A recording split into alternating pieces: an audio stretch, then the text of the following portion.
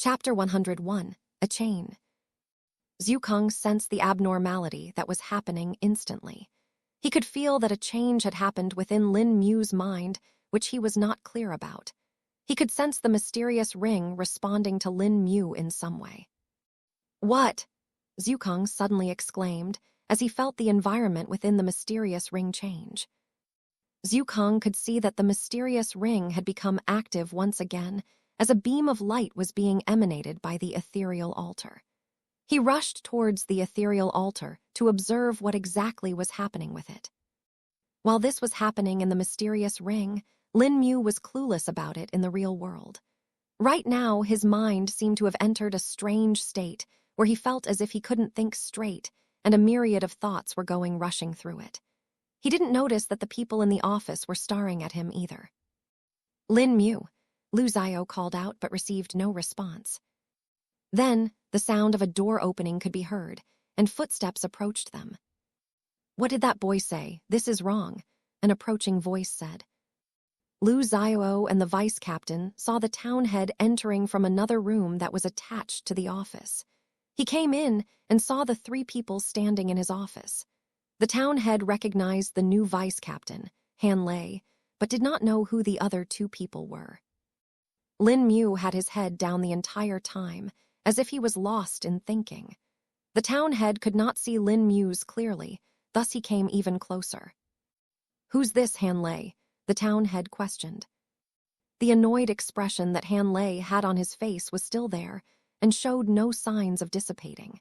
He looked at the town head and spoke. "They are the remaining people from the night vigil." Han Lei spoke in a curt tone, paying no heed to the status of the town head. Lu Xiao was shocked upon seeing the manner in which Han Lei had spoken with the town head. All the people from the northern town were usually respectful in talking with the town head, and seldom did they behave like this. Even the captain of the town's guards was very respectful of the town head. The only other person who could speak with the town head on the same level was the supervisor of the Spirit Apple Orchards, Li Peng, and even that was only because he was appointed by the mayor of Wu Lim City. The town head paid no heed to Han Lei's tone and just looked at Lin Mu. "What was this boy saying again?" the town head asked, as if he had not heard the previous words clearly. "He said something about this being wrong," Han Lei answered. The town head stroked his beard a couple of times before speaking. "And what is this thing that's wrong?" "Everything," Lin Mu lightly muttered in response. "Look at me and speak, boy. Do not disrespect me," the town head spoke in a grim tone. The vice captain, too, was feeling furious after seeing Lin Mu act like this. He was already annoyed after being ordered to do such a measly task, and now even a kid like Lin Mu was ignoring his presence and was behaving insolently. "Tilde thwack tilde. Look up, boy," Han Lei shouted as he slapped Lin Mu's back in anger. Han Lei had expected for Lin Mu to stumble ahead after getting hit, but in a surprise to him, he didn't react at all. Even when he had hit Lin Mu, Han Lei felt as if he had hit a stiff surface. Is he wearing armor beneath his clothes?" Han Lei thought. Lin Mu finally looked up and glared at the eyes of the town head. But when the town head looked at his face and his eyes, alarm bells rang through his mind. A furious expression could be seen on Lin Mu's face, and his eyes were bloodshot. "I said everything," Lin Mu spat out. Back in the mysterious ring, Zhukang was traveling at a great speed towards the glowing ethereal altar in the distance. The altar was currently glowing with a white light, and waves of energy could be felt emanating from it. "What is happening this time?"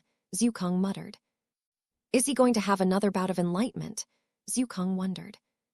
Soon Zhukang reached the altar and saw the changes in it. The altar was no longer ethereal but had instead turned corporeal now, and even its size seemed to have increased. Large and complex runes could be seen rising from the altar and spreading around it. Zhukang looked at the runes and for the first time found himself stumped at them. He could not recognize these runes at all. In all the tens of millions of years that he had lived, Zhukang had seen countless runes and even more languages. He could say that he knew most of what there was to know about them. "What are these runes? Wait, no, this can't be." Zhukang shouted as he suddenly realized something. The runes had now stopped arising from the altar and were now moving around. Soon they had arranged themselves into multiple concentric formation arrays. The formation array was vast, and the complexity of it could be seldom seen, even in the myriad of worlds. A true grand formation array, Zhukang uttered in shock. Zhukang could not determine the function of this formation array, as he could not read the runes at all. The characters which were used to write the runes were not from the Tao script and seemed to be completely different. Pub future ads. Unable to determine the use of the formation array, Zhukang focused his attention on Lin Mu. He forced his own spirit sense to leave the mysterious ring and observed the outside world. In another surprise to Zhukang, his spirit sense was easily able to leave the mysterious ring.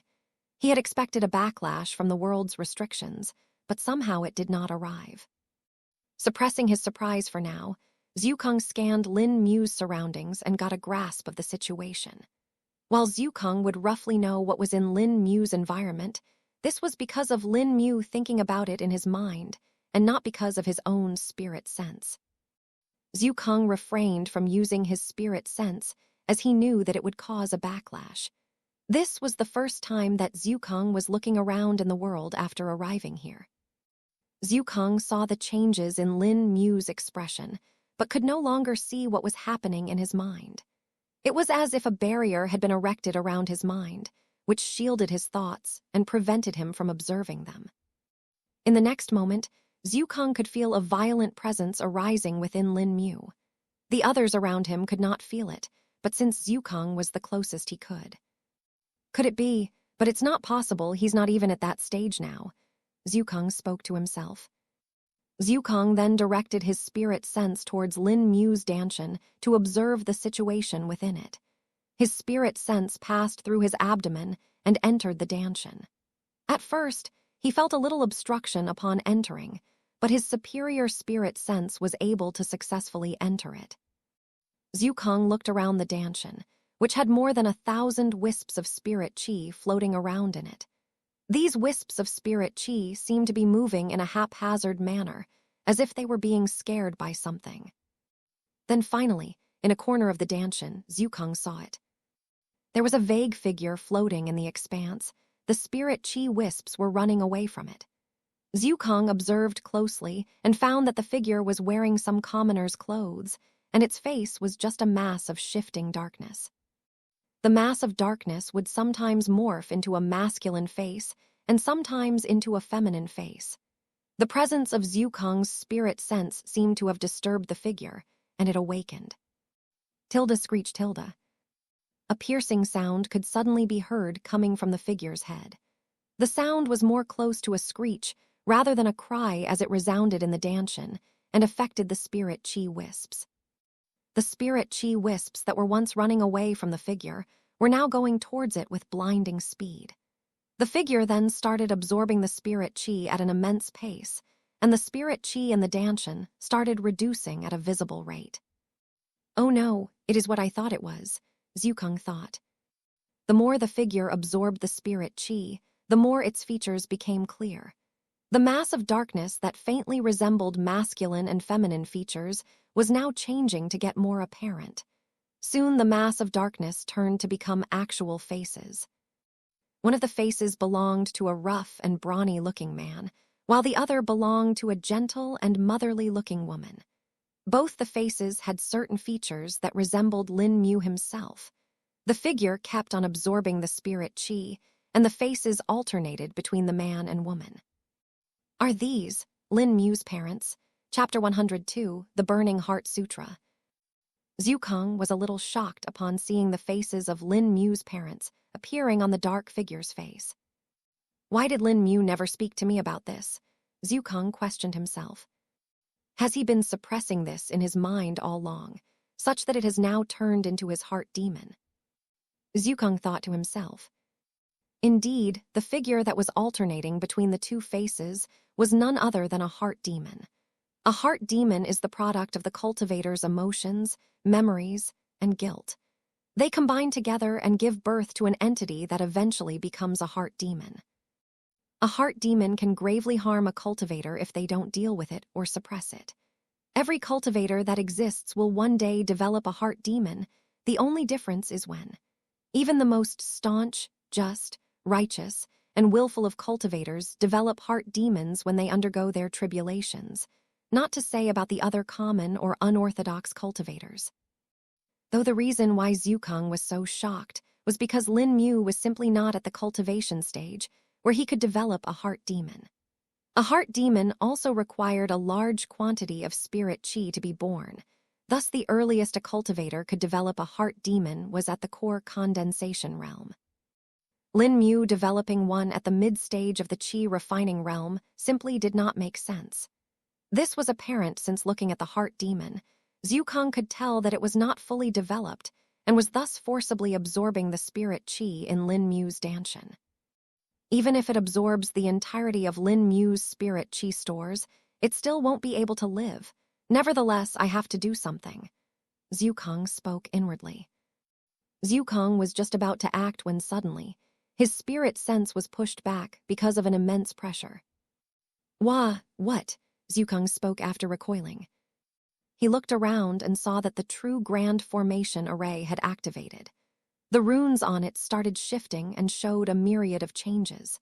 It was as if the workings of the heavens were hidden within the formation and gave one a slight glance into it. Zhukang could not help but be lost within the mysteries of the true grand formation array. A moment later, he forcibly snapped out of his daze as a chill went down his body. This is truly fearsome. It can even pull someone like me into it. Zhukang spoke with a little fear in his voice. Zhukang then heard a loud echoing screech and saw an oval mass appear over the formation array. The oval mass was making shrieking and crying noises, which made one's ears hurt and hair stand on the end. The oval mass dissipated and revealed the heart demon that was hidden within. The heart demon was floating above the formation array and seemed to be greatly distressed. It seemed to have stabilized its form temporarily after absorbing the spirit chi from Lin Mu's danshan, but probably could not maintain it for much longer.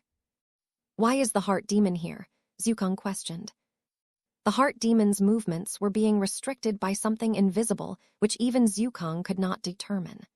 Suddenly, the altar that was glowing with white light started to thrum with power.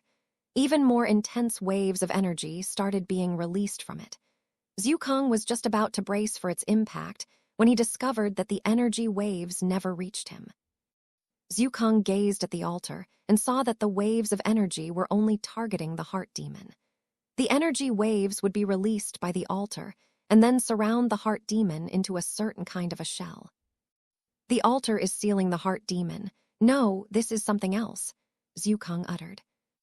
After the heart demon was completely encased within the energy shell, it started floating towards the altar.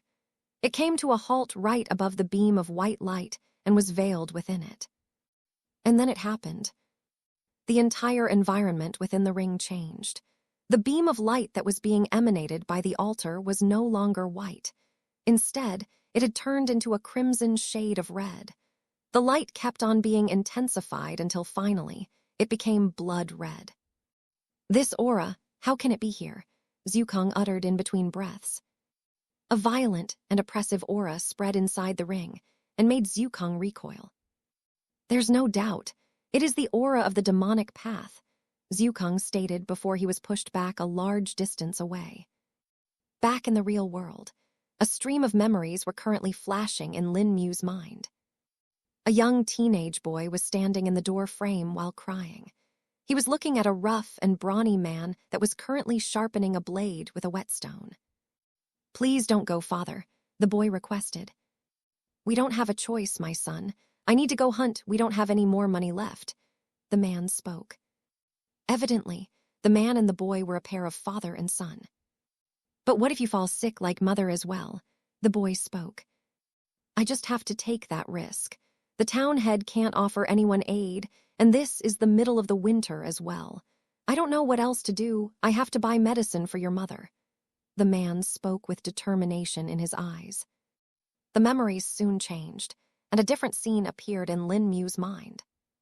The boy was now standing over two graves alone. He fell on his knees and was kowtowing while crying. Why did this happen? If we had waited for a few more days, the medicine would have arrived. The boy yelled. What am I supposed to do, now that you two are gone? The boy uttered between sobs. The boy stayed in that position for a while before standing up. He then walked out of the courtyard and saw the scenes outside. Many other people could be seen crying and mourning. The boy then understood that he wasn't the only one in this situation, and there were others in the same condition as well. These memories kept on replaying in Lin Mu's mind over and over again. Each time he would think, what if it didn't happen? What if they did something different? Or what if they had chosen to wait? But every time he thought about each, what if? The fury within Lin Mu's heart grew. He remembered the conditions in the past, and then how the town head had rejected everyone's calls for aid.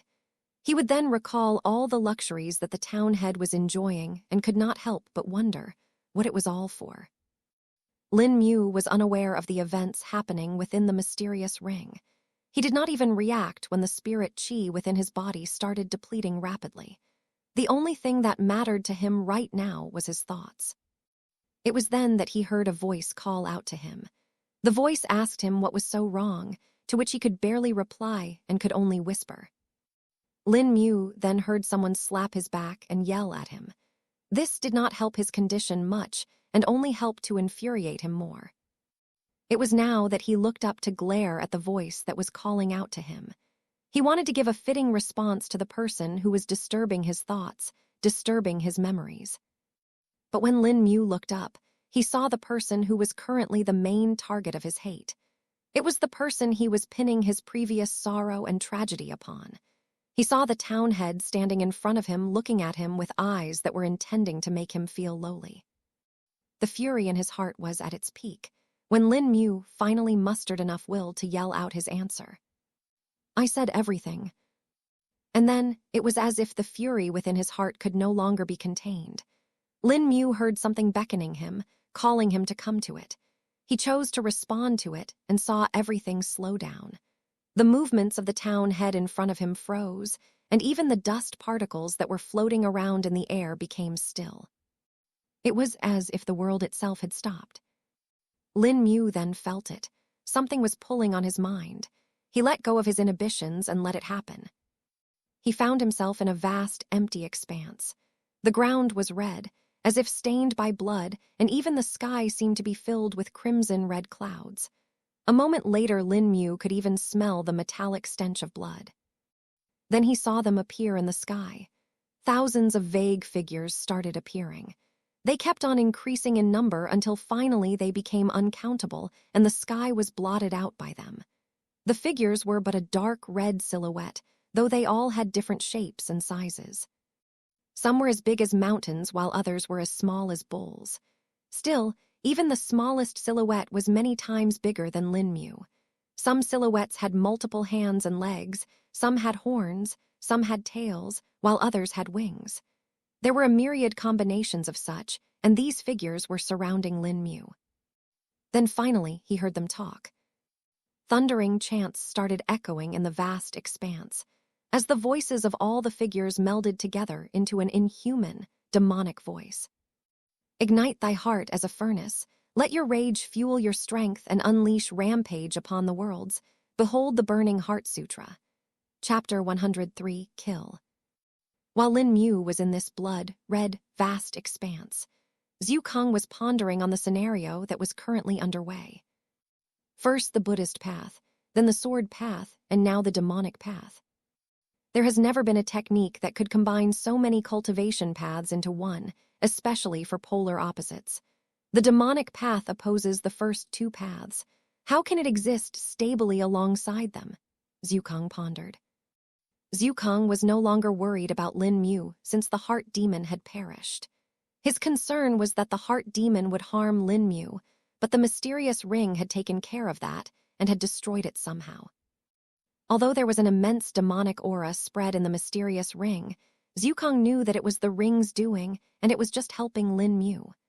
Zhu Kang tried to observe the outside world with his spirit sense once again, but found that it was now completely impossible to do so. Before, He could still do so even with the world's restrictions, albeit he would have had to bear the backlash. But now the mysterious ring seemed to have locked itself down, preventing the spirit's sense from leaving. Lin Mu's mind was also being shielded still, so Zhukong didn't have any luck there either. "I'll just have to wait and watch," Zhukong muttered to himself. The real world still seemed to be frozen, and Lin Mu was standing in the vast expanse in the blood-red lands, listening to the demonic amalgamation of voices talking. At first, he had felt strange upon hearing the voices. Lin Mu had thought that he should have felt scared or fearful upon hearing such voices, but strangely, he did not. Instead, the more he listened to them, the more he felt comfortable. The voices were first speaking in a language that he could somehow understand even though he had never heard it. But later it changed into violent chants. The chants were esoteric, and Lin Mu could not comprehend them, yet still somehow at the same time, he understood them. It was as if the chants resonated with his inner heart and made him understand them on a more intrinsic level. The chants were trying to invoke something within Lin Mu. He felt the rage that was at a breaking point, suddenly growing even more. It was as if a full container of water that was about to break suddenly increased in volume. Lin Mu subconsciously started repeating after the chants. The more he chanted, the more his rage grew, but at the same time made him feel comfortable.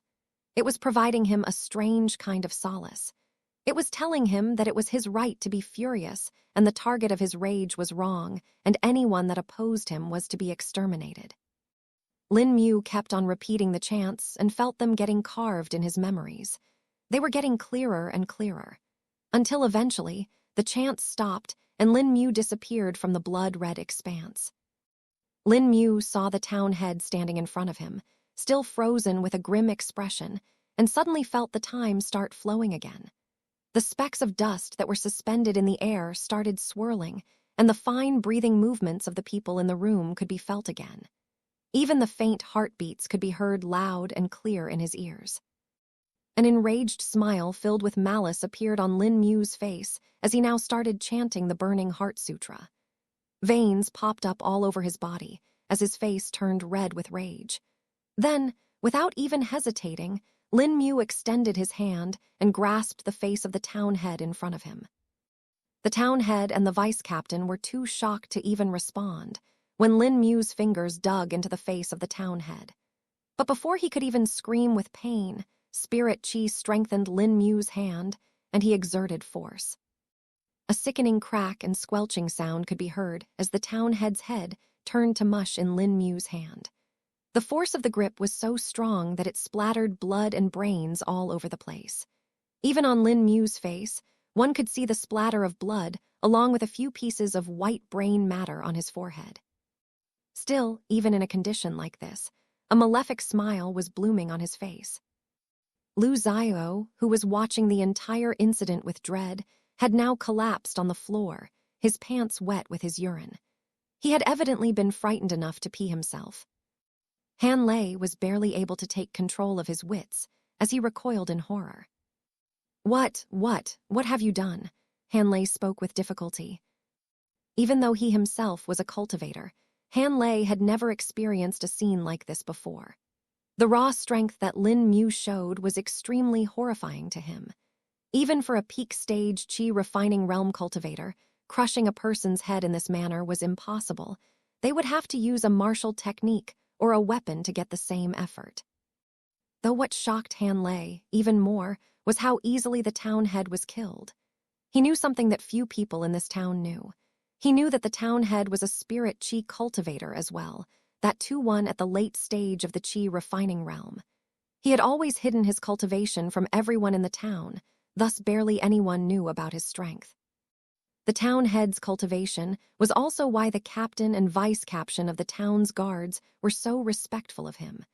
But seeing a person being killed like this made him doubt reality. Han Lei was suspicious of Lin Mu from the start, as he had heard that he had broken down doors with ease last night. He had heard this from the other member of the night vigil, but never expected for him to so strong as to instantly kill a cultivator. Suddenly, the gears in his mind started moving at great speed, as he connected the string of incidents. You were the one who killed our men and also raided the old warehouse. Han Lei spoke in a stunned tone. Unfortunately for Han Lei, he had made a mistake when he said that. In his shock, he had given away his secrets and confirmed Lin Mu's conjectures. Though Han Lei was not the one to be completely blamed for his mistake. Perhaps if it was someone else in his position and witnessed the same set of events, even they would respond in the same way. Though Han Lei, having said that, only sealed his fate in the hands of Lin Mu. "Ah, this only makes it easier for me," Lin Mu uttered in a hoarse voice. Han Lei drew his sword from his hilt and pointed it at Lin Mu.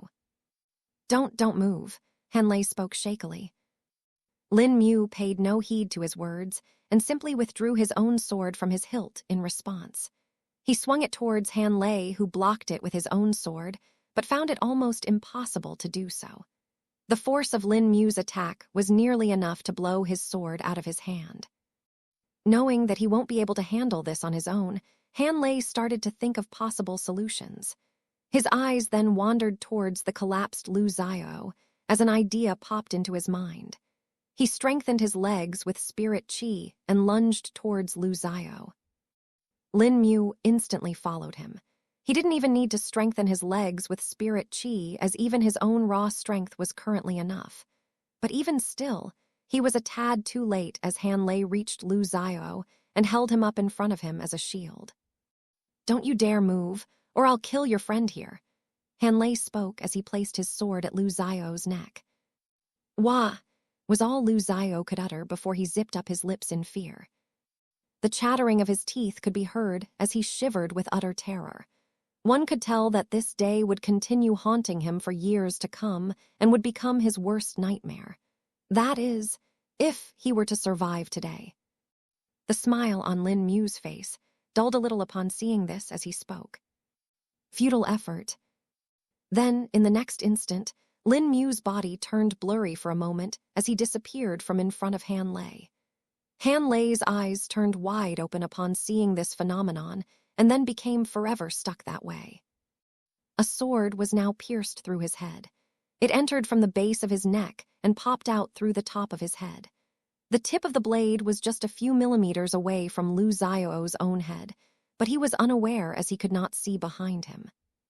The now dead body of Han Lei slumped down on the ground, freeing Lu Xiao. Chapter 104, Returning to his senses.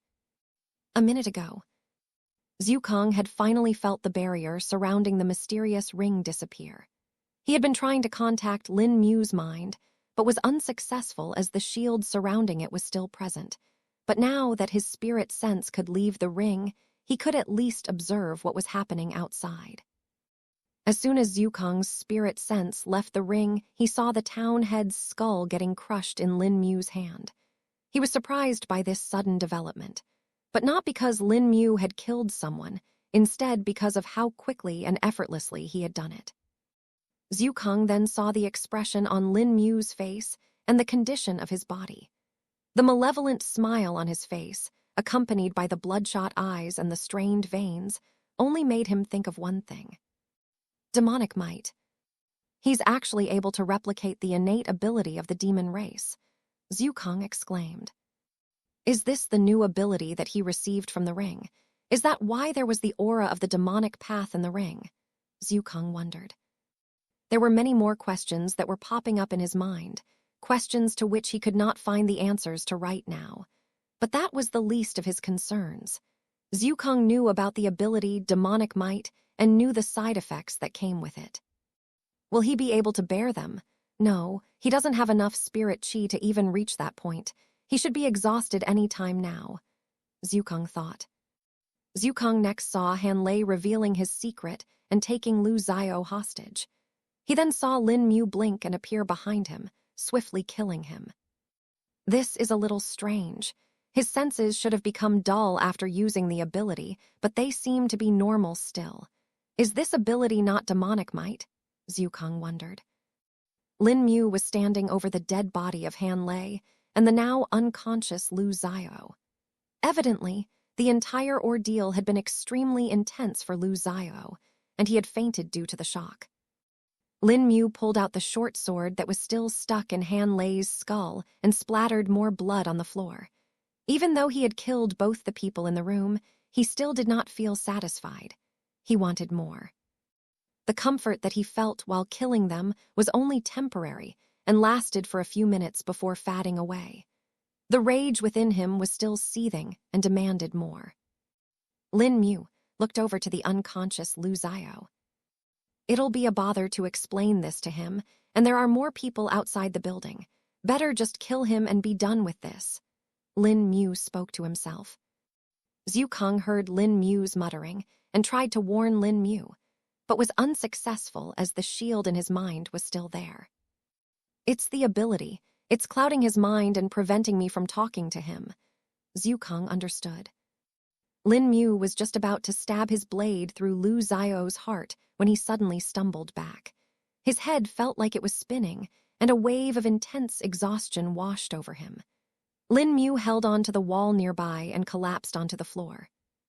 "Wah, what's happening?" Lin Mu uttered before fainting. So his spirit chi finally ran out. Just in time, or he would have just complicated the situation more and increased his own work. Zhu Kang said with a relieved tone. "Let's see how long it takes for him to recover. I'll need to keep a lookout, though I don't know for how long I would be able to do that.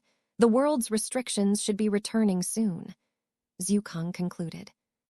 Zhu Kang had realized that the reason why the world's restrictions were not affecting his spirit sense.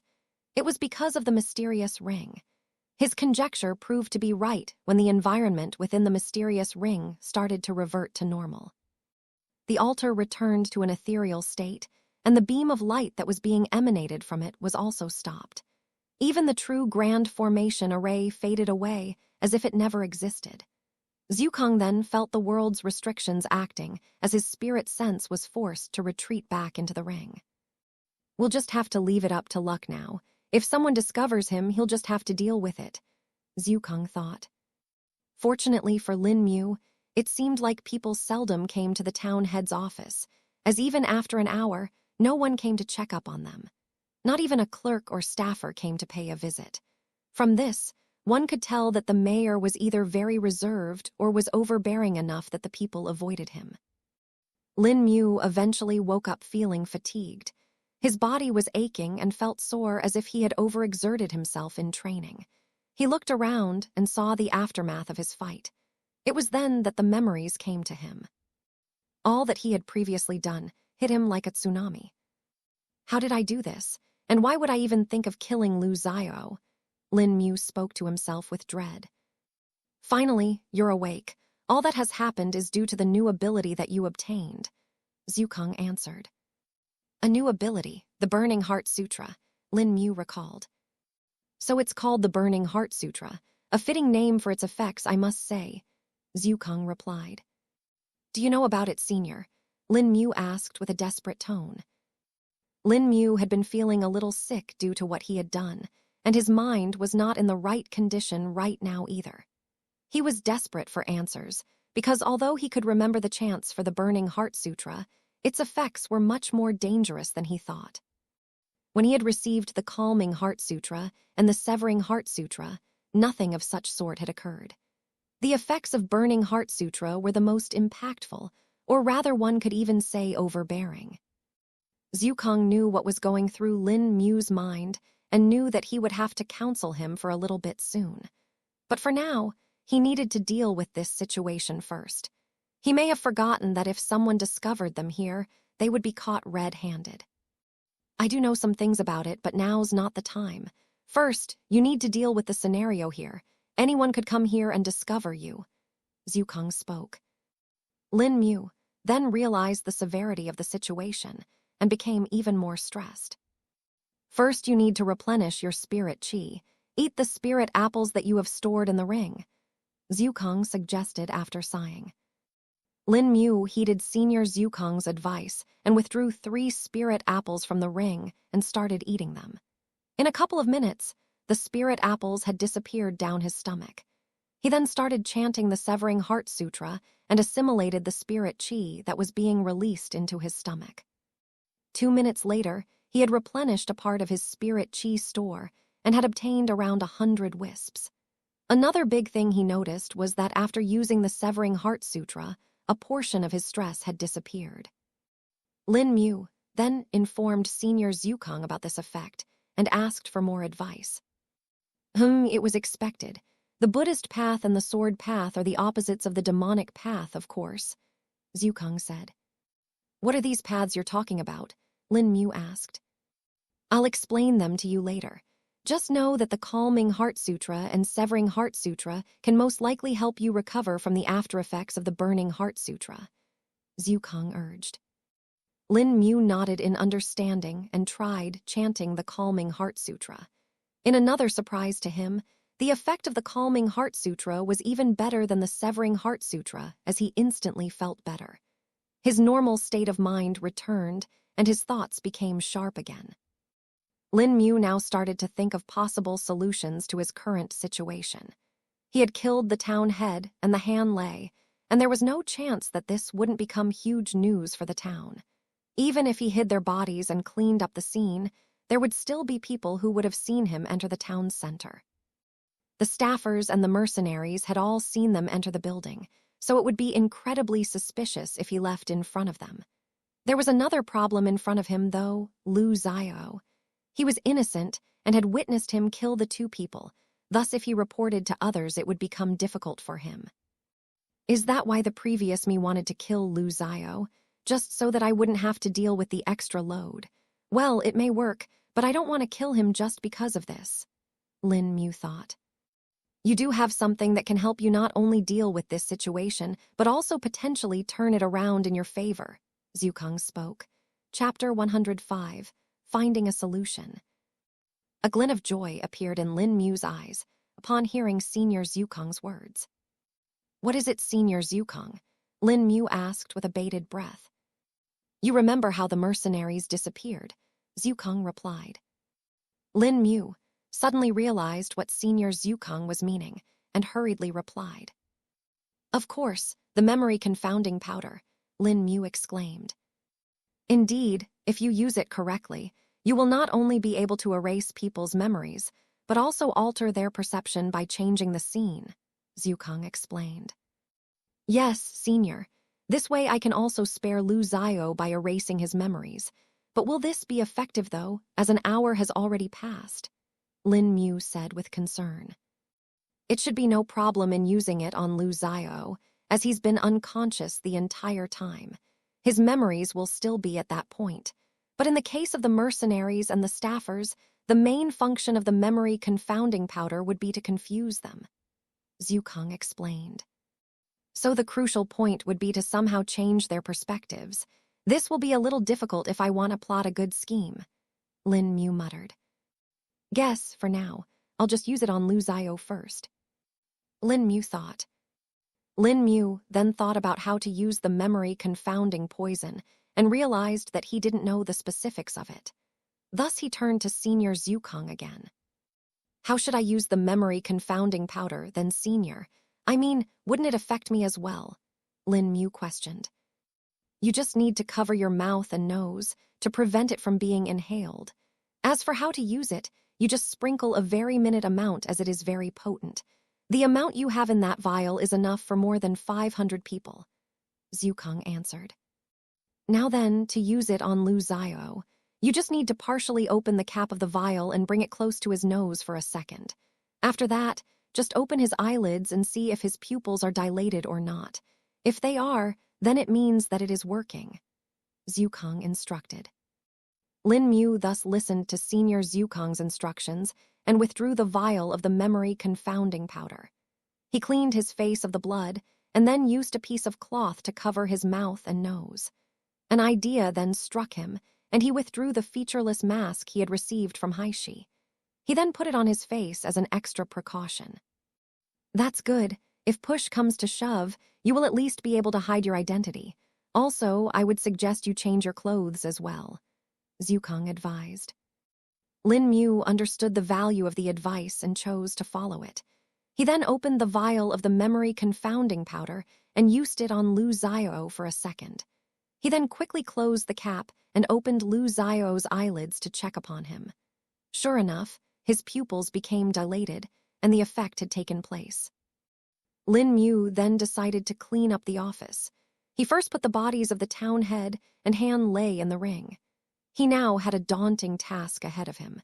He had to clean the blood splatter and small pieces of flesh that had spread around. Lin Mu had already cleaned the blood from his face when he changed his clothes, thus he had one less thing to do.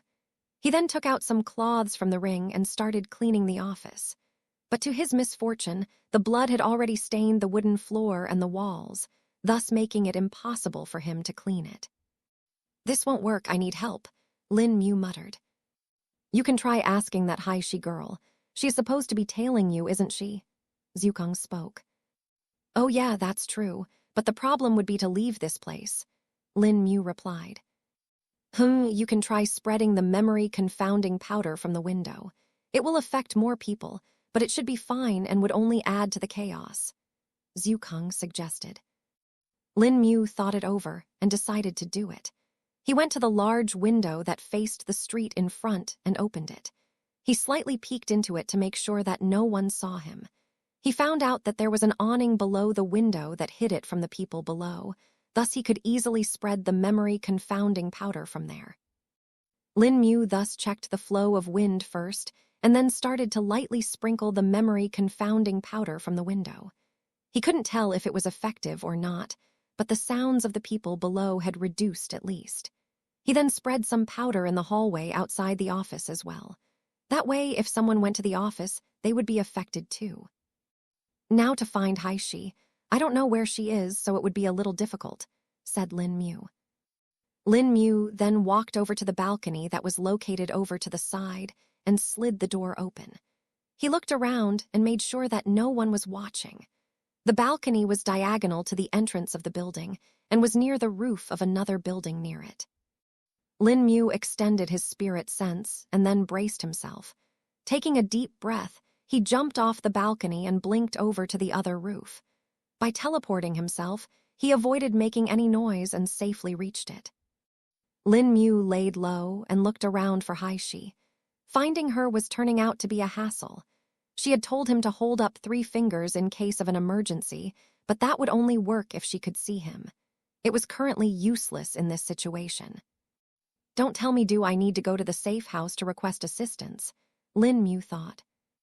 It was now that he observed a carriage approaching the town center from the other end of the street. He found the carriage familiar and then saw the man that was driving it. It was the same man he had greeted in the shop above the safe house. It was the same man who was dressed in the clothes of the high official. "I think I can do something now," Lin Mu said to himself. Lin Mu waited for the carriage to pass by the building and then blinked on to its roof. The roof of the carriage had raised ends, thus people could not see him. He crawled to the front and called out in a low voice to the driver. The driver did not seem to listen to him when he spoke a couple of times, thus he then used his spirit sense to alert him. Lin Mu had already known that the driver was a cultivator too. As soon as his spirit sense touched the driver, he shivered and looked above him. There Lin Mu was showing his hand from above the carriage. "It's me, Lin Mu. We met in the morning," Lin Mu said. "Pub future ads." The driver narrowed his eyes in response. "Come down once I turn into an alley," the carriage driver said. The driver then turned the carriage into the nearest alley and Lin Mu jumped down to his side. The driver turned to look at Lin Mu and spoke. "What are you doing out here? We were just about to come to get you." Lin Mu tilted his head in confusion upon hearing this. "What do you mean come to get me?" Lin Mu questioned. "Haishi did not see you come out of the town center for 30 minutes, thus she came to report to us. The leader then told us to initiate a rescue mission," the driver answered. Just as the driver completed his sentence, the door of the carriage opened, and out walked Haiwan along with 2 more people. "Seems like we were worried for nothing," Haiwan spoke. "How did you come out? Haishi has been watching the entrance all this while," said Haibao, who was also in high-quality clothes right now without his mask. The last person to walk out of the carriage was another person who was wearing a mask. They did not speak anything and just stood to the side. Lin Mu determined him to be the same man who had come to interrupt their meeting in the morning. No, there's actually an even greater problem. Lin Mu spoke. What kind of problem? Hai Bao questioned. It would be better if I show you in the carriage. Lin Mu spoke upon seeing a few commoners entering the alley. All of them nodded and then entered the carriage, except for the driver who instead pretended to check the horses instead. After everyone entered the carriage and they closed the door. The windows of the carriage were already covered, thus there was no fear of anyone seeing in. So can you show us now? Hai Wan asked. Lin Mu nodded and withdrew the bodies of the town head and Han Lei, much to the shock of everyone. Chapter 106, Initiating the Plan. The people in the carriage could not believe their eyes currently. All this time they had been worried that something had happened to Lin Mu. They were thinking that his identity had been found out and that he had been caught or something. When Hai Shi reported to Hai Wan and Hai Bao, they had been prepared for the worst. But now that Lin Mu was right in front of them and had even shown them such a shocking thing, they could not help but gasp. If this the vice captain Han Lei, they who is the other person? Hai Wan questioned. The town head's skull was completely crushed and was as good as gone. Thus it was no wonder that they were currently unable to recognize him. There was also the fact that he was differently dressed right now, as usually when he appeared in public he would be dressed in the commoner's clothes and not in high-quality clothes like the ones he was in right now. This is the town head, Lin Mu answered with a straight face. This is the town head. What happened to him? Hai Bao spoke, stuttering. I lost control over myself and killed them, Lin Mu answered. Lin Mu could not exactly explain why he did it, thus this was the closest manner in which he could explain it in. Though even after Lin Mu's explanation, their shock did not reduce even a little bit. Instead, it increased even more. What kind of kid is he? Even if he's at the peak of the qi refining realm, this isn't something that's easily accomplished. Hai Wan thought while looking at the nearly headless town head. Lost control, but how? Hai Bao was just about to ask further when suddenly Hai Wan tapped his arm. Hai Bao reeled his words back in and sealed his lips upon understanding Hai Wan's gesture. Hai Wan was even gesturing to Hai Bao with her eyes while thinking something. Lin Mu was still thinking of how to explain this further, thus did not notice their little interaction. So, what exactly is the situation right now? Hai Wan spoke after measuring her every word. Let me explain then, Lin Mu said, and then started to explain everything that happened while omitting certain parts and altering some. Lin Mu told them about how he found out about their involvement and confirmed that they are part of the culprits. He also then told them a little about how he lost his self-control. He told them how he saw all the luxuries in the town head's office and how he had denied any aid to the people last year when they were suffering from the plague. Both Hai Wan and Hai Bao patiently listened to his explanation and did not interrupt him even once. Lin Mu was expecting them to ask him more questions or to clarify his claims, but surprisingly they did not, and just accepted everything straight away. Okay, so we just need a plan to help turn this situation around. Hai Wan spoke after Lin Mu finished speaking. Yes, Lin Mu responded. Silence descended in the carriage once again as everyone started to think of possible solutions and approaches to this scenario now. They thought for 5 minutes, and then the first person to respond was the masked man who was silent all this while until now. The memory confounding powder is already in effect, right? Then we only need to plant some kind of incriminating evidence in the town head's office. The others will just think that it was the work of the same people that were behind the mercenaries' disappearance. The masked man spoke. That is indeed a valid method we could use, but we still need to figure out more. If they investigate it deeply, they will easily end up finding out that this was false. Han Wei spoke. We need to make them think that it was the same people who are the actual culprits. This way not only will we expose them to the public, but the actual culprits will also be confused and may even start to suspect their own people if we're lucky. Hai Bao suggested. Yes, I can do that. I still have the clothes that the culprits wore. I can just show myself to the public disguised as the culprits and then appear to the others as myself. I'll also be able to plant Lu Xiao in there and make it seem as if he was attacked by the culprits while escaping," Lin Mu explained. Hai Wan's eyes lit up upon hearing this, and the gears in her mind started working. "This could work," Hai Wan said while nodding. They then spent 5 more minutes discussing the more finer points of the plan before separating. After the addition of a few more suggestions from Hai Wan and Hai Bao, the plan was now completely formulated. According to the plan, Lin Mu was supposed to go first, thus he left the carriage and went away. The door of the carriage closed behind him, and a serious expression appeared on Hai Wan and Hai Bao's face. Hai Wan suddenly slumped on the seat, as if relieved by something. Han Bao saw this but did not ask about it. Instead, he spoke. "Do you really think this plan will be successful?" Hai Bao questioned. "It has to. We don't really have a choice after what he did," Hai Wan replied. Pub future ads. Pub future ads. Hai Bao went silent for a moment before speaking again. "Why did you interrupt me before?" Hai Bao asked. "At first, when I met him in the morning, I was expecting him to be like the other talented cultivators from the sects and the Nobel families. But talking with him made me think that he was humble and reserved. But now, seeing this, I can't say the same. You saw the town head's corpse. That is not something that can be done by just any cultivator. Just the raw strength required would be massive. He even said that he only did this because he lost self-control. This only means that he's hiding much more than we thought," Hai Wan explained. "But he lost control due to a righteous cause," Hai Bao spoke.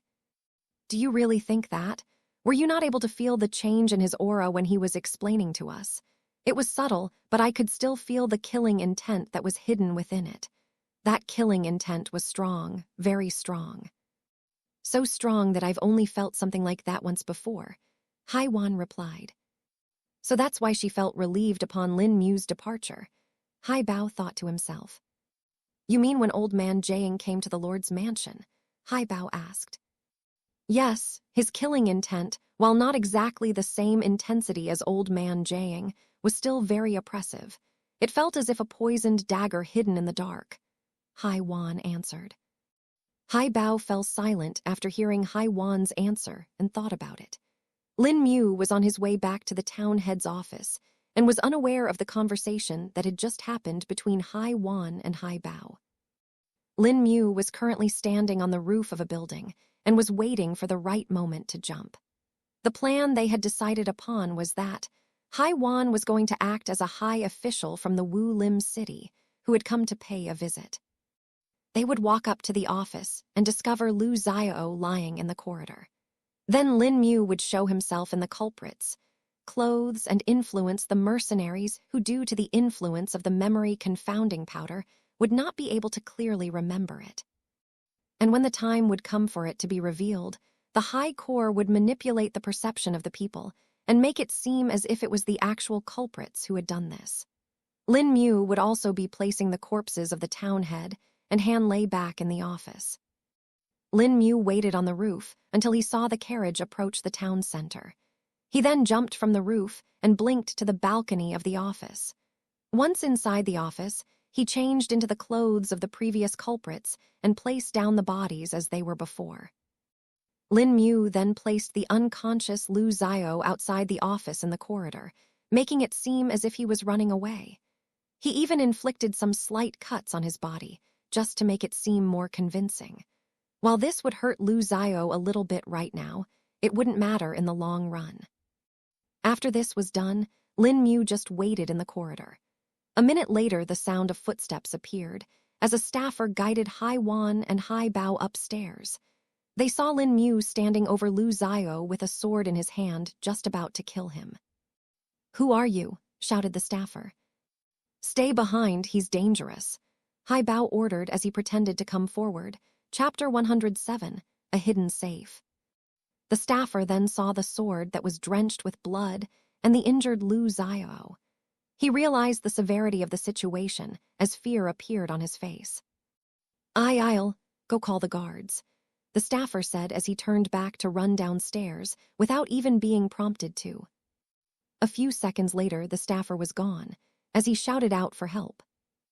"Well, that was easy. On to the next part then," Lin Mu spoke. The others nodded, and Lin Mu turned around to go out through another balcony that opened to the front of the town center.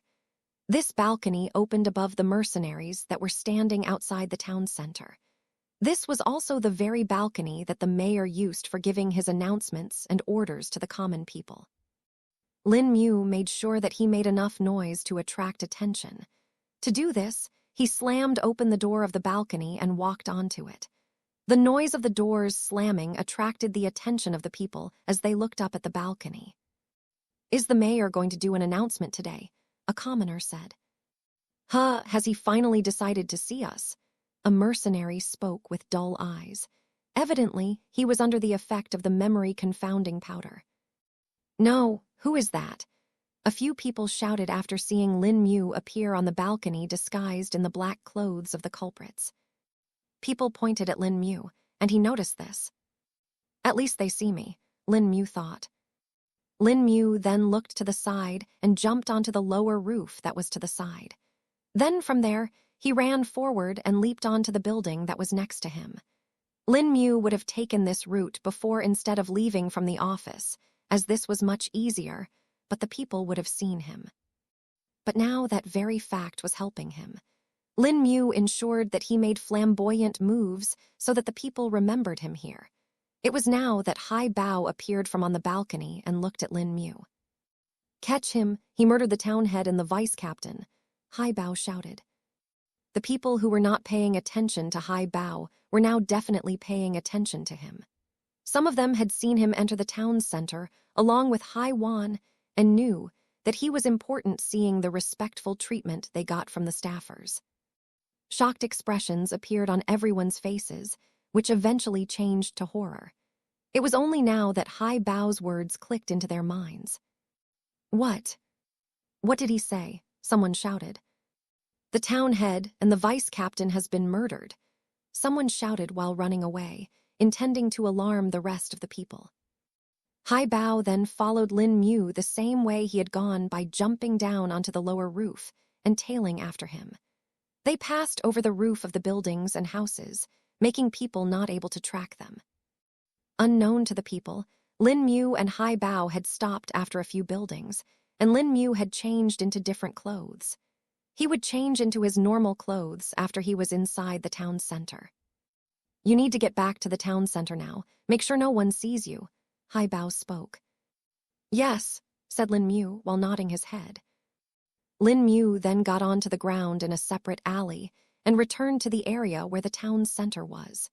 He climbed back to the roof, using the previous building where he had climbed onto the carriage from, and then blinked onto the balcony of the town head's office.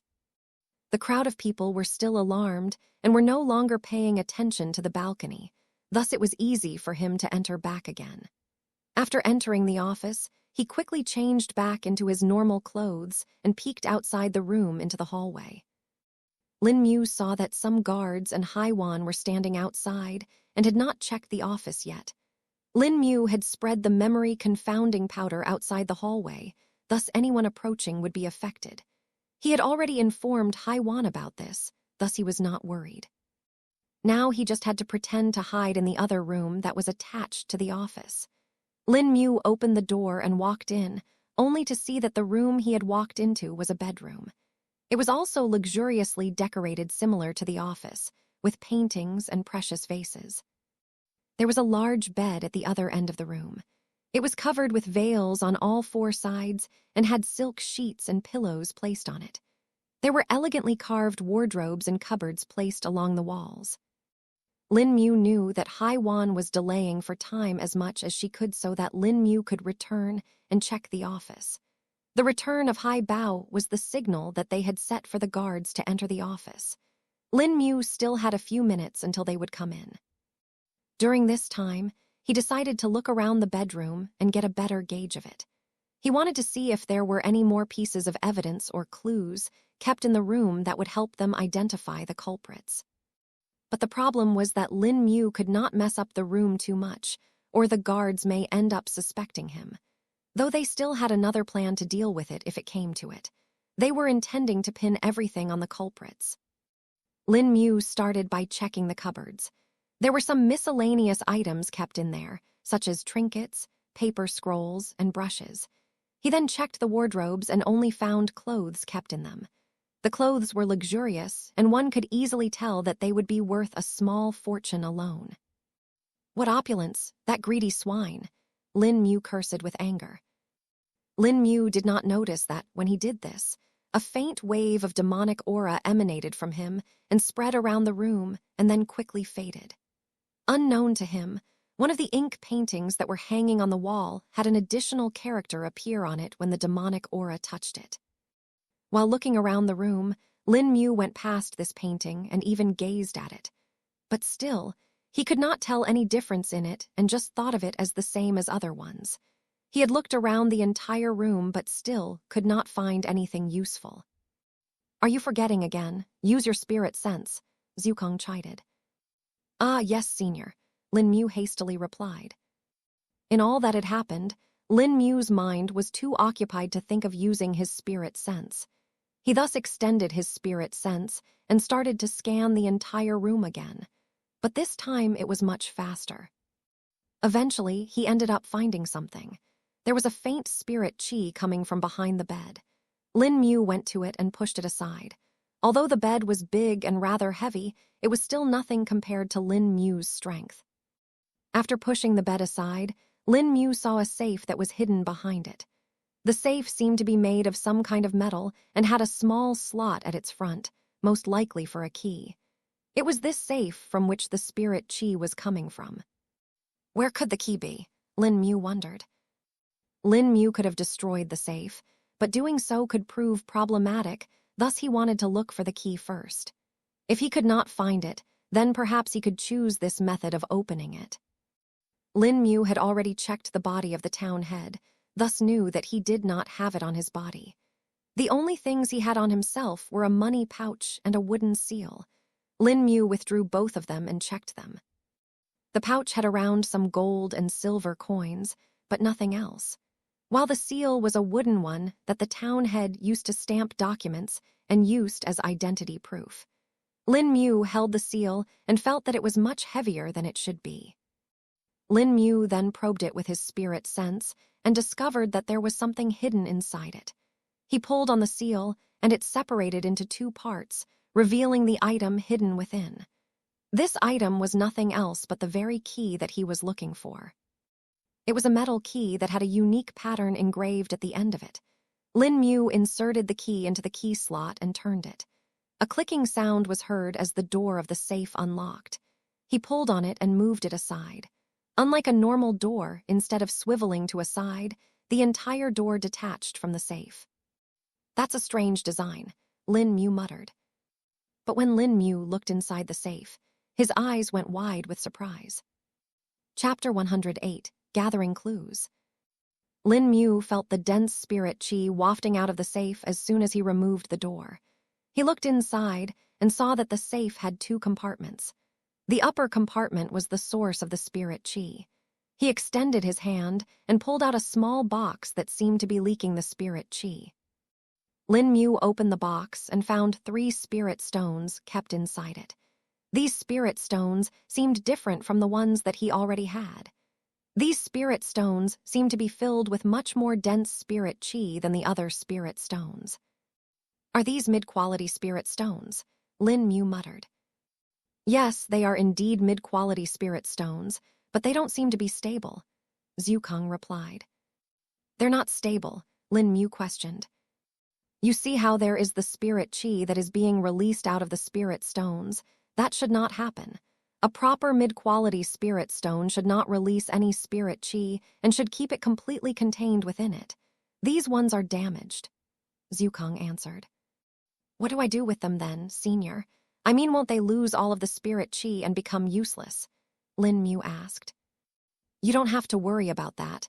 Just put them in the ring, they won't leak any spirit chi in there," Zukong replied. Lin Mu followed Senior Zukong's advice and stored them in the ring. Then it came the turn for the next item, which had pulled his eyes the moment he had opened. This thing was shining and was very prominent to one's eyes. they were solid gold bars. The gold bars occupied most of the upper compartment, and only a small part was taken up by the box that had the mid-quality spirit stones. Lin Mu counted them and found there to be 40 of these gold bars. Each of these gold bars was the thickness of a finger and was the size of a palm. There was a special pattern engraved on each of the gold bars. The engraving read, Shuang Kaiyan. But after reading them, Lin Mu once again felt anger rising within him. Where did the town head get all this gold? And these engravings, they are of the name of this kingdom. Was he hiding all this wealth from everyone? Lin Mu spoke with a grim tone. Seems like it is indeed as you thought. But now is not the time for this. You can think about it later. For now, focus on your task, Zhukang advised. Lin Mu chanted the calming heart sutra and dissipated his anger. You are right, senior, Lin Mu replied. Lin Mu then checked the bottom compartment of the safe and found that it was filled with documents, scrolls, letters, and some long books. Lin Mu decided to just store all of them into the ring for now and check them later, as he did not think he had much time left. Wanting to see if they were coming close, Lin Mu went back to the door and observed the hallway with his spirit sense. Confirming that there was no one outside, he took another peek. In a surprise to him, there was no one outside in the hallway. Even the unconscious Lu Xiao seemed to have been taken somewhere. Where did they go? Are they not going to come to check? Lin Mu wondered. Seems like you have more time.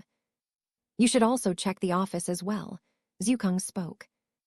Lin Mu nodded and decided to check the office thoroughly. He extended his spirit sense and scanner every inch of the office closely. There were many documents and items in the office, thus it was hard for him to determine which ones were useful. There were no traces of spirit qi in the office at least, though. Lin Mu did not find any hidden compartments or such either, thus he just decided to check the more obvious places. The first place he checked was the town head's desk. There was a pyramidal pile of scrolls kept in a small stand on the desk, along with several ledgers and books. The scrolls were all already opened, thus Lin Mu took a quick glance at them. He found out that all of them were letters. Most of them were just normal report letters between the guards, the merchants, and the other important people of the town. Though there was one letter that caught his eye. This letter was addressed to a certain Li Peng. Li Peng, isn't that the supervisor of the Spirit Apple Orchards? Lin Mu muttered to himself. Storing all of the scrolls and documents into the ring, he decided to take a deeper look later. Perhaps the High Core would be useful in this matter, Lin Mu thought. There were other ledgers which seemed to be used for keeping accounts, but Lin Mu was unable to understand these, as he had zero experience with things such as these. He just decided to keep them for now and let the High Core take a look.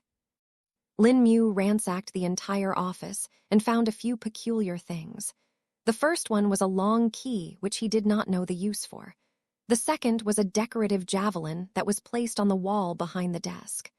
The third and the final item was a pot of wine that seemed to be extremely fragrant. Lin Mu decided to keep these items in the ring as well. It was now that the sound of something falling came from behind him. He quickly turned around and saw a small stone lying on the floor. He picked it up and saw that it was actually wrapped with a cloth. Lin Mu opened the cloth and found that there was something written on it. This is Hai Shi. In a couple of minutes, an entire guard squadron will be entering the town center. There will be more guards than we thought, so be careful. Seems like something changed, Lin Mu spoke. You must be ready for there to be cultivators within them. If they find out about you being a cultivator as well, they may suspect you, Zhukang replied. Yes, senior, Lin Mu responded. Lin Mu then restored the few things that were a little out of order in the office and then returned to the bedroom. He closed and locked the door of the safe and put the bed in front of it, blocking it. He then laid down against the wall and pretended to be unconscious. A minute later, the sound of a door slamming open came from the office. The sounds of multiple footsteps resounded within the room, spreading along with the shouts of the guards. Lin Mu heard the shouts of shock and horror, presumably because they noticed the dead bodies of the town head and Han Lei. Silence, a voice shouted. Lin Mu felt like he had heard this voice before, but could not exactly remember where. He thought that it belonged to the captain at first, but then rejected this thought as it was much more different and lower-pitched. A few seconds later, the door of the bedroom also slammed open, and the guards entered the room. "Over here, we found the boy," shouted the guard that had entered the bedroom.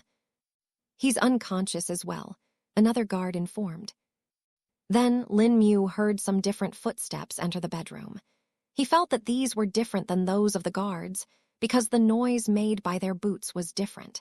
If the guards were wearing thick leather boots, then this person seemed to be wearing fur boots instead. The footsteps came to Lin Mu's side and halted.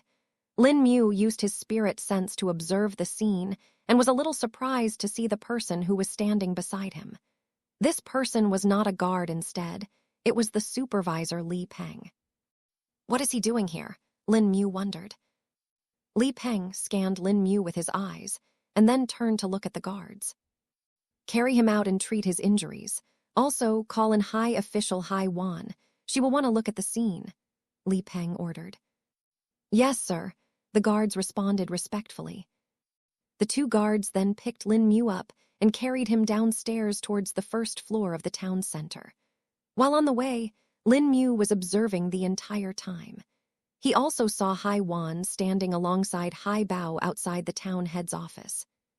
The guards halted near Hai Wan for a moment before speaking. "Sir Supervisor invites Madam inside," the guard respectfully spoke. Lin Mu could see that Hai Wan was looking at him, waiting for him to give a signal. Understanding this, Lin Mu decided to open his eyes. "Huh, where am I?" Lin Mu muttered, pretending to wake up. The guards heard his voice and looked at the now awake Lin Mu.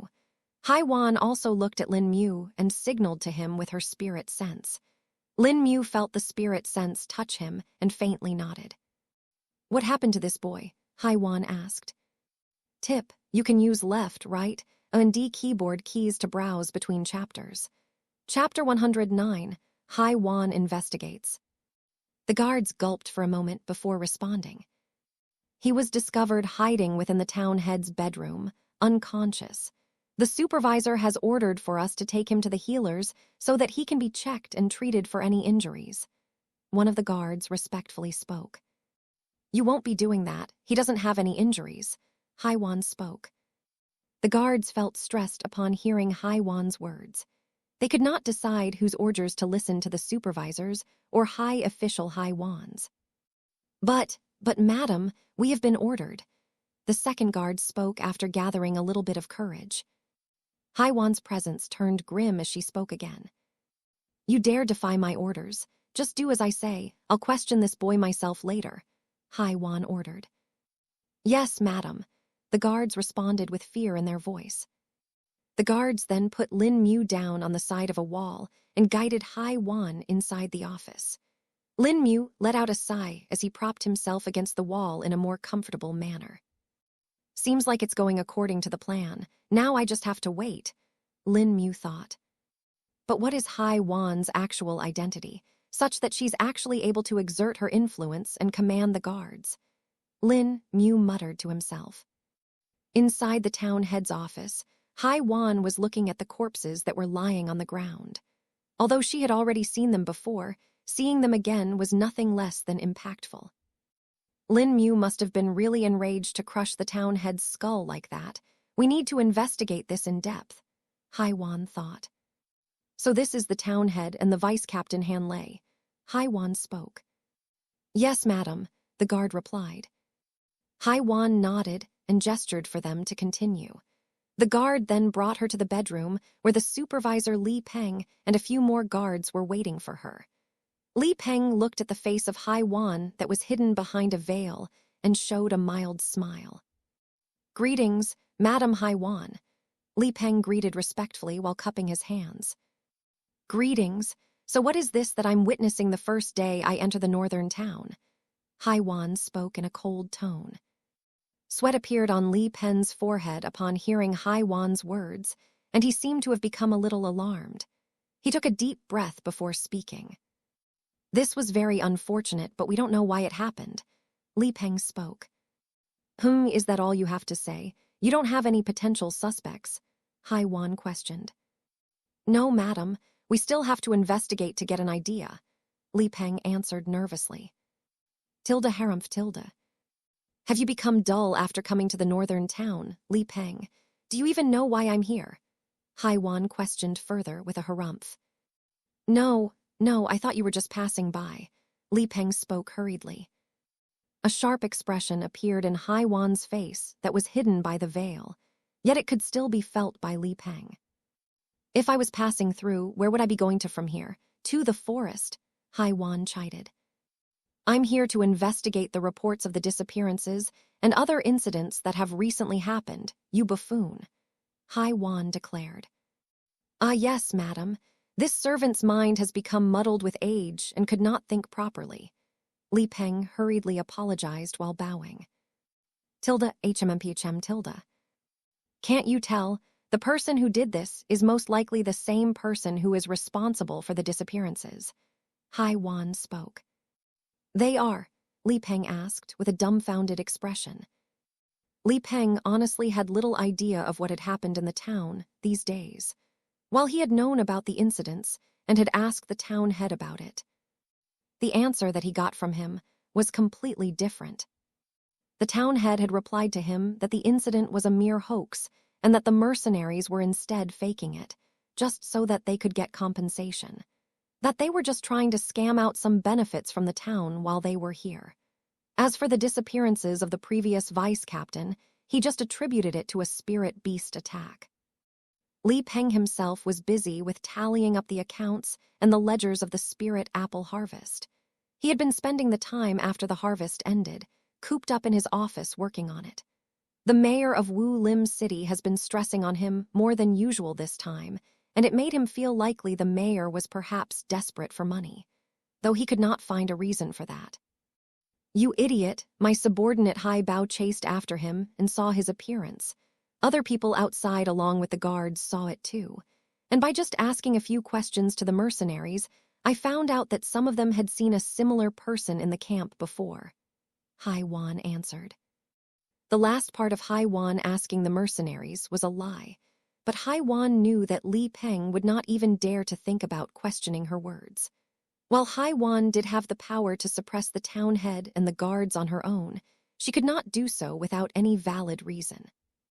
If the mayor decided to look into her actions, she may end up in trouble, which would further harm her lord's plans. But now that she had an excuse to act, she could do whatever she wanted with the excused for investigation. So the reports about the mercenaries' disappearances are true? Li Peng asked with genuine concern. Seeing the change in Li Peng's tone, Hai Wan knew that she had managed to convince the man and that he was now up for it. Of course it was. I don't know what the captain, vice captain, and the town head have been doing these days, but it's certain that they have been slacking off, Hai Wan answered. Look around the office. You can clearly tell that the murderer was originally here to steal something. He probably had to kill the vice captain and town head because they probably discovered him, or that they had the item he wanted, Hai Wan explained. After hearing Hai Wan's words, realization dawned in Li Peng's mind. He took another look around the bedroom and the office and indeed found that certain things seemed to be missing, while others seemed to have been moved around. Check the office and the bedroom, find out what's missing and make a list, Li Peng ordered to the guards. Pub future ads. Yes, SIR. The guards responded in unison before scurrying to carry out Li Peng's orders. Hai Wan nodded in acknowledgement and allowed the guards to do their work. She then turned to Li Peng and looked at him. What do we know about the boy? Hai Wan questioned. We found him unconscious and hiding in a corner of the bedroom. He was part of a night vigil that was organized by the residents of the Eastern District. They were asked to come report to the town head, Li Peng answered. Anything else I should know? Hai Wan reiterated. Li Peng gulped and took a deep breath, showing his hesitation. Hai Wan noticed this and wondered what it was about. Go on, you can speak freely, Hai Wan spoke. Forgive this servant for his insolence. Li Peng apologized in anticipation. I know the boy. He's named Lin Mu and I've met him before once. Li Peng spoke. Hai Wan narrowed her eyes upon hearing Li Peng's words. Li Peng has met Lin Mu before, but how? Lin Mu didn't tell us about that. Hai Wan wondered. So where and how did you meet Lin Mu? Hai Wan asked. This servant met the boy, Lin Mu, a little over 2 months ago. He was punished for causing losses in the orchard, and his property was seized in compensation. Later on, he had a conflict with a man named Yuan too, and I resolved the conflict. Li Peng answered. This information was completely new to Hai Wan, and made her wonder what other things about Lin Mu were hidden.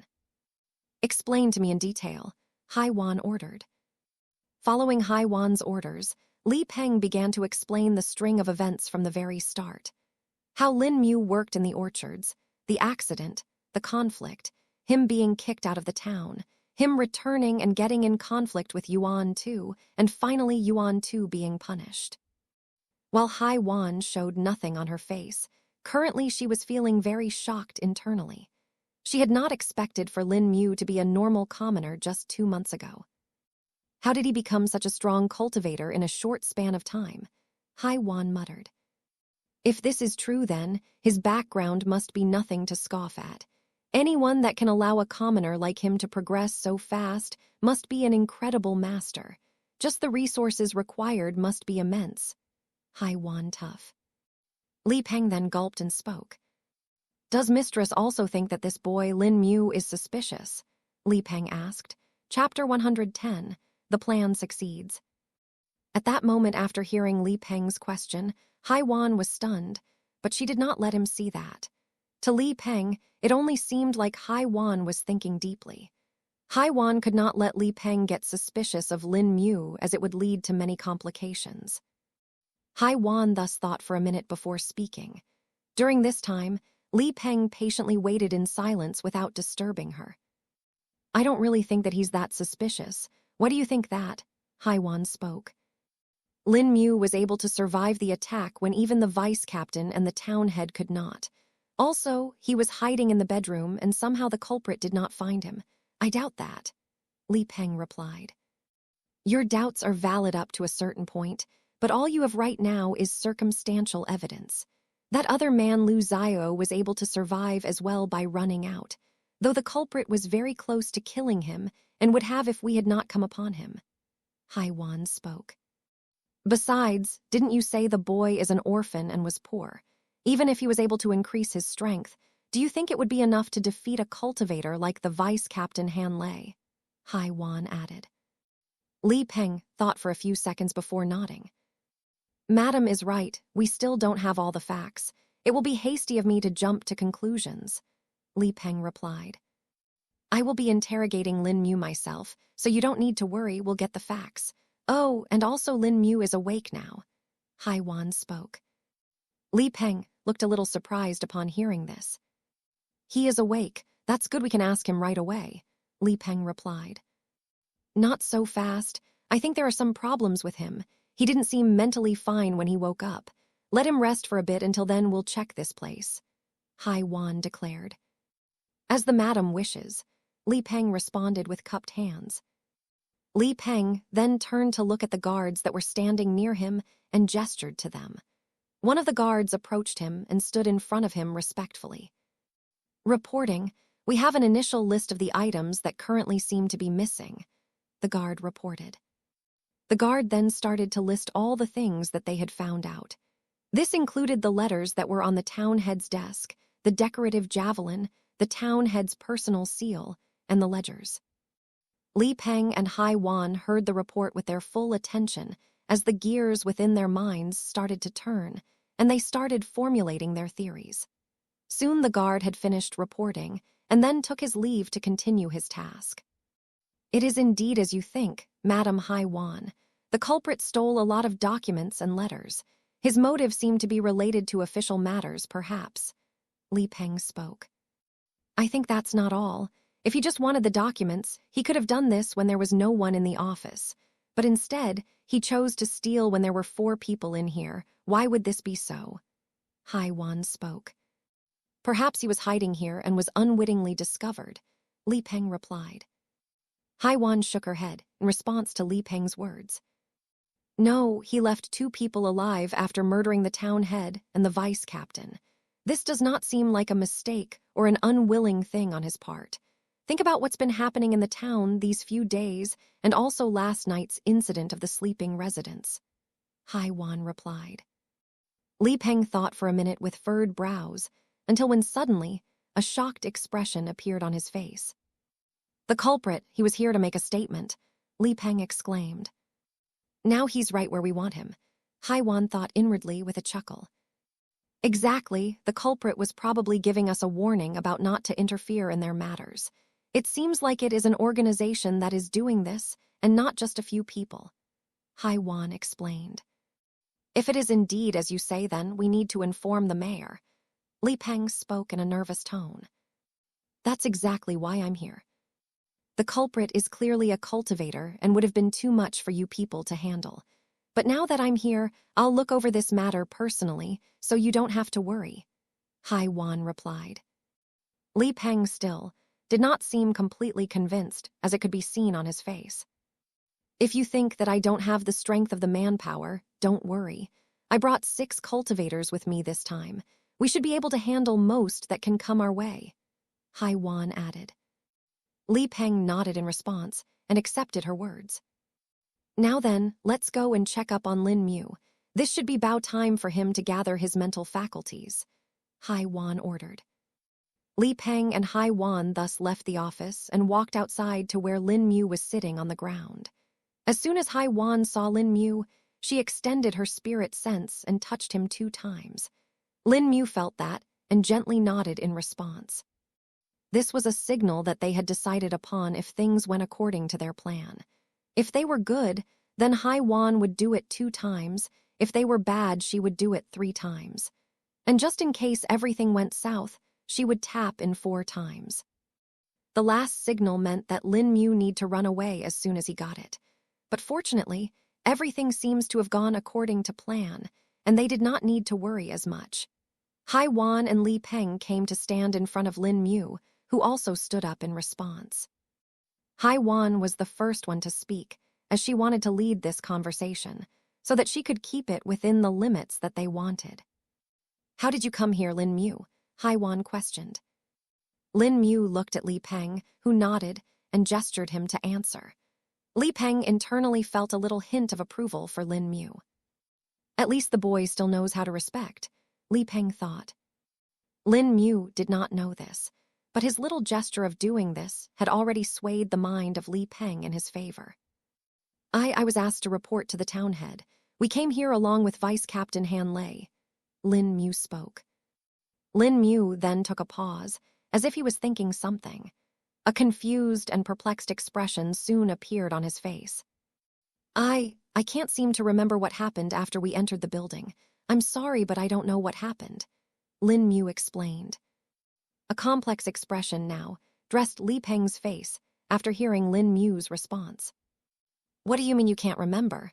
Li Peng spoke. Just at this moment, as Li Peng spoke, the 2 guards that were standing at the doors suddenly stumbled onto the ground. Haiwan and Li Peng instantly turned around to look. What are you 2 doing? Li Peng questioned. Dull and blank expressions could be seen on the 2 guards' faces, and soon more sounds came from inside the office.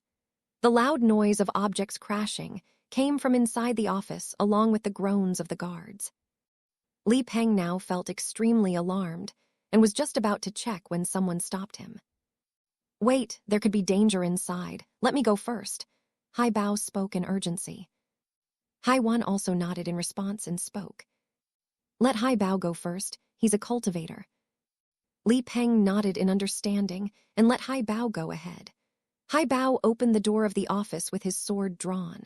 All 4 of them saw the scene inside the office and felt stunned. Nearly all of the guards seemed to be lying on the ground, along with a few items that were scattered around. One could tell that they had collapsed on the ground, and whatever items they had in their hands had fallen along with them. Hai Bao checked up on the guards and found that they were awake. But when he tried to speak to them, he discovered that they did not respond and seemed to be in a strange kind of a daze. He tried this with nearly everyone, and the only person who seemed a little responsive was the captain of the guards. "What is happening here?" Li Peng questioned. "We need to leave this place right now. My best guess is that they've been poisoned by something," Hai Wan answered. Hai Bao tried asking the guard captain, who was still a little normal, a few questions. But all he got in response was, "Where am I?" The captain spoke. Chapter 111, Professions of a Cultivator. The captain's reaction was the last straw that broke the camel's back, as after hearing his words, Li Peng was utterly shocked. No longer could he keep his composure as sweat started forming on his back and forehead. What kind of poison is this?" Li Peng questioned. Seeing that the opportunity had appeared, Hai Wan decided to strike the iron while it was hot. "My best guess is that it's a poison called the memory confounding powder. It has a delayed effect, and all that are affected by it enter a daze and lose their memory of around an hour," Hai Wan answered. The shocked expression was still there on Li Peng's face as he comprehended Hai Wan's words. "Such a poison exists, and it can even affect cultivators, truly fearsome," Li Peng uttered. "You need to leave now. We won't be affected by the poison as our faces are covered, but you will be affected as well soon," Hai Wan spoke. "What should I do then? Even if I leave now, won't I forget the events of the past 1 hour?" Li Peng spoke. "I need you to write a document and stamp it with your personal seal. Once you lose your memories, we will be able to prove that what we were saying was true," Hai Wan ordered. Li Peng realized the importance of her words and immediately nodded. "Yes, I'll do as you command, madam," Li Peng replied. He then picked up a piece of parchment and swiftly wrote a letter of trust and then stamped it with his personal seal. Once the letter was done, he handed it to Hai Wan, who took it and stored it in her sleeve. "Now we should be fine. I'll talk to Lin Mu so you don't need to worry," Hai Wan spoke. A sigh of relief escaped Li Peng's lips as he heard Hai Wan's words. "We're lucky that Madam Hai Wan is here.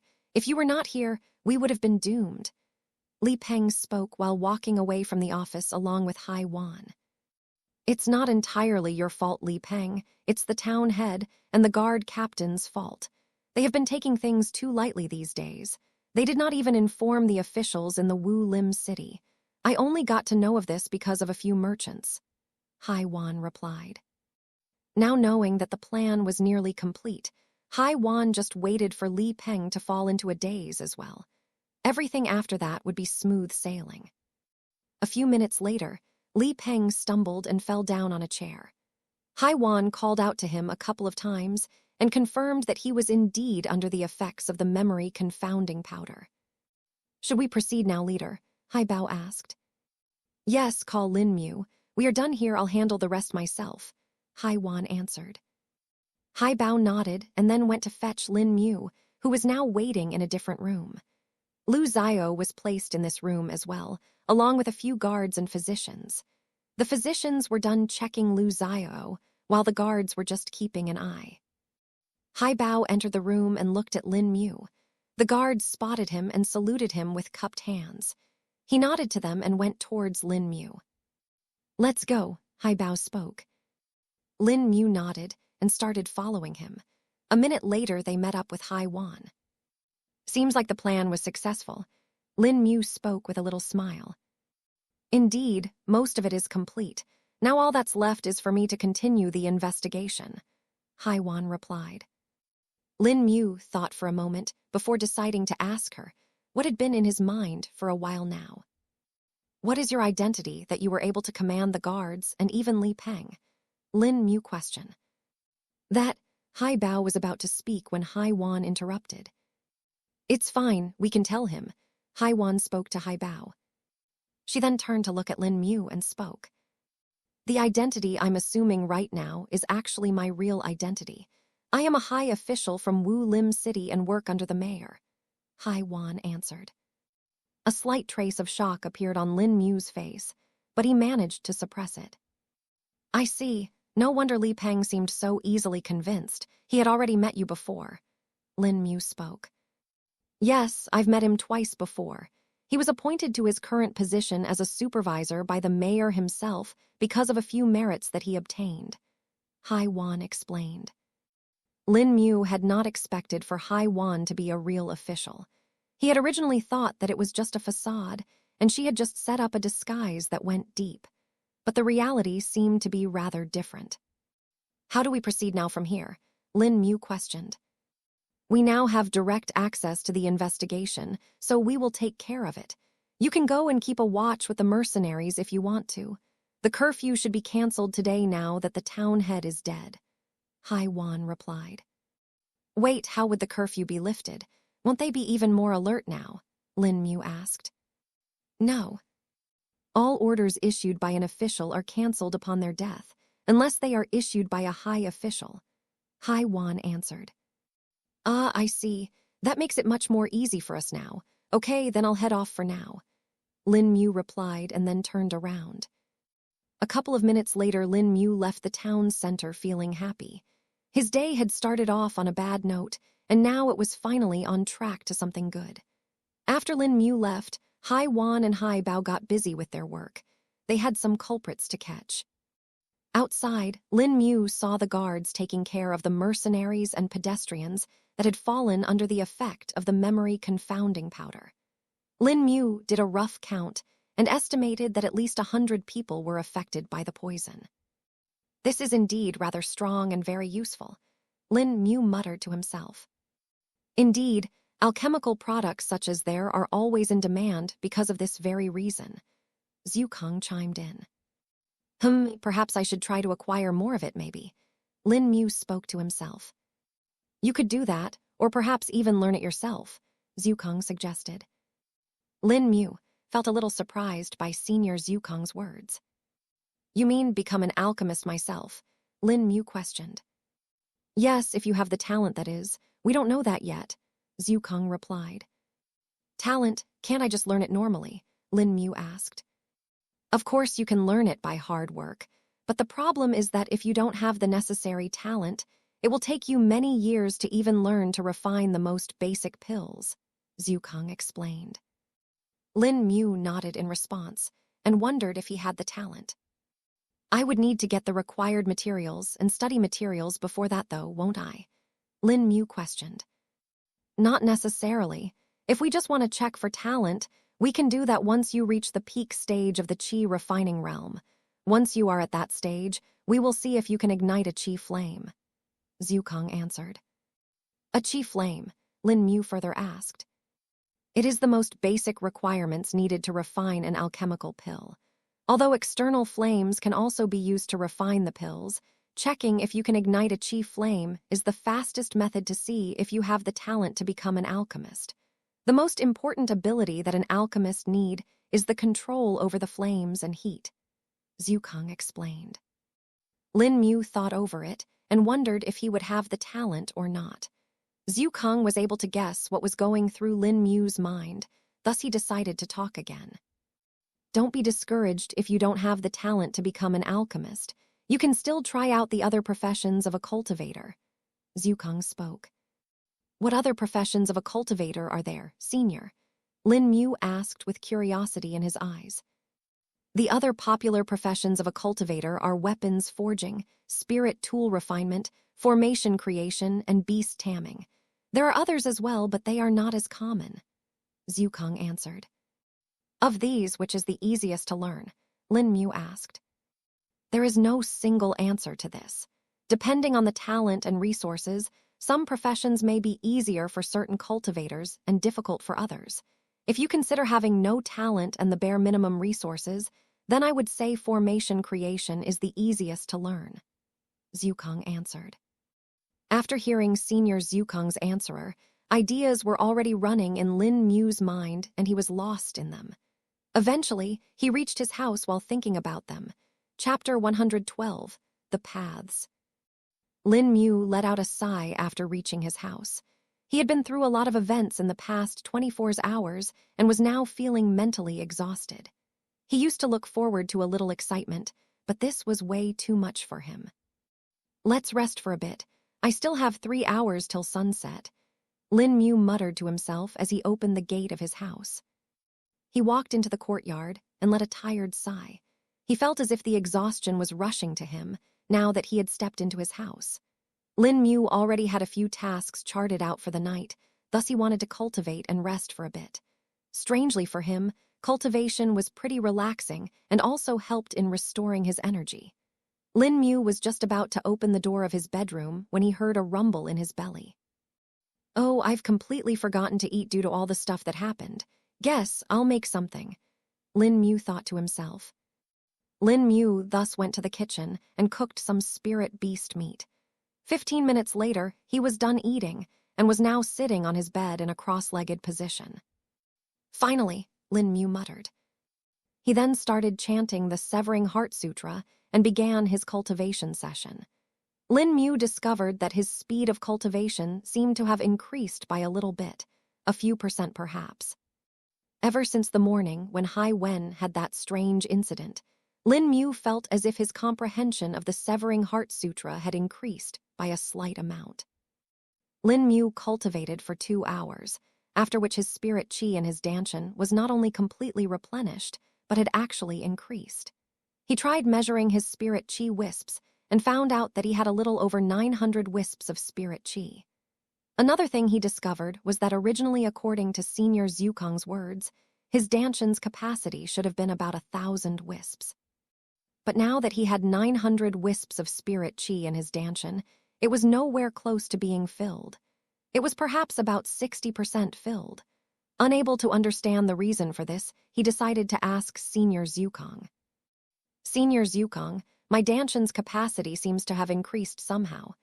Lin Mu spoke. Zhukong was currently busy in his own cultivation as well.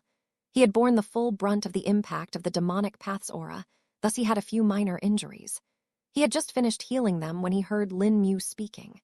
Zhukong awakened from his trance, but continued absorbing the extremely pure spatial energy within the mysterious ring.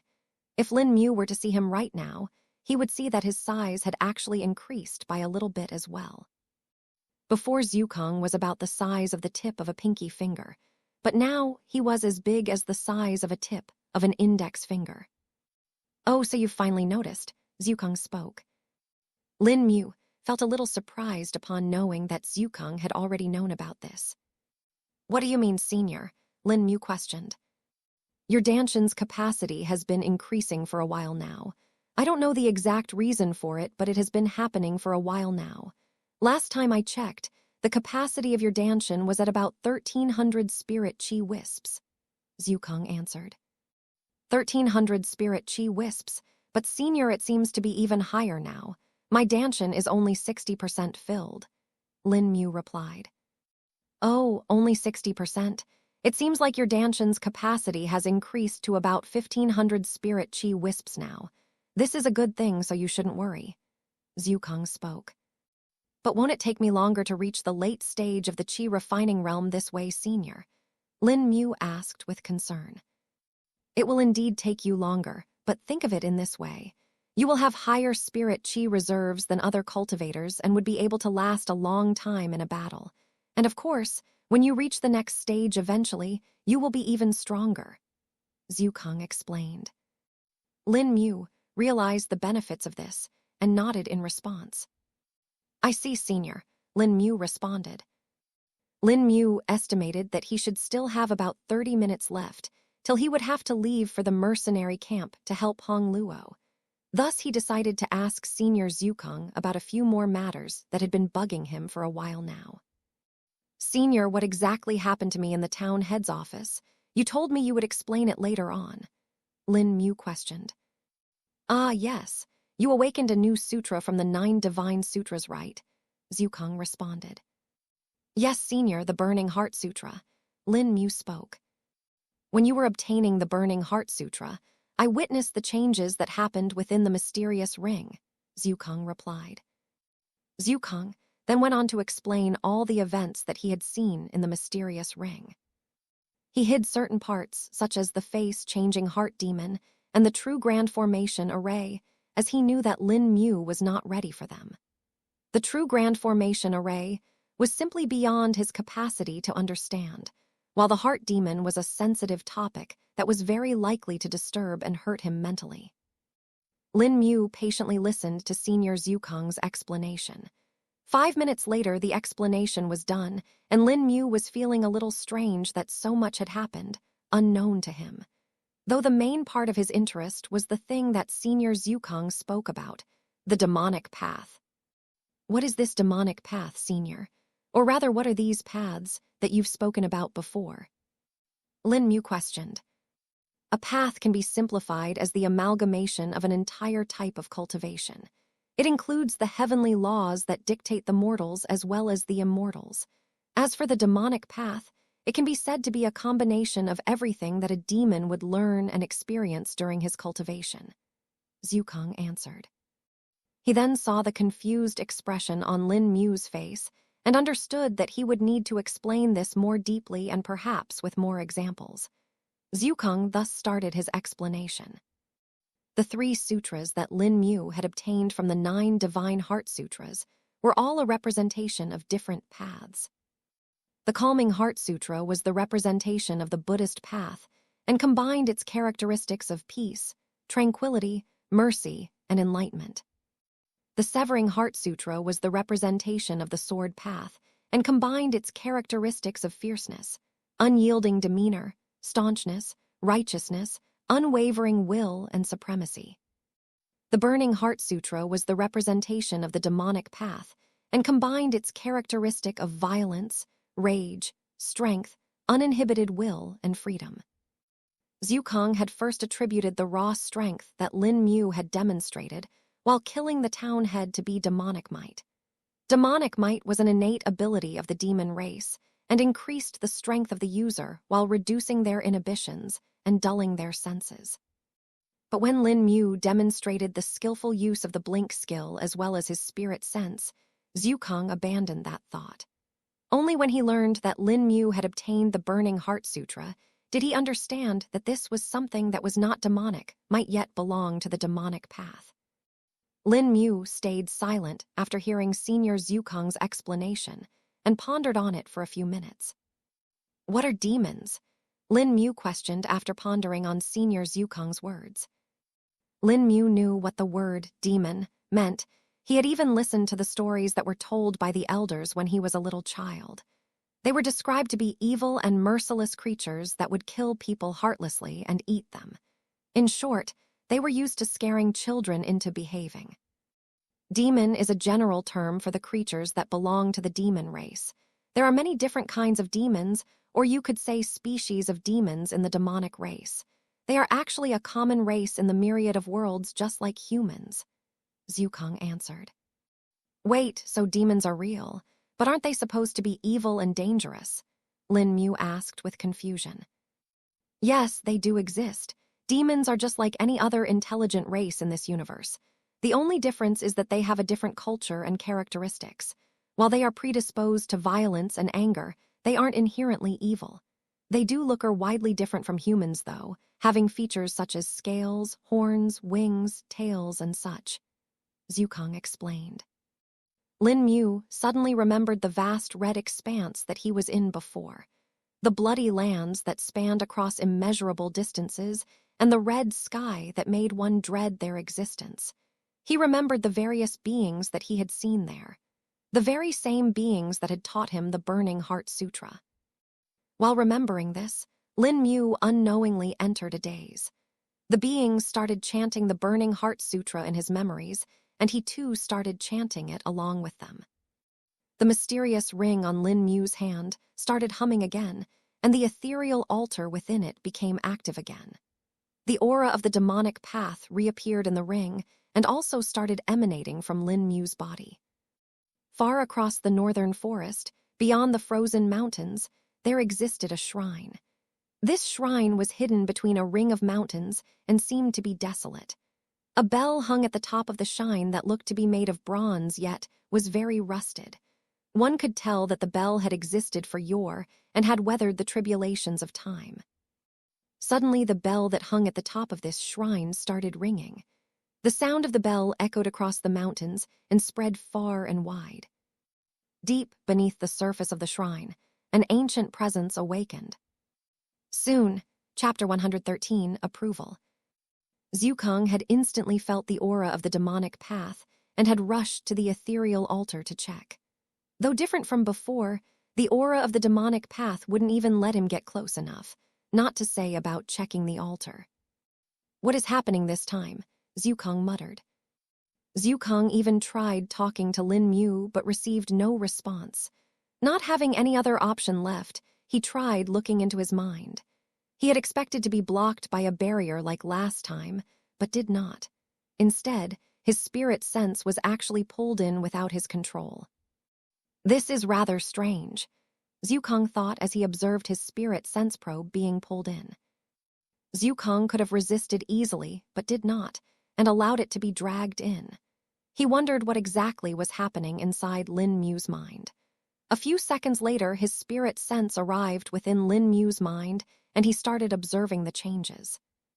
The environment started forming up from the ground up, as the vast expanse of the bloodied lands appeared in front of Zhukang's vision. The blank sky then turned blood red as clouds of foul-looking chi spread across the horizon. A lone Lin Mu then appeared in the middle of this expanse, and so did the numerous other figures. The said figures were mere silhouettes and had features such as scales, tails, feathers, and horns. Some were big and some were small, but their most prominent feature was the aura that was emanated every time they spoke. The voices of the countless figures were melded together and turned into an amalgamation of demonic chants. These demonic figures were chanting in an unknown language that Zhukang could not understand, yet could still feel the tone. Lin Mu was there, standing still in the middle of all of the demonic figures, absent-mindedly. The only activity that can be sensed from him was the chants that were coming out of his lips. He seemed to be repeating after the demonic figures. With every repetition of the chants, the aura from the demonic figures would enter Lin Mu's body from his skin. Over time, a thin layer of red membrane had formed on Lin Mu's skin.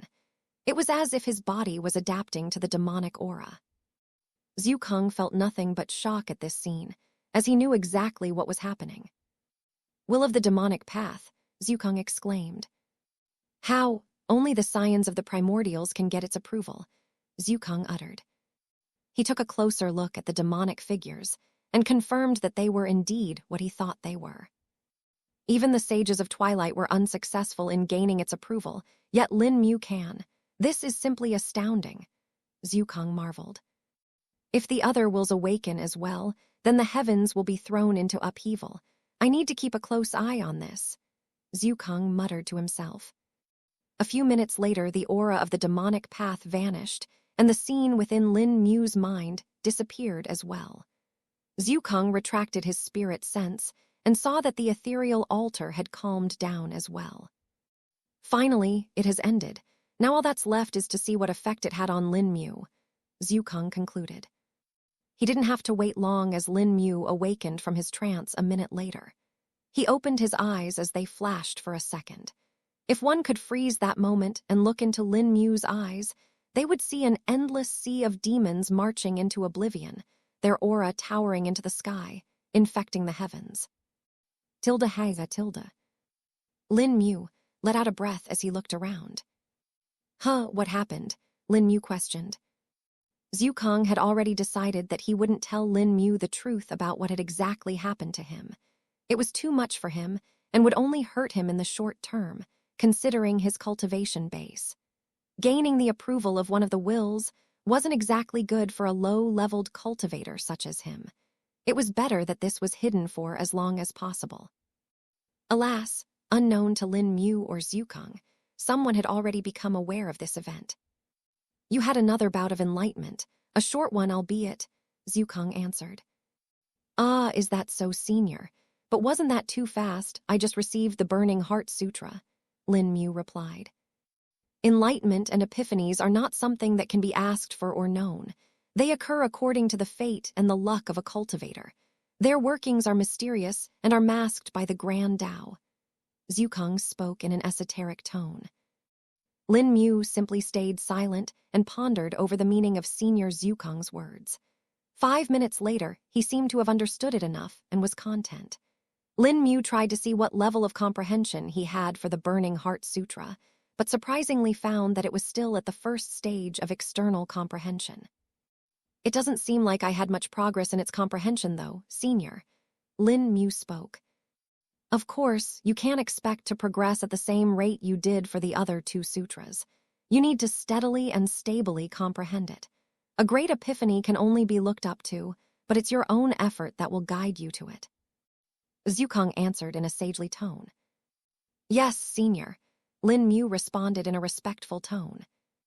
Lin Mu's eyes wandered over to the windows, and he realized that it was already the time for the sunset. The light had become dim, and even the faint crescent moon could be seen in the distance, hiding within the gray clouds. I should head out now. I have to help Hong Luo. Lin Mu remembered. Lin Mu stood up and stretched his body, feeling refreshed and relaxed. His cultivation of session had restored his spirit qi, and the short bout of enlightenment had seemingly relaxed his mind. His belly was satiated with spirit beast meat, and his mind with determination. He checked and ensured that he had everything before he left the courtyard. Lin Mu had originally intended to go through the items and documents that he had gathered from the town head's office and bedroom before talking with the High Corps. But now that he was already late, he decided that he would have to do it tomorrow. Lin Mu entered the street and saw the people walking around like normal. They seemed to be a little scared and nervous still, but it was not as bad as he had expected them to be after hearing the news about the demise of the town head and Han Lei. Seems like Haiwan did a good job in managing the aftermath. The curfew is not active, and even the people seem to be relatively calm. Lin Mu spoke. It does indeed seem like that, but we still don't know what reaction the culprits will be having after knowing about it. You will need to be careful and alert tonight, Zhukang replied. Lin Mu simply nodded in response and made his way towards the western district where the mercenary camp was located. On the way, he could see people discussing about the events of today and also about the culprit. Did you hear about the high official that has come to the town? A random person spoke to another. Yeah, she's apparently going to help solve the problems that have been plaguing the town. The other person replied. I wonder what the culprits were thinking of doing this. Are they not afraid of retaliation from the mayor? I don't think so. If they were afraid, they would have not even thought of this, let alone doing it. And now that they've killed the vice captain and the town head, this is nothing but a spit in the mayor's face. There's no chance that the mayor will let this matter go. His prestige has been challenged. Lin Mu heard a multitude of people talk with each other during his journey. Nearly everyone was talking about the culprits, Haiwan, or the mayor. Seems like they think Haiwan was intentionally sent by the mayor. Lin Mu muttered. This should work in our favor, I think. The culprits will now not only have to wonder if they have traitors in their midst, but also about the wrath of the city mayor. Lin Mu thought as he reached the western district. As soon as he entered the district, he could see the difference. The number of guards patrolling the area had increased. Even in the residential district, he didn't see so many guards, but he attributed that to it still being early. There should be more guards there at night, Lin Mu guessed. He soon reached the mercenary camp and saw that it was brightly lit with torches and lamps. All the mercenaries seemed active and were discussing with each other. Small teams of mercenaries could be seen patrolling at regular intervals along the paths that ran between the tents. Even the number of mercenaries had increased by a lot. Lin Mu estimated that there should be more than 300 mercenaries here at this point. Did some mercenaries return from the northern forest? Lin Mu wondered. As he thought this, he suddenly saw a group of mercenaries sitting along with Hong Luo in the center of the camp. The mercenaries were well equipped, and Lin Mu could even see that Hong Luo seemed to be rather respectful to them. There were 5 mercenaries in that group, 4 men and a whip-wielding woman. Chapter 114, Eavesdropping. Lin Mu kept on walking and got closer, yet no one seemed to have paid him any mind. They seemed to be more engrossed in their own conversations. Only when he got close enough to listen to them did he understand why. How are we to approach this now? One of the men asked. We definitely cannot take the same route we took before. We were too passive. We already know what happened back then. Another man spoke. Yes, the mayor has been unresponsive for a long time, but finally he's responding. A short man spoke while nodding. Don't forget that the only reason he responded is because the town head and the vice captain died. If this is his reactive level, then heavens know what else he lets go by. A brawny man spoke with a little anger on his face. I've always felt that the mayor of the Wu Lim city was strange. The current events have only proved it for me, the whip-wielding woman replied. Hong Luo, who had been silent all this while, finally spoke. Comrades, I know it has been tough for us, but now that you all are finally here, I believe we can get through this tribulation together. The serious-looking mercenary, who was sitting at the head of the group, looked up at Hong Luo after he finished speaking. You are right up to a certain point, but we still need to look out. If they can take away cultivators without anyone noticing, then the culprits are very strong and no doubt are cultivators themselves. The serious-looking man spoke. The people that were in his group all nodded in approval. One could tell from seeing this that this man commanded great respect and prestige in his companions. You don't need to worry, Leader Teng. I sought out help from a cultivator from the town as well. Hong Luo spoke. The gazes of everyone in the group turned a little sharp after hearing Hong Luo's words as they all turned to look at him. The leader of the group, Teng, also did the same and looked at Hong Luo with an inquisitive look.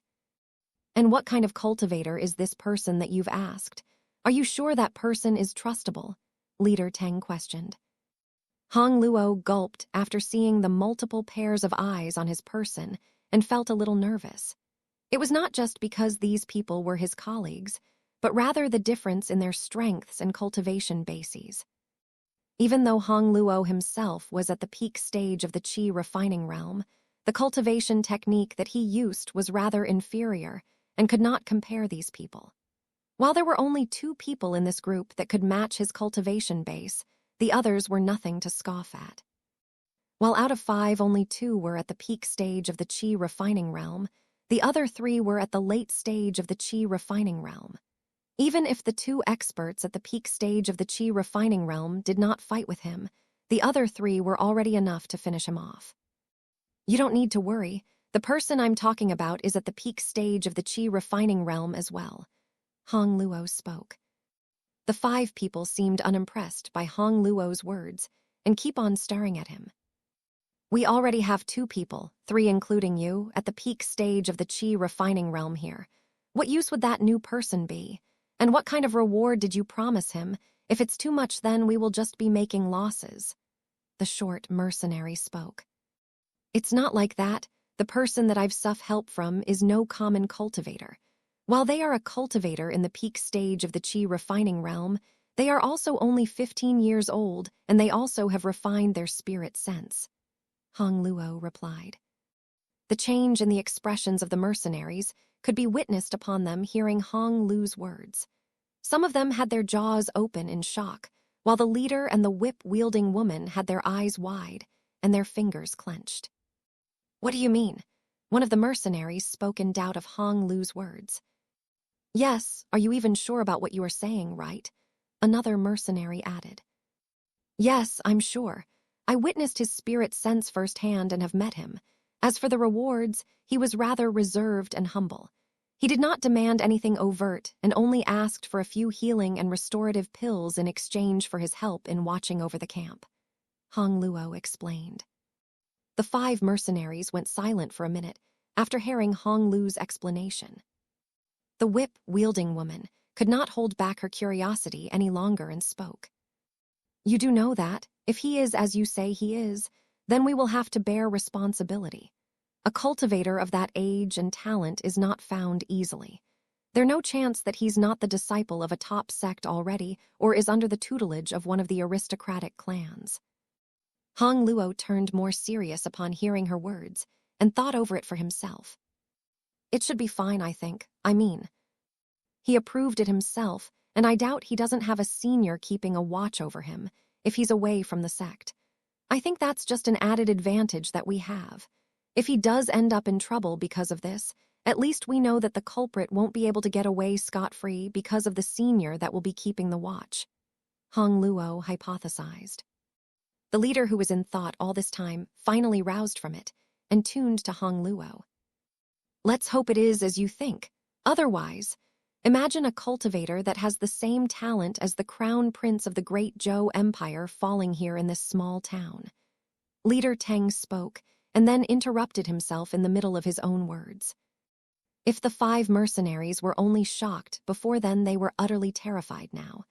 They had heard of the achievements of the crown prince of the great Zhou Empire before.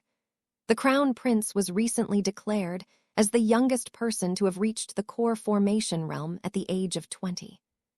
Though people knew that this was only applicable in terms of the aristocratic clans and not the top sects themselves, it was a well-known yet unproven fact that the top sects had a small army of disciples who were at the same as the crown prince.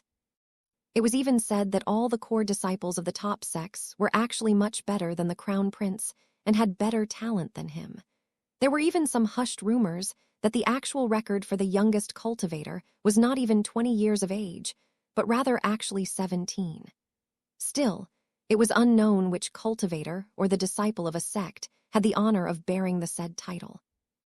While this would seem like a small 3 years of difference to most people, they would not be able to believe the resources and the guidance that's needed to raise a cultivator of that level. Even a mere difference of months would be earth-shaking, not to say about 3 entire years. Lin Mu had long since halted in his steps upon hearing the words of these mercenaries. Their conversation was very informative and interesting to him, thus he chose not to interrupt and just watched from the distance. Even when the conversation drifted to Lin Mu himself, he stayed silent and kept on listening. He knew that once he came into the picture, the candid talk that was going on right now would easily disappear. Lin Mu stood there for an entire 30 minutes, and within these 30 minutes, he got to hear more news about the world than he had in the past year. Some of the information widened his horizons, while the others made him a little nervous and unsure. After confirming that the majority of the conversation had ended, and it was the right time, Lin Mu chose to enter into the fray. His appearance was a little surprising to the mercenaries, especially to the leader and the whip-wielding woman. Lin Mu could instantly feel the spirit sense probes spreading over him. He quickly reacted with his own and stopped them before they could come near him. This was rather a friendly warning than an actual threat, thus Lin Mu did not go all out. Yet even then, what Lin Mu did not know was that his little bout of enlightenment that he had gone through recently had changed his demeanor and aura. This reflected in his bearing and even in the temperance of his spirit chi. When the mercenaries felt Lin Mu's spirit sense interacting with theirs, they felt chills going down their spines as cold sweat appeared on their faces. Upon seeing that no one was speaking anything, Lin Mu decided to go ahead and introduce himself. Hello, I am Lin Mu. Chapter 115, Helping Hong Luo. Lin Mu had spoken, yet no one seemed to be replying to him. He stood still in awkward silence for about 10 seconds before someone responded. It was Hong Luo, who seemed to be feeling strange and nervous too. Greetings, Brother Lin Mu. You are right on time, Hong Luo greeted. The other mercenaries, except for Leader Teng and the whip-wielding woman, stood up after seeing Hong Luo initiate the greetings. They could not tell what had happened, but their current situation felt more stressful to them than when they actually fought deadly spirit beasts. Leader Teng forcefully tried to regain his composure as he stood up and cupped his hands in greeting. Greetings, Brother Lin Mu. My name is Teng Donghai, and this is my team. Leader Teng spoke. Everyone then started to introduce themselves to Lin Mu. One could tell that they were rather nervous and seemed to be paying extra attention to etiquette. Greetings, I am Xing'an, greeted the brawny mercenary.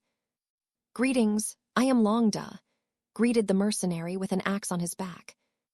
I'm Yidui, said the short mercenary. And I am Hao Zio, said the whip-wielding woman. Having heard everyone's names, Lin Mu felt a little satisfied. At least for him, the awkward silence was a little painful. Having finished with the greetings, Hong Luo invited Lin Mu to sit along with them. He offered him his chair and asked a mercenary that was passing by to bring him another. Respectfully taking the offer, Lin Mu sat down and looked at the mercenaries, waiting for them to start. He had been observing their conversation, thus he wanted to know how they will be proceeding. This was a little off course for him, as originally he had expected that he would need to guard the camp by himself and the High Corps. While he would be guarding in person, the members of the High Corps would be patrolling in silence by hiding in the distance. Lin Mu knew that they had more experience in matters such as these, thus did not worry about them not appearing. He had already been informed beforehand that they will send him a signal when they appear. Having received his chair, Hong Luo sat down to discuss the plan. So, Brother Lin Mu, we were just about to start with the plan. Luckily for us, Leader Tang and his team returned early from their hunt, so we hopefully won't have to worry as much. Hong Luo spoke. The other mercenaries simply nodded in agreement, showing that they had already discussed them. Lin Mu was wondering, though, what did they know about the incident in the town? He wanted to know if they had any opinion on it and if they knew that it involved him.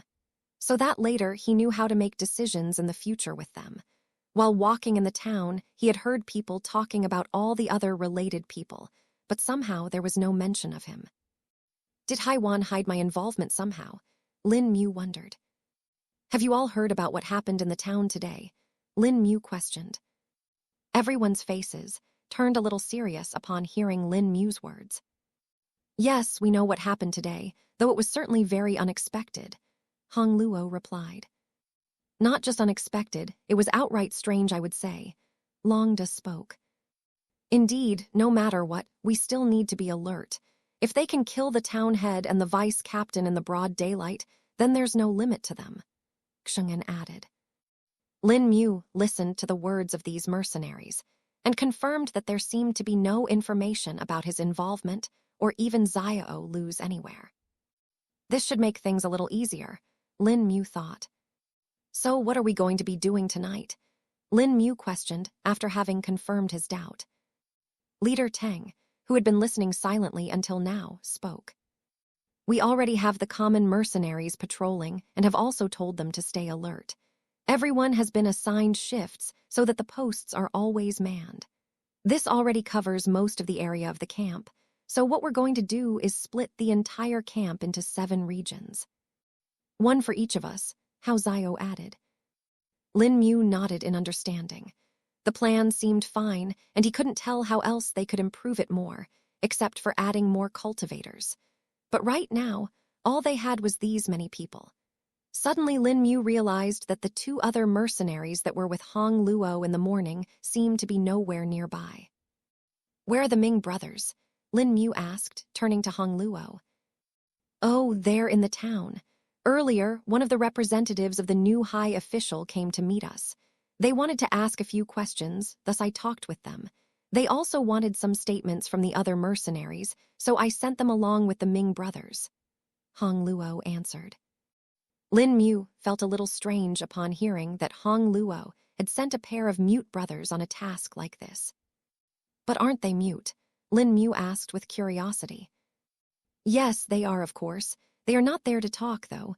They have gone along as protection for the other mercenaries, Hong Luo replied. That does make more sense, Lin Mu thought. Now then, let's discuss the positions, Tang Xiaolian spoke.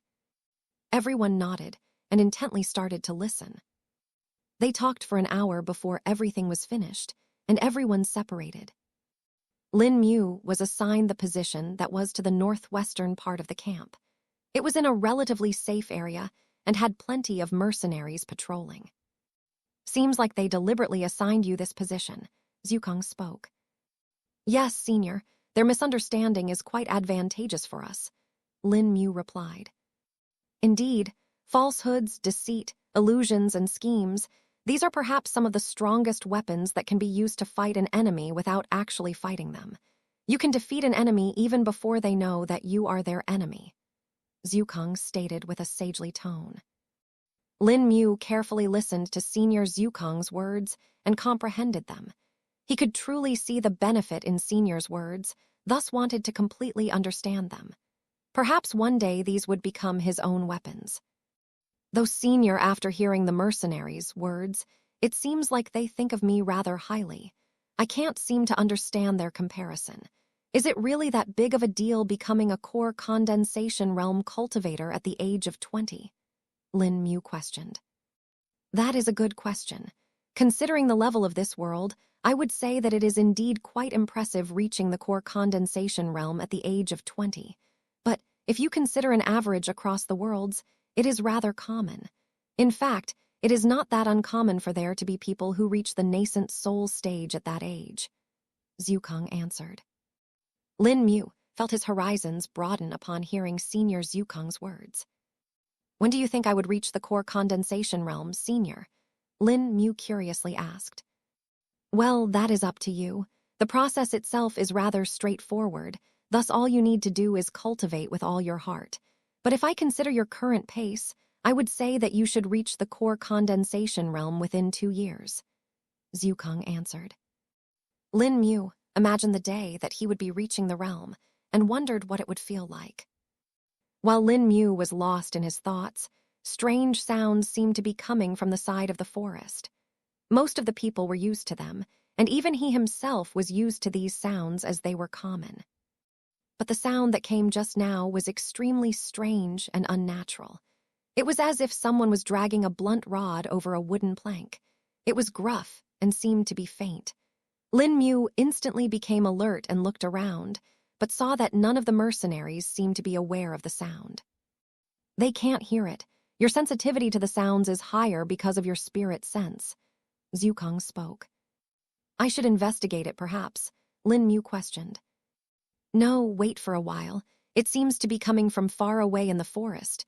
It won't be wise to go there right now, Zhukang replied. Lin Mu nodded and then spoke. Then I'll wait and see if the sound continues. If it does, I'll inform the others. Or if it comes closer, then I'll investigate it myself. Zhukang did not speak anymore, and Lin Mu took this as a sign of understanding. Lin Mu did not have to wait long either, as the sound only got more loud. It seemed to be coming closer and closer. 5 minutes later, it had reached close enough that even the other mercenaries seemed to be able to hear it. Seeing that everyone was now alert, Lin Mu decided to act. Sound the alarm. We may have a potential problem. Lin Mu spoke to the other mercenaries. Yes, sir. The mercenaries replied and ran away swiftly to inform the others. The mercenaries had already been informed about Lin Mu and were instructed to follow his commands. Thus they did not hesitate one moment before acting on it. Let's see what this is, Lin Mu muttered as he withdrew the short sword from its sheath.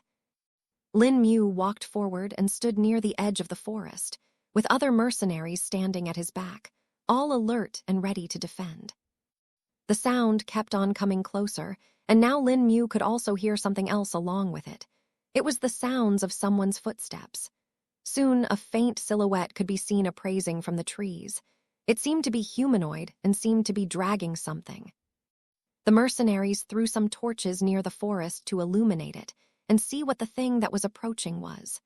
Even though the rest of the mercenaries couldn't tell what it was, Lin Mu with his better eyesight already knew.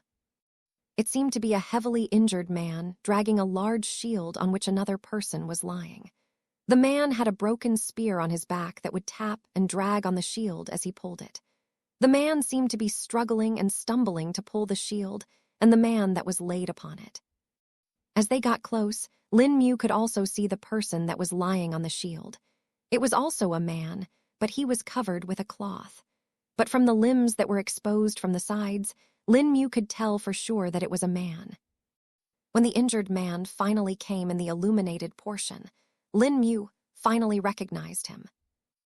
Zhou Yi, Chapter 116, Zhou Yi. Lin Mu would have never expected that he would be seeing Zhou Yi here. Zhou Yi was none other than the second hunter who had become a cultivator in the northern town. He was also the person who had won the annual martial tournament in the Wu Lim city last year. It was also Zhou Yi, in whose hands Lin Mu had first seen a spirit stone in.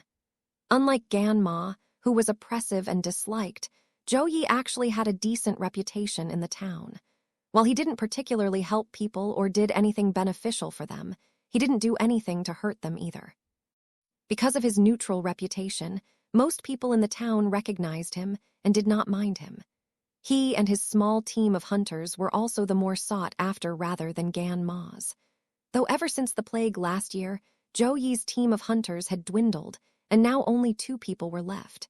The other members had all succumbed to the plague last year. Lin Mu had seen Zhou Yi a few times before, and even his father was acquainted with Zhou Yi, having cooperated in some hunts over the years. Though Lin Mu did not expect Zhou Yi to recognize him. Pushing his train of thoughts to the back of his mind, Lin Mu rushed to the injured man to provide him assistance. "Call the healers," Lin Mu shouted to the other mercenaries. A few of the mercenaries immediately turned around to carry out his orders, while the rest rushed along with him. But still, Lin Mu was much faster than them and reached the injured man in a couple of seconds. Zhou Yi too watched the people approaching him and the voice that had called out his name. His eyes were glazed over, and the immense fatigue within them could be felt from the distance. There were multiple injuries on the man's body, with the most prominent one being the bone that was popping out of his left shoulder. One could easily tell that his left arm was broken, and the humerus bone had popped out sideways from the shoulder. The man also had multiple gashes and wounds all over his body, along with a large claw mark that extended from the man's forehead onto his face, covering the nose, lips, and chin, and then extending to the chest and the left arm. Just from the distance between the 5 claw marks, one could tell that whatever beast that inflicted it was massive in size and had 5 claws on one limb, perhaps. Looking at Zhou, Yi made one wonder how that man had still survived with all these injuries. Most of the injuries had stopped bleeding, and the blood had dried over, which allowed the observer to know that the wounds were perhaps inflicted a day ago. Zhou Yi could not see clearly and only had one eye that was still open. The other one was too swollen to see from. Upon seeing that he had reached safety, a slight smile accompanied by pain dressed his face as his mind relaxed in relief, making him collapse. But just as he was about to hit the ground, Lin Mu appeared in a flash and held him up. He then gently turned him to the side and laid him down. He did a preliminary check on his body and discovered the multiple grievous wounds. "Use your spirit sense and observe his internal condition," Zhukang reminded Lin Mu. "Ah, yes," Lin Mu responded and hurriedly extended his spirit sense. The spirit sense tendril touched Zhou Yu's head and then scanned all over his body. Lin Mu discovered multiple internal injuries. Even though he had no knowledge about organs or injuries on them, he could still tell that they were injured because of the blood that was pooling inside his body. There were also many other bones in his body that were fractured and cracked. 8 of Zhou Yu's ribs were cracked, with one of them bending inward and was only a few millimeters away from piercing his heart. Lin Mu then used his spirit sense and tried to sense Zhou Yi's meridians, but was unable to sense them. Wanting to gain a cleared view, Lin Mu started chanting the Severing Heart Sutra and then tried to sense them again. This time Lin Mu's mind was still and free from any distractions. His perception rose as a result, and he was soon able to sense the extremely faint pulse of qi that was flowing through Zhou Yi's meridians. Even his meridians were damaged in multiple places, and Lin Mu could tell that the spirit qi was being impeded. Lin Mu continued tracing the flow of qi and reached Zhou Yi's danshan. His danshan seemed to be completely empty and dry of spirit qi. Faint cracks could even see in its surroundings, though the thing that surprised Lin Mu was the size of his danshan. Compared to Lin Mu's own danshan, Zhou Yi was about 3 times smaller. Because Zhou Yi was so injured and depleted of spirit qi, Lin Mu could not estimate his cultivation base. What could his cultivation base be senior? Lin Mu questioned. He should have been at the peak stage of the qi refining realm, Zhukang estimated. What? But the size of High Danshan is so small. I thought he would at most be at the late stage of the qi refining realm, Lin Mu replied. The injuries to his meridians and danshan are not because of the beast or whatever that harmed him, Zhukang spoke. Then how else would he get them then? Lin Mu impatiently asked. He has probably consumed a potential igniting pill. It's a special kind of alchemical pill that can provide a massive increase in strength and qi. It is supposed to be used in terms of emergencies and life and death situations, though it has the side effect of reducing, if not crippling, the cultivation of the said individual. Zhukang answered. Lin Mu felt shocked that such a pill could exist. Now, having learned of this, his attention was focused on how to save the man in front of him. How do I help him, Senior? Do I feed him the healing pills? Lin Mu questioned. Feed him one each of the internal replenishment pill and lesser wound restoration pill. Then use your spirit chi and gently guide it into his meridians. Place your right hand on his abdomen and your hand left on his heart. This will create a small chi circuit that should help replenish his chi and also help in healing his injuries.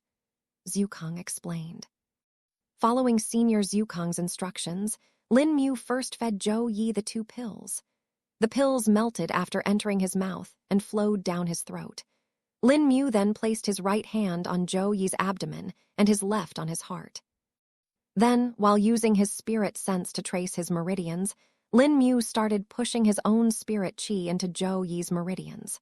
At first, it was difficult for him, but soon under the effect of the 2 healing pills, Zhou Yi's body started responding. Lin Mu was successful in inserting his spirit chi into Zhou Yi's meridians.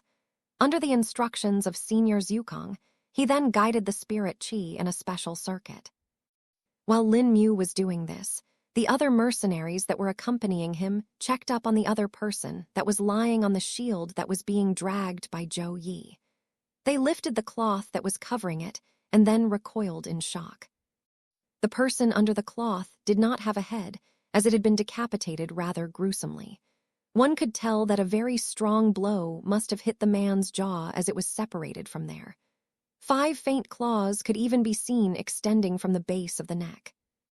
One of the mercenaries lifted the man's arm and saw the symbol that was embroidered on the headless man's clothes. It's an elite mercenary from the Ashen Cloak Mercenary Company, the mercenary shouted. The other mercenaries came close to take a look and confirmed the mercenary's claim. The symbol, while caked in blood and mud, was still recognizable to them. By now, the other mercenaries had also reached the site. Hong Luo, Teng Xiaolian, and his team members were nearby as well. They were sprinting with urgency, and tense expressions could be seen on their faces. A minute later, they finally reached the location and saw Lin Mu sitting on the ground, with his hands on Zhou Yi's body. Xing'an and Longda were about to approach Lin Mu to offer him help when Teng Xiaolian suddenly shouted. No, don't disturb him.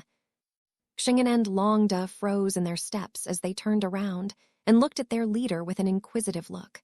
Before Teng Xiaolian could speak anything, Hao Xiao suddenly spoke. Look, he's using a healing technique, she exclaimed. Surprise appeared on the faces of the 6 people as they looked at Lin Mu with an even more intense gaze. And with these very gazes, they saw the injuries on the man healing at a visible rate. The faint trickles of blood that were flowing down from the gashes on Zhou Yi's body stopped bleeding. The smaller cuts and scratches twitched and slowly started to close up under the effects of the healing pills and Lin Mu's assistance. The swelling that was around Zhou Yi's left eye also started reducing at a visible rate until when it completely disappeared and his eye was visible again.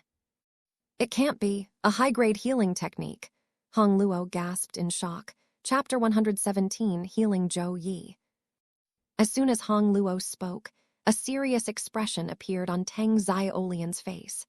He looked at all the mercenaries who were looking at Lin Mu and furrowed his brows. What are you all doing, starring?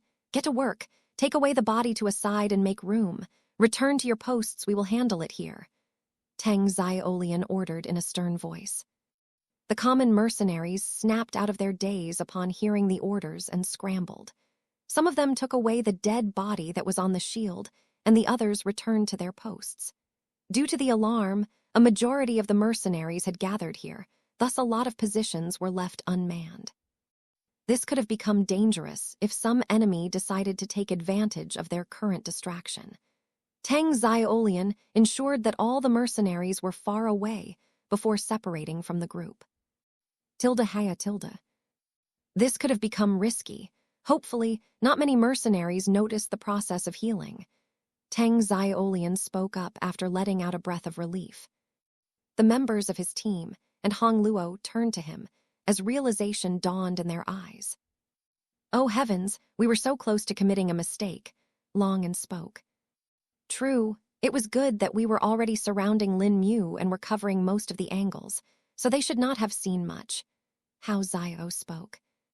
"Still, we will have to talk with the ones who saw it. We cannot let them speak of this. We don't know what kind of background he has, but if he knows a high-grade healing technique, then there is no doubt he's from one of the top sects," Tang Xiaolian explained. The others understood the seriousness of the situation and nodded in response. They knew that while the common mercenaries won't have any thoughts about Lin Mu, but if they randomly spoke of this and some wrong people found out about it, it would get problematic. There was no lack of people who wouldn't do everything to get their hands on a high-grade healing technique. But if they really were blind enough to attack Lin Mu, and by any chance he got injured, they wouldn't be able to answer to the seniors of his sect. Because they themselves were cultivators, they knew how fearsome cultivation sects were, and it was just even more so for the top sects. For the top sects were the very beings that ran this empire, even though there was an imperial family. Their influence and power were nothing to scoff at. Many had perished in their foolishness of challenging the top sects, and many more will. Tang Xiaolian just didn't want for them to become one of them too. Even if they were not at fault directly, it would do them no harm to just be extra sure. Lin Mu was completely focused on Zhou Yi, thus did not notice all that had happened around him. He had his eyes closed, thus did not know that there were such great changes in Zhou Yi's body. He was currently observing Zhou Yi's condition through his spirit sense and was channeling his spirit qi into his. Lin Mu could see that while the meridians and Danshan did not completely heal, the impediment to spirit Q's flow was at least reduced. It could flow much faster and efficiently now. This was also one of the reasons behind the quick healing of Zhou Yi. "That's enough," Zhukong spoke up. Okay, senior," Lin Mu replied as he opened his eyes. Since he was extremely focused on helping Zhou Yi, he was a little abrupt in waking up. He finally took a look at his work and was shocked. "What? How did he get healed so fast?" Lin Mu internally exclaimed. "I didn't expect this either." Zhukong spoke with a little disbelief in his voice. Lin Mu felt a little storage upon hearing Senior Zhukong's tone. "What do you mean, Senior? Was this not supposed to happen?" Lin Mu questioned. "No, not really. I think I underestimated the effectiveness of the method I showed you. For a world of this level, I should have guessed it," Zhukong answered. "Is the technique you showed me something special?" Lin Mu asked. "It's a basic healing technique, but I guess for a world like this it should very rare. I doubt many people would know of a technique of the same quality," Zhukong replied. It was at this time that Tang Xiaolian and Hong Luo approached Lin Mu along with the rest. While it seemed as if Lin Mu and Zhukong had been talking for a few minutes, in reality barely 10 seconds had passed. Their mental communication was much faster than talking normally. Lin Mu turned around and saw the mercenaries standing behind him. "That was amazing, Brother Lin Mu," Hong Luo praised. "Yes, I never would have guessed that I would get to witness a high-grade healing technique today." Yidui, who had stayed silent for the most part, spoke up. "Brother Lin Mu's skills are indeed excellent. You were even able to pull someone back from their death like this." Hao Zio spoke in a flattering tone. "Ah, thank you." Lin Mu replied a little awkwardly, as he was not expecting for them to praise him so much. He then looked around and noticed the absence of the other mercenaries. "Where are the rest of the mercenaries?" Lin Mu questioned. "You don't need to worry about your knowledge of high-grade healing technique leaking, Brother Lin Mu. I sent the mercenaries away before they could see too much. I'll also talk to the others and make sure that they keep their lips shut," Tang Xiaolian replied, thinking that Lin Mu was worried about the mercenaries. Lin Mu did not respond and just stayed silent. But in reality, he was actually talking with Senior Zhukong. "It seems like I was right. It is indeed deemed as a high-grade healing technique in this world," Zhukong spoke. "But Senior, you said that this is a basic healing technique. Then why is it a high-grade healing technique here? Lin Mu curiously inquired. While it is a basic healing technique, its intended use is not for commoners or mortals. Instead, this is a basic healing technique for the physique of immortals, Zhukang answered. Lin Mu was a little dumbstruck on hearing Senior Zhukang's words. He had not thought that he would be using a technique that was intended for immortals here. Also, it seems like these mercenaries are smart and tacitly understood what they should and should not see, Zhukang spoke. Yes, Senior, this should make it easier for us, Lin Mu replied. Lin Mu suddenly thought of something that made him a little excited. Wait, Senior, if this is so effective in healing, can't I use it on myself? Lin Mu questioned. No, you cannot. The technique can only be used on others. Try thinking a bit more. Can you imagine using it? Zhukang replied. Lin Mu listened to Senior Zhukang's words and tried imagining. He reached the same conclusion and indeed found that it would not be possible. If he did it, it would be the same as a tap filling its own tank. There would be no difference. Then, Senior, do you have other healing techniques that I can use? Lin Mu asked with a little hope in his eyes. No, the ones that I have are not suitable for humans, Zhukang answered. Though there are other techniques I have that can help you in healing, but you are not ready yet, Zhukang inwardly said. Lin Mu nodded slightly and refocused his eyes on the people around him. They were looking at him patiently and were not speaking anything. Seeing that no one was asking him any questions, Lin Mu decided to speak to them. What are we going to do now about Zhou Yi? Lin Mu questioned. The mercenaries' brows furrowed in confusion upon hearing his words. Zhou Yi, you know this person? Hong Luo asked first. Yes, he's one of the 2 hunters in the town that are also cultivators, Lin Mu answered. We'll wait for him to wake up and then ask him what happened. From the wounds on his body and the other corpses, I can deduce that it was a spirit beast that attacked them. Teng Xiaolian spoke. The other corpse, Lin Mu asked. The other person that Zhou Yi was dragging on the shield was actually a headless corpse. We don't know who that person is exactly, but we do know that they belong to the elite team of the Ashen Cloak mercenaries. Hong Luo answered this time. While Lin Mu was healing Zhou Yi, they had already received a preliminary report from the other mercenaries, thus knew about the corpse. That means that the dead mercenary was a cultivator as well, doesn't it? But if that is so, then shouldn't they be in an elite team with other cultivators? Lin Mu questioned after thinking for a bit. Teng Xiaolian and Hong Lu's expressions fell upon hearing Lin Mu's question. That's the thing we're dreading. The mercenaries in an elite team stay together, rarely do they separate. Hong Luo spoke. But if that mercenary was killed, then that means... Lin Mu trailed off. The entire team probably met the same fate. Teng Xiaolian spoke with a grim tone. Chapter 118, Repulsive Presence. A mixture of fear and stress could be seen on the faces of everyone that was currently present there. It was not just because of the dead mercenary, but because of the mercenary company that he belonged to. The Ashen Cloak Mercenary Company was considered to be the strongest mercenary company.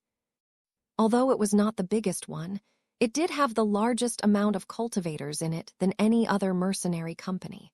Their elite teams were considered to be the best and had the highest success rate than any other mercenary company.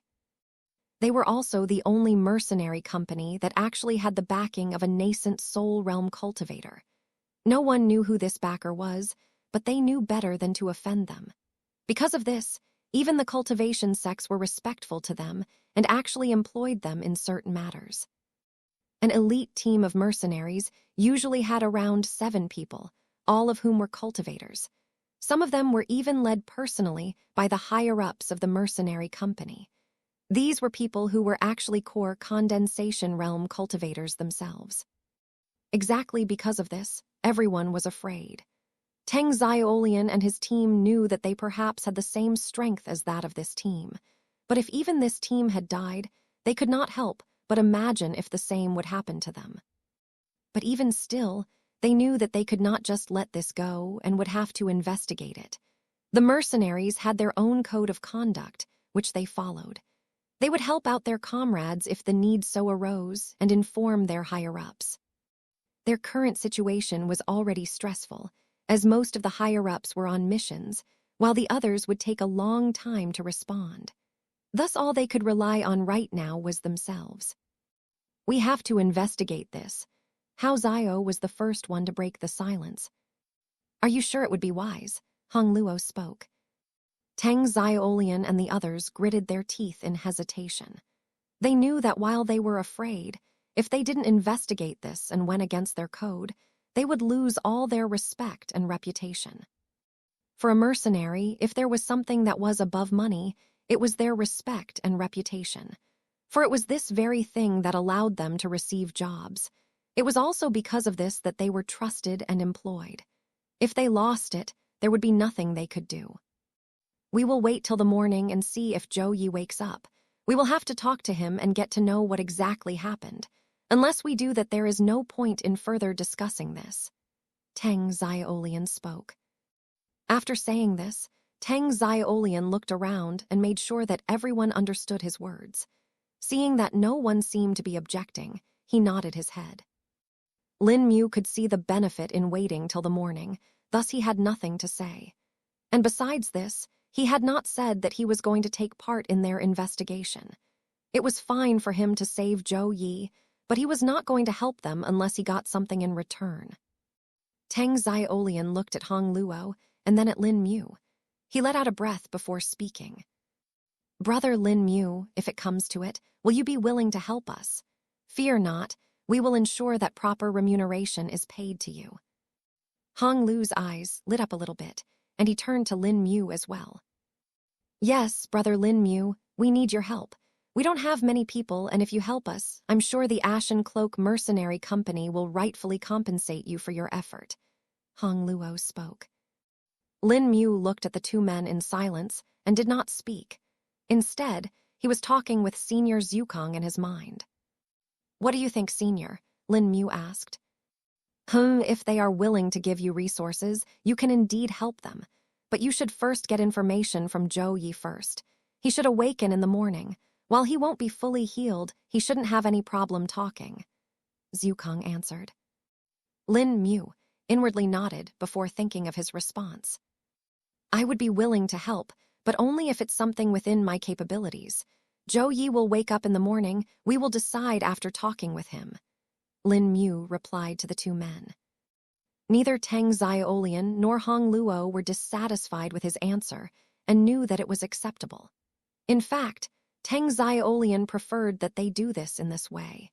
He had not forgotten about Lin Mu's background, thus if it was indeed something extremely dangerous, he himself would reject Lin Mu's help. "That is acceptable. Anyway, we don't have to wait long for the morning. The sun should be up in 4 more hours," Tang Xiaolian replied. "Hopefully, Zhou Yi would be awake by then," Hong Luo added. Everyone nodded in tacit understanding and decided to wait. The man in question, Zhou Yi, had already been taken by a couple of the common mercenaries to a tent so that he could rest and be taken care of. "Brother Lin Mu, you must have used up quite a lot of your spirit qi. I offer that you rest in a tent. We will handle your post and keep a lookout," Hong Luo suggested. Lin Mu thought for a second before deciding. "I will take you up on that," Lin Mu replied while nodding. Hong Luo gestured to nearby mercenaries that were standing guard and called them.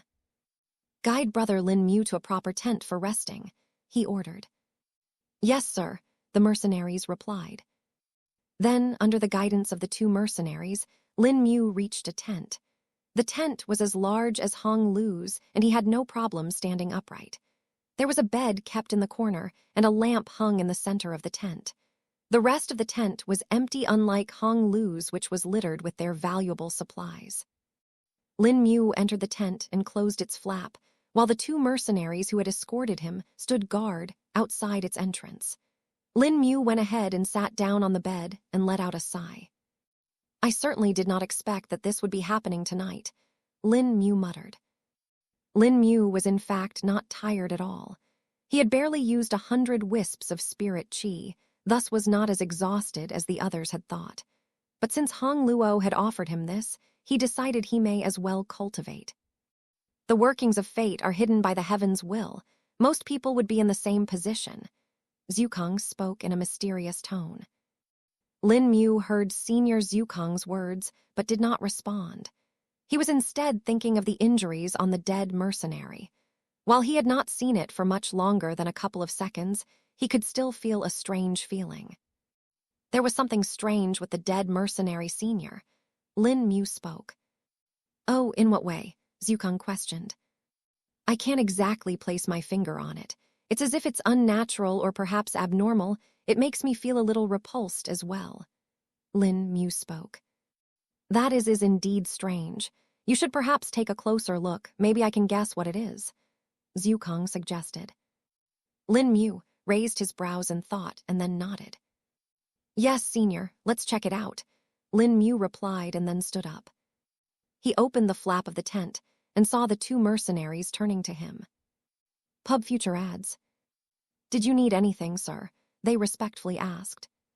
"Show me the way to the dead Ashen Cloak mercenary," Lin Mu replied. "Yes, sir, please follow us," they spoke. Lin Mu nodded and followed them to the tent where the body was placed in. He reached there in 2 minutes and saw that Tang Xiaolian was already there. He turned around and looked at Lin Mu, who was approaching. Seeing the look in Tang Xiaolian's face, Lin Mu knew that he was questioning his purpose in coming here. "I'm here to take a closer look.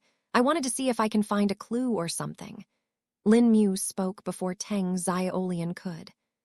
He nodded his head and gestured for Lin Mu to follow him.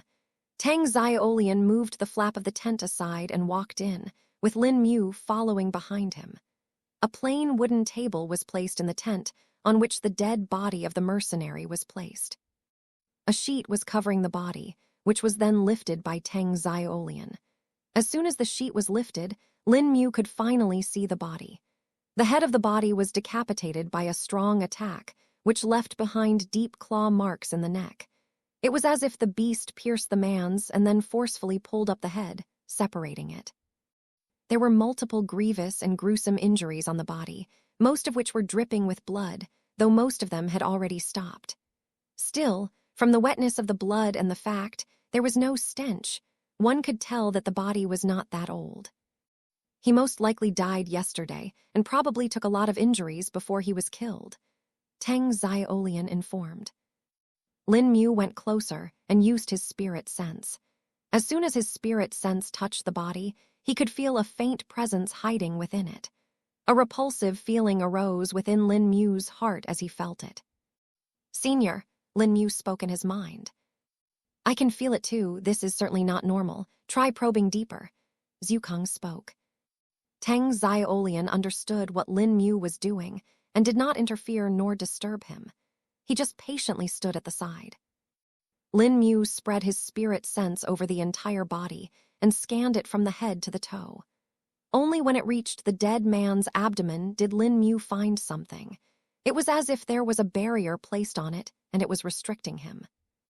Lin Mu pushed with his spirit sense and could not do it. "Use the Severing Heart Sutra," Zhukang suggested after feeling something. Lin Mu nodded and started chanting the Severing Heart Sutra in a low voice. While chanting the Severing Heart Sutra, he tried to pierce the barrier again. This time he was halted for a moment before, with a pop, the barrier broke. Tilda screeched Tilda. Then suddenly, an inhuman screech sounded in the tent and spread outside it. Tang Xiaolian had to cover his ears. If one was to look at him right now, one would see that he was covered in sweat. The screech lasted for 5 seconds before the repulsive presence started intensifying. In the next moment, a dark black smoky aura that was visible to the eyes started emanating from the corpse. The aura formed an irregular figure in the air that had bone spurs and skulls embedded in its body. Chapter 119, The Repulsive Being. Tang Xiaolian had not been expecting to meet Lin Mu so fast just after separating. He had thought that the boy was most likely exhausted after using the high-grade healing technique.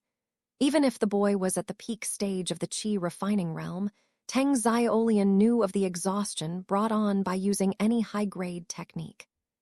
Healing techniques were even more intense, and their spirit qi conception would depend on the person it was being used on.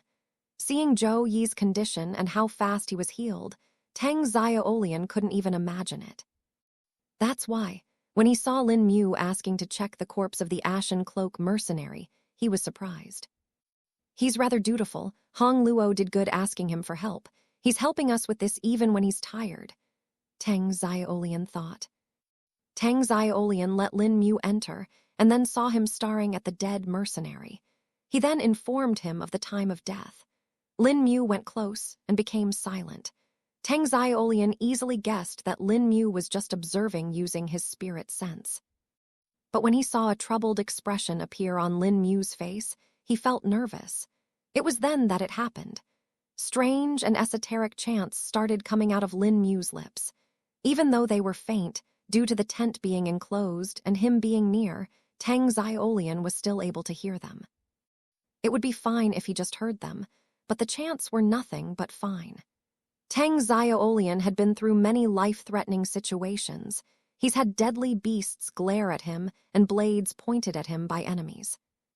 But this feeling that he got from these chants was just simply terrifying. It was as if countless blades were pointed at his body and were just about to touch his skin. He felt his life hanging by his thread and thought that he would be dying the instant he tried to do anything. A couple of seconds later, the feeling got less intense, and Tang Xiaolian was finally able to breathe.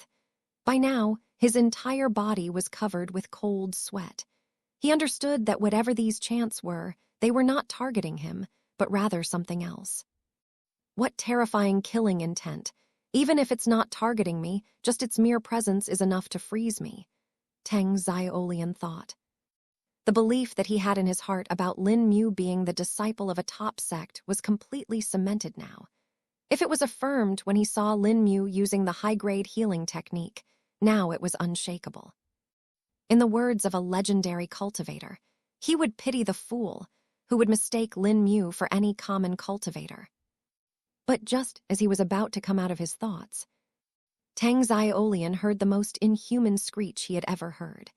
He then saw the dark black smoky aura rising from the corpse and forming an irregular figure that had bone spurs and skulls on its body.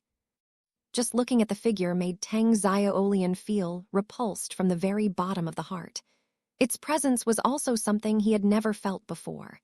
It was as if a mixture of fear, loathing, and repulsion was formed in his heart.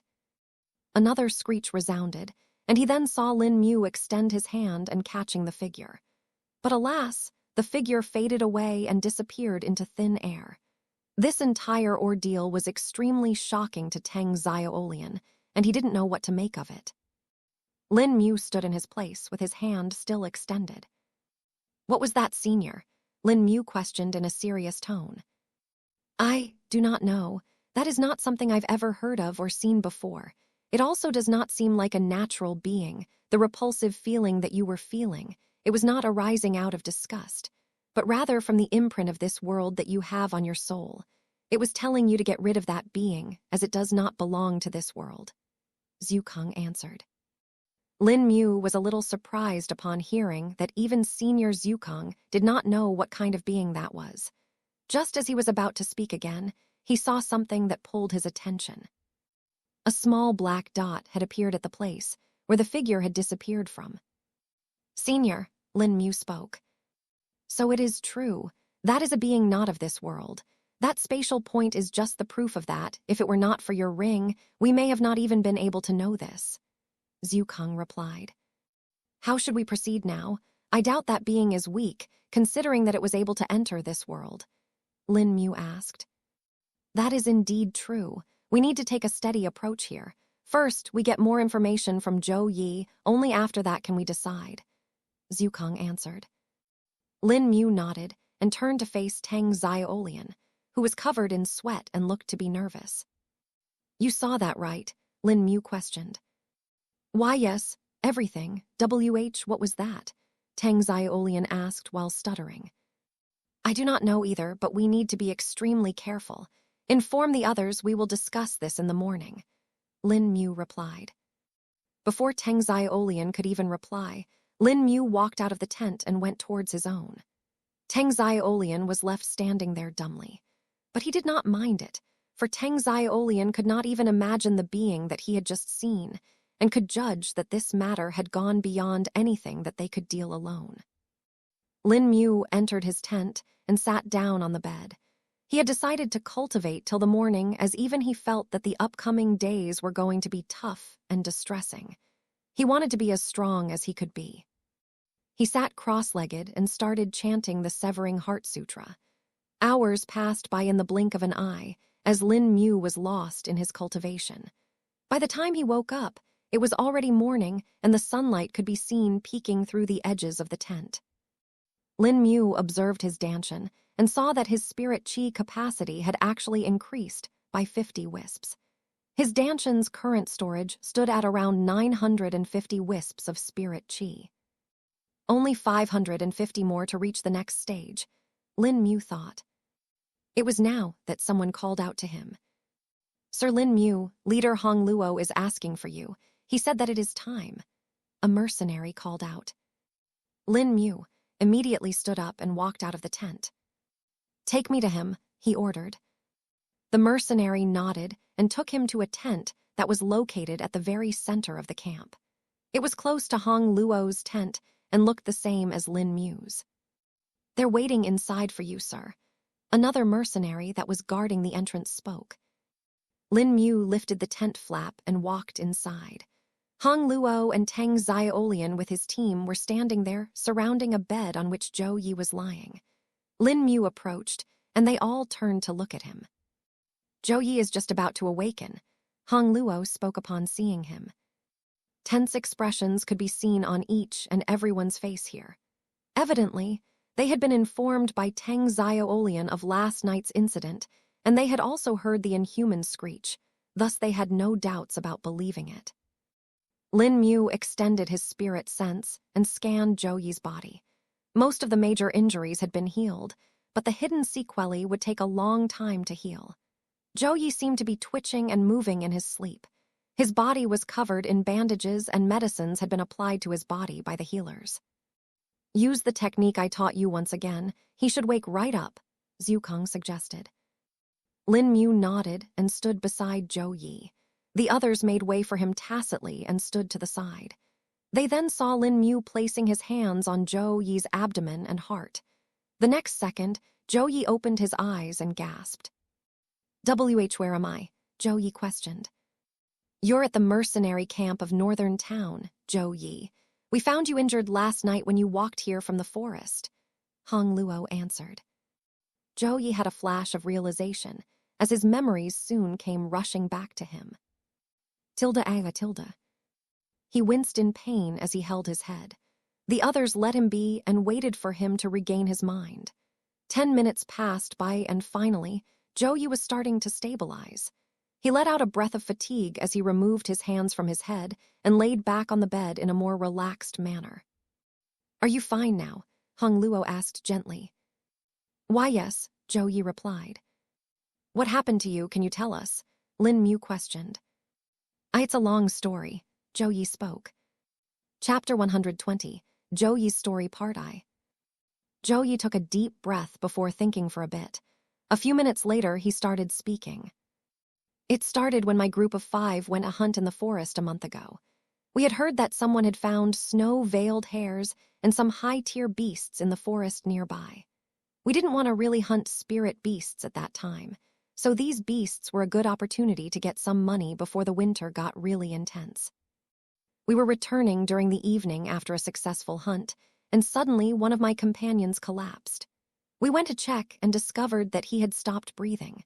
We were very surprised and became alert, but it was useless as we had already lost when we went to check up on our companion. Him collapsing was a distraction, and at that moment, some black-robed people ambushed us. I was able to escape into the depths of the forest, but my companions were not so fortunate. I tried to return to the town a few times, but the black-robed men were able to find me every time. At first, I thought they were just warriors that were at the high tier of the body tempering realm, but then I realized how wrong I was. They actually had cultivators in their midst. I couldn't understand why they were even attacking us. Originally, I had thought of them as bandits, but there was no chance a bandit in this region could be a cultivator. Any cultivator could easily get employed and won't have to resort to banditry, at least here. Then I realized that the problem seemed to be a lot more deeper than I thought. The black-robed men blocked me at every point and didn't let me escape. Eventually, I was captured and was knocked unconscious. They took me to a hidden cave, and I didn't know its location as I was unconscious when I was taken there. I was shackled and chained in a prison there. But when I opened my eyes for the first time there, I discovered that I was not alone. There were many more people imprisoned there along with me. I even found some of my companions there. They were heavily injured and were chained the same as me. But the most shocking thing for me was that there were actually mercenaries there as well. A collective gasp was heard in the tent as everyone except Lin Mu and Tang Xiaolian was shocked. Tang Xiaolian had already seen last night's incident, so was expecting there to be something strange, and Lin Mu had already known of this. Though the information about there being a hidden prison in a cave was very interesting to him. Seems like I'll need to speak to the High Court soon, Lin Mu thought. Zhou Yi had taken a little break and was drinking water to moisten his parched throat. Evidently, him speaking this much was already taking its toll on him. Are you fine? Do you want to rest more? Hao Xiao asked gently.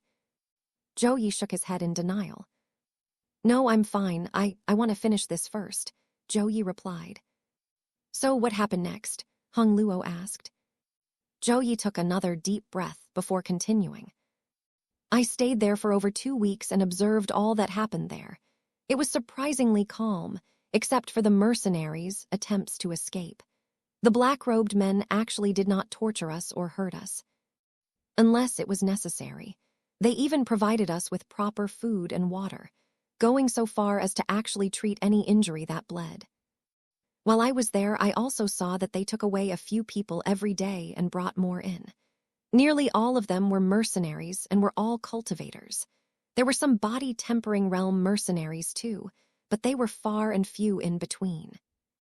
Eventually, I and a few other prisoners got talking and planned out some things. We tried to look for avenues of escape and concluded that the best opportunity would be when they actually released us from the prison to take us to wherever they did. One of the people that I met then was Dongfeng Zhao. He was a mercenary from the Ashen Cloak Mercenary Company and was the leader of one of their elite teams. He told me that he and his team were ambushed as well when they were hunting for spirit beasts in the northern forest. Dongfeng Zhao then told me that nearly all of the mercenaries that were there were elite mercenaries and had been commissioned to hunt the spirit beasts by the mayor of the Wu Lim city. They had actually felt suspicious at the start when their communication with the other teams was slowed down, but when they were attacked and brought there, they finally understood. Someone was taking this opportunity to target all the mercenary companies. Dongfeng Zhao guessed that it was probably someone wanting to eliminate competition and reduce the influence of other companies. But after a few days, he rescinded his words and realized that this was more than that. The strengths of the black-robed men were way more than necessary. More than 90% of their people were cultivators, and there was plenty of peak-stage chi-refining realm cultivators as well. There was no chance that an entourage so strong would even need to compete with the mercenary companies when they can just set up their own faction with that strength. Was someone taking revenge then, or perhaps sabotaging? Hong Luo questioned. It does seem like that. It could be either of those or even both. In the end, the person that's suffering is the mercenaries and the mayor of the Wu Lim city. Long Da spoke. Considering the strength of the black-robed men, I would say that it's actually someone targeting the mayor of the Wu Lim city. Only he would be worthy of a large-scale scheme such as this. They're abducting the mercenaries and making the mayor have a loss. Since even if mercenaries die, the mayor still has to pay for their services, and beyond that, whatever need he had for the large amount of beasts won't be satisfied. Tang Xiaolian analyzed. Everyone went silent and pondered on this after hearing Tang Xiaolian's words. Even Lin Mu felt that they seemed to be viable and reasonable. If there is indeed someone targeting the mayor, doing this would indeed harm his work, finances, and even reputation. Lin Mu thought. It could be like that, but something still irks me, but I can't place it where. Yidui spoke. Others nodded in response, as they felt strange too. Zhou Yi had taken this time to rest for a little bit, and was ready to speak once again. Eventually the day came when we were to be transported someplace else. That was about 3 days ago. We were blindfolded and taken out of the cave. Unlike me, who was blindfolded and couldn't see, Dongfeng Zhao could still observe his surroundings because of his spirit sense. He told me that they were actually taking us through a different route in the cave and not the one they had come from. In a surprise to us, it actually took them over 2 hours to get out of the cave. Because of the large number of twists and turns we took, none of us could tell in what direction we were going, neither where we had come from. When we finally got out of the cave, a dense canopy of trees greeted us. Due to the type of trees they were, I was able to guess that we were now in the northwestern part of the forest, though I still did not know how far deep we were in there. While being transported, we halted to take a break. It was then that Dongfeng Zhao took the opportunity to check everything out. He confirmed that it was 10 of those black-robed men transporting us, while there were only 4 of us prisoners.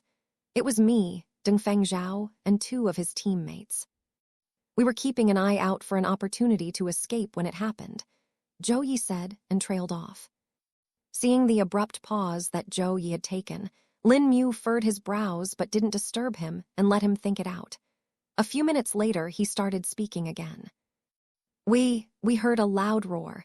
It was simply terrifying and was accompanied by a strong wave of spirit chi. We instantly understood that it was a spirit beast, a strong one. But only when we saw it did we understand how wrong we were. It was no common spirit beast that had discovered us, but rather a core condensation realm spirit beast. What? They exclaimed in unison. Yes, a core condensation realm spirit beast. It was a 5 meters tall bear. It had irregular black and brown fur and had bone spurs coming out of its skin. Its claws were 10 inches long and looked like knives more than claws. Its eyes were red, as if filled with pure anger. Its mere presence was enough to freeze us in our tracks, and when it came close, it just went from bad to worse. Before the black-robed men could even do anything, the bear had split 3 of their men in halves with one swipe of its claws. Only after witnessing this did they start to retaliate, but alas, it was too late. The bear was out of their league. It massacred all of them with ease, leaving no chance for survival.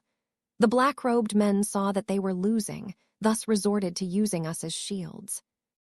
Dongfeng Zhao took this opportunity and picked up a sword that had fallen to the ground nearby and freed him in a surprise to the black-robed men.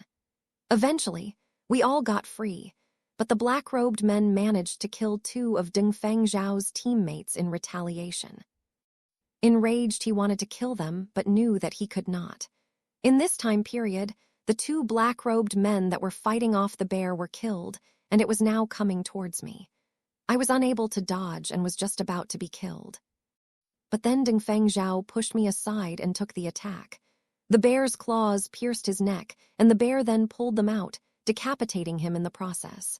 Chapter 121, Zhou Yi's Story Part II.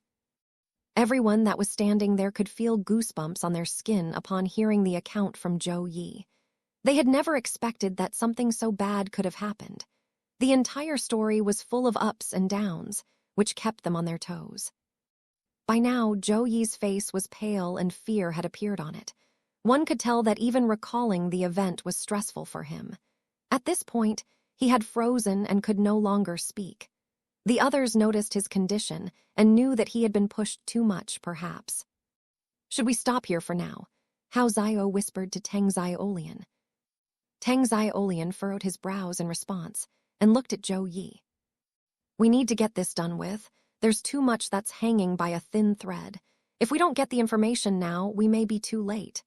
Teng Xiaolian spoke. Hong Luo too clenched his fist and looked between the terrified man and Teng Xiaolian. But Leader Teng, maybe we?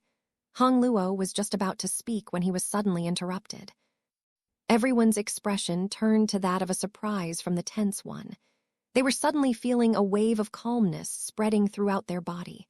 They then also heard the faint sounds that were coming from next to them. Everyone turned their gazes to the source of it and saw Lin Mu standing there with his eyes closed.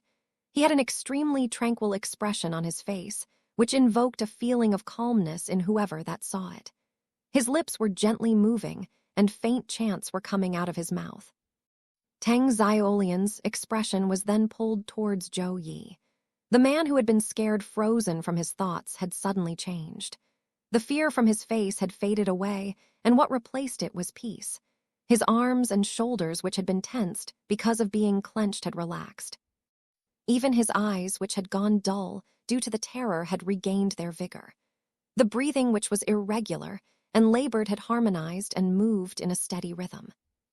Indeed, what Lin Mu was doing was nothing but chanting the calming Heart Sutra.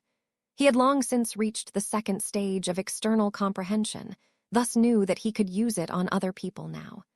The current situation seemed the best for it to be used, and it also helped Zhou Yi heal on a mental level.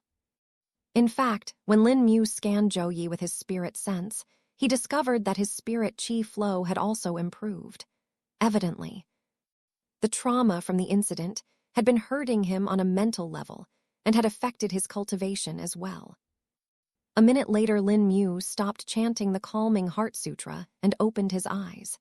He could then see the gazes of everyone on his face, but these gazes were not of shock or surprise, but rather of profound and deep respect. Lin Mu didn't know, but today he had buried a seed of respect and slight worship within these mercenaries. Zhu Kang had been seeing this entire event closely and had not stopped Lin Mu from using the calming Heart Sutra. He let him follow his own choice, and apparently this had been the right judgment. For when he saw the emotions hidden within the eyes of these mercenaries, he knew that Lin Mu had perhaps embarked on a new journey. The will of the Buddhist path, its traces can already be seen. Is he going to gain its recognition as well? Zhu Kang thought. Even if he gains its recognition, at least it won't be as problematic as the will of the demonic path. There should still be some monks that have the recognition of the will of the Buddhist path.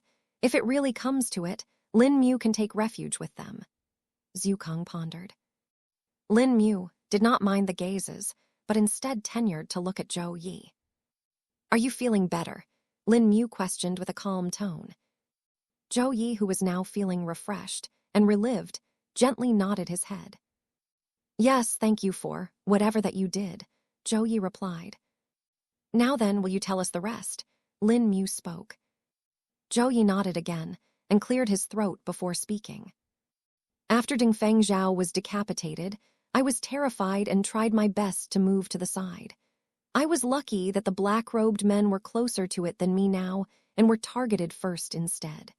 The bear attacked them and effortlessly killed them as well. Finally, it was now my turn. There was no chance that I could escape anyway. The beast was stronger as well as faster than me. It was just about to end me with its claws when it happened. The bear suddenly froze and then roared. It scratched at its own body as if it was hurting it. Another roar, but this time one that was full of pain, came out of its mouth as it cleaved out its own flesh. Chunks of flesh and black blood splattered as the beast mutilated itself. But instead of getting weaker, the beast instead seemed to be getting stronger. Black smoke came out of its body and replaced its flesh that it had ripped out. Once the flesh was restored, bone spurs sprouted out of it and added to its gruesomeness. Fortunately, after this happened, the beast seemed to be in a disoriented state of mind as it kept on struggling with itself and walked away. It even collided with the trees in its way and broke them down. Large trees that were thick enough for 4 grown men to hug were broken down like twigs by it. The sheer strength of the beast was astounding and was nothing like I had ever seen. After that, it took me a few minutes before I was able to gather my wits. After ensuring that I was safe for then, I grabbed Dingfeng Zhao's body and put it on a shield I picked up. I didn't want to leave the body of my benefactor who had saved me to rot and be eaten by beasts, thus I carried it with me. I also scrounged some supplies from the black-robed men, as I knew that I would not be able to survive there without them. I was lucky enough to find some alchemical pills and food, which helped me through. I started my journey back and encountered more beasts on my way. It was fine when they were just common beasts or even high-tier beasts, but when I encountered spirit beasts, I couldn't help but escape. I avoided fighting them as much as I could, but still got injured. At the very end, when I couldn't do anything, I used the alchemical pill I had left as a last resort. I knew it was a potential igniting pill, but I still used it anyway, as I would not have had much of a chance at survival. After I took the pill, my memories became blurry. I don't remember what I did or how I eventually got here, but I know that all I had in my mind was to survive and reach the town. Eventually, I did reach, and then the last thing I remember happened. I heard someone call my name. Joey looked at the people for a moment and smiled before closing his eyes. In the next second, he swooned and fell back on the bed. Hong Luo and Lin Mu rushed to check up on him and felt relieved after finding that he had just fallen asleep. "He's just tired. He pushed himself to speak, that's why he fell unconscious," Hong Luo spoke. "We just have to let him rest now. He has done us a great favor by informing us," Teng Xiaolian spoke.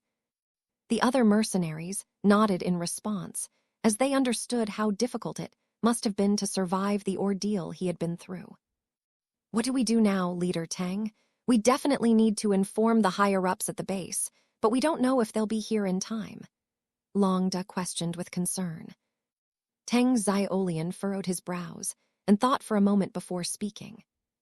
"Send a messenger to the base and also one to the council. Tell them that the elite teams have been eliminated and to send help. Meanwhile, we need to talk with the mayor." "Yes, leader," Longda replied before leaving the tent in a hurry. Lin Mu was also thinking of what they were supposed to do now. When Zhou Yi had deceived the black smoke coming out of the bear's body and healing its wounds, Senior Zhukang had spoken to him. "It is some kind of parasite that has infected the beast. It's most likely trying to take over its body and is thus making it harm itself. And it's no common spirit parasite either. From what we've seen, I can say for sure that it's an invader," Zhukang spoke. An invader. Chapter 122, Invader. Hearing a new term had once again sparked Lin Mu's curiosity as he wondered what it meant. Lin Mu waited patiently for Senior Zhukang to explain it to him. In a simplified manner, an invader is basically a being that enters a world that it's not allowed to. It does so to gain control of that world or to obtain its resources. You see, most worlds have an innate barrier present in them. They are created and operated by that world's will. Zhukang spoke. "World's will? Senior, you mean each world is alive?" Lin Mu questioned while tilting his head. "Not exactly. While it may or may not have had life on its surface, every world can have a certain level of sentience. Not all worlds have it, though. Some worlds are simply too young to have developed it, while others lose it due to dying or being destroyed. Every world slowly gains its consciousness and also starts to generate spirit chi. You could even say that spirit chi is formed when a world gains sentience or a world becomes sentient when spirit chi comes into existence. It can be either of those reasons," Zhukang answered. Lin Mu felt intrigued upon hearing this new information. It had actually solved an important question that he had, but had never asked. The question was about the existence of spirit chi and how it came into being. Zhukang's words had answered a part of that question. While Lin Mu now knew that spirit chi was created by a world, he didn't know how other energies or types of chi came into being. For example, he didn't know how spatial chi came into being or how it was created. While he wanted to ask further about this, he knew that now was not the time for it, as there were other things at hand. "So about this invader, if it's restricted by the barrier, how does it still enter the world?" Lin Mu questioned. "An invader can use various methods to enter a world. The most common method is to find a flaw in the world's barrier and enter through there. Another is to find a gate from which it can enter. This can be in the form of a teleportation formation or a spatial portal. From the way that the black smoke disappeared, I can tell that it came through the second manner. The creature, whatever it may be, is a powerful being and knows how to manipulate space. The invader here is actually not its real body, but perhaps an avatar, Zhukang answered. Senior Zhukang's mention of the avatar instantly reminded Lin Mu of his real body, and how he had created a smaller avatar to accompany Lin Mu. Wait, Senior, does this mean that you are an invader too? Lin Mu questioned with his brows raised. In a broader sense, you can say that, but in my case, I would be a traveler instead. You see, the difference between an invader and a traveler is the permission of the world. Once a world reaches a high enough level and is well developed, its residents can leave it and travel to other worlds. Similarly, other beings can also travel to that world, Zhukang explained. Lin Mu, while having understood the meaning of the words, still felt confused. How is it decided when a world is developed or not? Lin Mu questioned again. It depends on multiple factors. A world may simply become a higher world by gaining a massive amount of spirit qi, or its residents can become high-leveled cultivators. A world can be said to have developed when its residents can freely leave it without danger and also return back, Zhukang answered. Lin Mu felt like he understood it a bit better, but had more questions appearing in his mind. What realm does a cultivator need to reach in order to increase the level of a world senior? Like, do they need to become an immortal ascension realm cultivator? Lin Mu questioned again. While an immortal ascension realm cultivator can leave a world, it won't immediately elevate a world's status. Just a single cultivator won't be enough to increase its level. Instead, an entire group of cultivators over many generations need to reach that stage in order to elevate. And more than just that, there needs to be a countless amount of lower realm cultivators as well. Eventually, there would come a time when the world would become a higher-leveled world. A world can only be expected to increase in its level, but can never be made to, Zhukang explained. Lin Mu felt enlightened after hearing Senior Zhukang's words and could feel the knots of doubt in his mind unraveling. The only thing that was left now was how they would proceed after this. What should we do now, Senior? Lin Mu asked, feeling a little lost. Being a resident of this world, you do have an innate obligation to destroy or repel the invader. You must have felt it when you saw it. That's the world's will commanding you. But still, the final decision is up to you. While the worlds will expect this of all its residents, it won't force them, as it won't be possible for everyone to do that, Zhukang answered. But if you do choose to do so, your effort won't go in vain, Zhukang added after taking a pause. What? Does this mean that I would gain some reward? Lin Mu asked. Indeed, what you will gain is the recognition of the world itself. It will silently help you in things you wouldn't even know you needed help in. It can even improve your luck and allow you to gain untold fortunes, Zhukang replied. Heavens know that you need it. With the path you are walking on, you need all the help you can get, and I don't think mine would be enough, Zhukang spoke inwardly. Lin Mu thought over Senior Zhukang's words, but did not reply to him right away. His attention was instead pulled back to the people standing around him. While it seemed like Lin Mu had been talking with Senior Zhukang for a long time, in reality, only a couple of minutes had passed by. With each progressing day, the speed of the mental communication between Zhukang and Lin Mu had been increasing. While it was indeed completely dependent on Zhukang's ability, Lin Mu had also helped increase the speed as he was getting more attuned with it, and was also progressing in his cultivation. To others, it only seemed like Lin Mu was lost in thought and was thus busy. After they saw that Lin Mu had snapped out of it and was looking at them again, they became more alert. Pub future ads. What do you suggest, Brother Lin Mu? What do we do now? Hong Luo respectfully asked. Lin Mu turned his sight to him and spoke. Leader Tang's words are right. You should send the emergency messages. In addition, I can perhaps help you contact the mayor, Lin Mu replied. And how would you do that? Tang Xiaolian questioned. I'm acquainted with the new high official that is administering the town, Hai Wan. I'll inform her, and perhaps we can arrange a meeting, Lin Mu answered. If it was before, Lin Mu would have avoided talking about anything about the members of the High Corps. But now that Hai Wan was out in the open and even had a clean identity, there was no problem in him taking advantage of that fact. A slightly surprised expression appeared on everyone's face after hearing that Lin Mu was acquainted with Hai Wan. Indeed, nothing can compare to brother Lin Mu's influence. Xiang'an spoke in a flattering manner. Lin Mu paid no heed to his words and continued. I'll warn you, though, do not attempt to investigate this alone. I'm afraid that we're dealing with something that's beyond us. Lin Mu spoke in a serious tone. Lin Mu had decidedly chosen not to tell the mercenaries about the invader. It was not that he didn't think that they wouldn't believe him, but rather that it may become problematic if it spreads. He wanted to talk with the High Corps first, as he believed that they may have a better control over the situation. I'll leave now and tell you later when we will have a meeting. Lin Mu spoke. That's fine with me, Teng Xiaolian replied. The others also nodded in acceptance and acknowledged his words. Lin Mu left the tent and turned towards the direction of the town.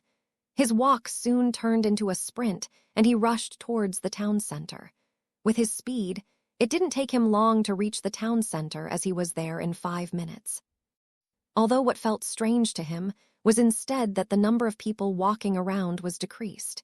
He had expected that people would be staring at him as he ran, but surprisingly there were barely any people outside. Even the number of guards seemed to have fallen. Only when he stood in front of the town center did he realize why. Chapter 123, Reinforcements. Currently, in front of the town center, an entire crowd of people was standing. Along the sides of the crowd, squads of guards were standing fully decked in their gear, looking ready for anything. The crowd was standing in silence, which was surprising to him, as this hardly happened when such a large group of people gathered together. The people in the crowd seemed to be focused on the town center and seemed to be waiting for something. A few more people slowly added to the crowd as they reached there from the various parts of the town. Feeling confused at this development, Lin Mu spread his spirit sense around and started scanning the crowd. In a small surprise to him, he found the Mute Ming brothers standing at the front of the crowd, along with a few of the mercenaries they had taken with them. Not understanding what was happening, he decided to go and talk with them. Lin Mu waded through the crowd and reached the front of it, right where the mercenaries were standing. The people grunted and chided in displeasure at being moved around, but didn't do anything. Lin Mu didn't pay them any mind either. The Ming brothers noticed him and felt a little surprised themselves. They poked a mercenary that was standing along with them to talk with Lin Mu. This mercenary evidently knew who Lin Mu was, as he cupped his hands in greeting. Greetings, Sir Lin Mu. The mercenary greeted Lin Mu. The other mercenaries, too, did the same thing upon seeing their companion do so. This turned into a wave of greetings that spread among the 10 or so mercenaries that were present there. There was no chance that the people standing in the crowd wouldn't notice this, especially when they were standing in silence all this while. The people also heard the sounds of greetings and wondered if it was someone important that had appeared. Knowing that this could turn problematic, Lin Mu immediately gestured to the Ming brothers to silence the others. They, having understood the implications of this, acted on it and silenced the mercenaries. Lin Mu then came forward and stood in front of them. What is happening here? Lin Mu questioned. Pub Future adds. The high official is going to announce their decision to the crowd, said the mercenary who had been instructed by the Ming brothers. And what is this decision? Lin Mu questioned, guessing about the possibilities. The mercenary looked around and made sure that no one else was listening before speaking in a low voice. After meeting with us and also hearing the complaints of the commoners, the high officials have decided that they are going to launch a hunt for the beasts that have been attacking the people, and also for the black-robed culprits. Alarm bells rang in Lin Mu's mind as he realized the implications of this. It would have been fine if this was done when he had not known about the invader, but now it was a much more dangerous situation. If the commoners were to find out about this incomplete information, they may become too agitated and start looking for the culprits themselves, perhaps. While this may actually end up suppressing the activities of the culprits, it could also just trigger them to do something that could be direr. Lin Mu now knew that he would have to stop Hai Wan and inform her of the reality of the situation. Knowing that he perhaps didn't have much time, he turned to the mercenaries. "Where are the high officials? Are they still in the town center or are they somewhere else?" Lin Mu questioned. "Yes, they should be in the town center. Their carriage is still standing to the side, so this is most likely," the mercenary answered. Lin Mu rushed towards the entrance of the town center and was about to be stopped by the guards that were standing there. Not wanting to waste any time explaining to them, Lin Mu started chanting the Severing Heart Sutra and targeted the two guards. The effect of the chant was rather instantaneous as the eyes of the guards became dull, and they entered a daze. With this done, Lin Mu easily entered the town center and looked around for Hai Wan. He kept his spirit sense spread around so that he could find them as soon as they entered his range. Not sensing them on this floor, Lin Mu proceeded to the next. He already had an idea that she would most likely be in the office of the town head, but didn't want to make a mistake based on this assumption. Lin Mu's decision turned out to be for the better, as he actually found Hai Bao right there on the second floor. The man also noticed him due to the spirit sense probe and looked at him. Seeing the tense expression on Lin Mu's face, Hai Bao instantly understood that a new development must have happened. Guessing his thoughts, Hai Bao spoke. "Leader is upstairs, let's go." Lin Mu nodded and followed him upstairs. Now that he was with Hai Bao, no one dared to stop him, and he easily reached the top floor. Lin Mu saw Hai Wan exit the office, and it looked like she was just about to go towards the balcony from where the announcements were made. "Hai Wan, wait," Lin Mu shouted. Hai Wan immediately turned to the source of the sound and saw Lin Mu coming towards her along with Hai Bao. She stopped in her tracks and waited for the two people to reach her. "What happened?" Hai Wan questioned. Hai Bao, too, focused on Lin Mu, as he too wanted to know. "We found Zhou Yi last night at the mercenary camp," Lin Mu spoke. A tense expression also appeared on the faces of the two people as they recognized the name. "Let's talk in the office," Hai Wan suggested. The trio walked into the office and then started talking. Lin Mu narrated the events of last night to Hai Wan and Hai Bao. He told them about the injured Zhou Yi and headless ashen cloak mercenary.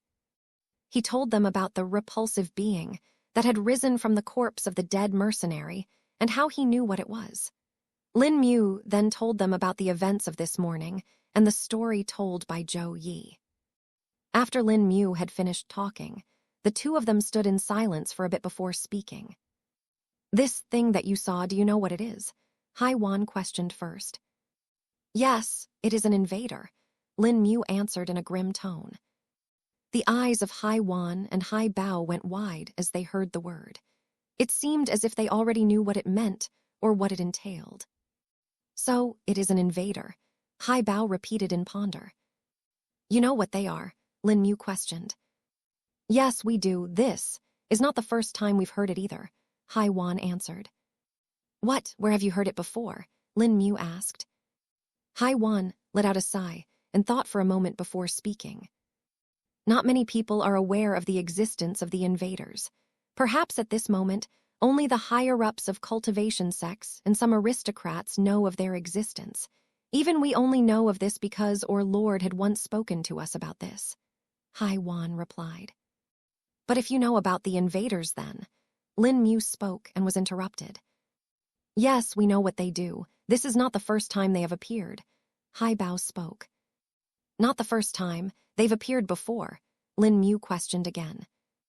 "Indeed, while we don't know the exact details of it, we do know that they once appeared a long time ago, and also that when they appeared they brought with them immense destruction," Hai Wan answered. Lin Mu stayed silent after hearing her answer and pondered over it for a minute. "Then I reckon you know what you should tell the people and what not?" Lin Mu asked. Hai Wan nodded her head and spoke. "Now I do. Thank you for rushing here and informing me, or this could have become a big disaster. I'll keep the details to a minimum and change the search for the beasts to only a vigil. We will still search for the culprits, though. I've already asked for more reinforcements, and they should be coming soon. So it will be fine if the culprits get agitated as well. We want them to do exactly that and reveal themselves. Hai Wan explained. But are you sure that the reinforcements will be enough to handle them? Lin Mu asked doubtfully. Lin Mu didn't think there would be much difference if more of the high corps came. If anything, it could actually end up causing a disadvantage to themselves. Yes, I'm sure of it. After all, this time there is a core condensation realm expert among the reinforcements. Hai Wan replied with a little smile that was hidden by the veil. Chapter 124, Announcement. Lin Mu would have never expected that there was going to be a core condensation realm expert in the reinforcements. If this was true, then it was perhaps going to be much better than he thought. It would help safeguard from anything too drastic and hopefully would be enough to stop the culprits. I see, that's a relief. It will definitely be better. Lin Mu spoke. Then Lin Mu wondered if there was one core condensation realm expert in the reinforcements. Then was it possible to get more of them? He also wondered how many core condensation realm experts there were in the high core. Do you have more core condensation realm experts? We would most likely need them later if we are to deal with the invader. Lin Mu questioned. I think so too. You don't have to worry, more of them will be called in when it's the right time. In all, we have 3 core condensation realm experts. Hai Wan answered, feeling a little proud. Having more than one core condensation realm expert was often a thing of pride for most clans and organizations. Even the rich clans in the Wu Lim city didn't have any core condensation realm experts in them. Perhaps only the mayor was the one who was a core condensation realm expert, and also had some subordinates that were core condensation realm experts as well. As for the nascent soul realm experts, they were considered very rare. Barely any clans in the Shuang Kaiyan kingdom had those in their families, except for perhaps the royal family. Any nascent soul realm expert was qualified enough to start a cultivation sect of his own, thus this showed the level of prestige they commanded. Feeling a little better after hearing Hai Wan's words, Lin Mu nodded. Now then, it's time for me to address the commoners, Hai Wan replied. Lin Mu nodded and let her continue on her way. He and Hai Bao followed behind Hai Wan and accompanied her to the balcony. Upon reaching there, Lin Mu stayed behind and let Hai Bao stand with Hai Wan. It would not be good of him to stand with them and would only bring him unnecessary attention. Pub future ads. Pub future ads. Don't be too expectant of the core condensation realm experts, Lin Mu. Zhukang suddenly spoke. I shouldn't be, Lin Mu asked, feeling a little confused. No, you should not. Any invader that can successfully enter a world is a strong being. They would have to be at the nascent soul realm at the very least, if not higher, in order to even sense the spatial fluctuations. So you can imagine their strength. Even if they are restricted by the world's will, they are still not to be taken lightly. There are more chances than not that the core condensation realm experts wouldn't even stand a few seconds against it. In this case, though, it's just an avatar, so it could be possible if you take the right precautions. Still, you need to be extremely prepared for anything that would come your way, Zhukang explained. A serious expression appeared on Lin Mu's face as he comprehended Senior Zhukang's words. Yes, Senior, you are right. We definitely cannot take this lightly. I'll take your advice to my heart and prepare for the worst. Lin Mu spoke in a determined voice. Zhukang inwardly nodded upon seeing this and let out a sigh. While he is rather obedient, he still needs to learn a lot. I only hope that I'll have enough time to teach him. Zhukang inwardly spoke with a helpless tone. Right now, Hai Wan had just opened the doors of the balcony and had walked out. Hai Bao was standing next to her and was keeping a sharp lookout on the people. Lin Mu understood the reason for this and knew that being vigilant was for the best. We can't ease up right now. Better to be as alert as possible, Lin Mu thought. In accordance with his thoughts, Lin Mu extended his spirit sense and kept a vigilant gaze. Hai Wan had now finally started to speak, and everyone's gazes were on her at this moment. Residents of Northern Town, I have heard your complaints and plights. I know what has happened, and now I am going to resolve it. You have suffered for far too long, and it was our dishonor that it was not taken seriously." Haiwan took a deep breath and looked at the expectant faces of the commoners, feeling a little empathic, remembering her own memories from the past. "I have decided that we are going to hunt down the culprits that are responsible for the recent incidents. As for the beast that has been wreaking havoc, we are going to hunt it too, and are forming an elite team of experts for it." By now, faint expressions of happiness had appeared on the faces of the commoners. Lin Mu was listening to her words and felt that they were good and should enough to assuage the people's fears. Even the mercenaries who had been wronged and falsely accused should be favorable to this. But just as Lin Mu was thinking of this, he suddenly detected something in the range of his spirit sense. It was traveling fast and was only 5 meters away from Haiwan and Haibao. Alarm bells rang in his mind as he acted on instinct. Lin Mu blinked to the two people and withdrew the large tower shield from the ring. He immediately put it in front of them and held on. 2 clanging sounds were heard as something collided with the shield. Lin Mu now knew that those 2 objects were actually crossbow bolts, whose tips were glistening with a black liquid. "ASSASSINS," Lin Mu warned.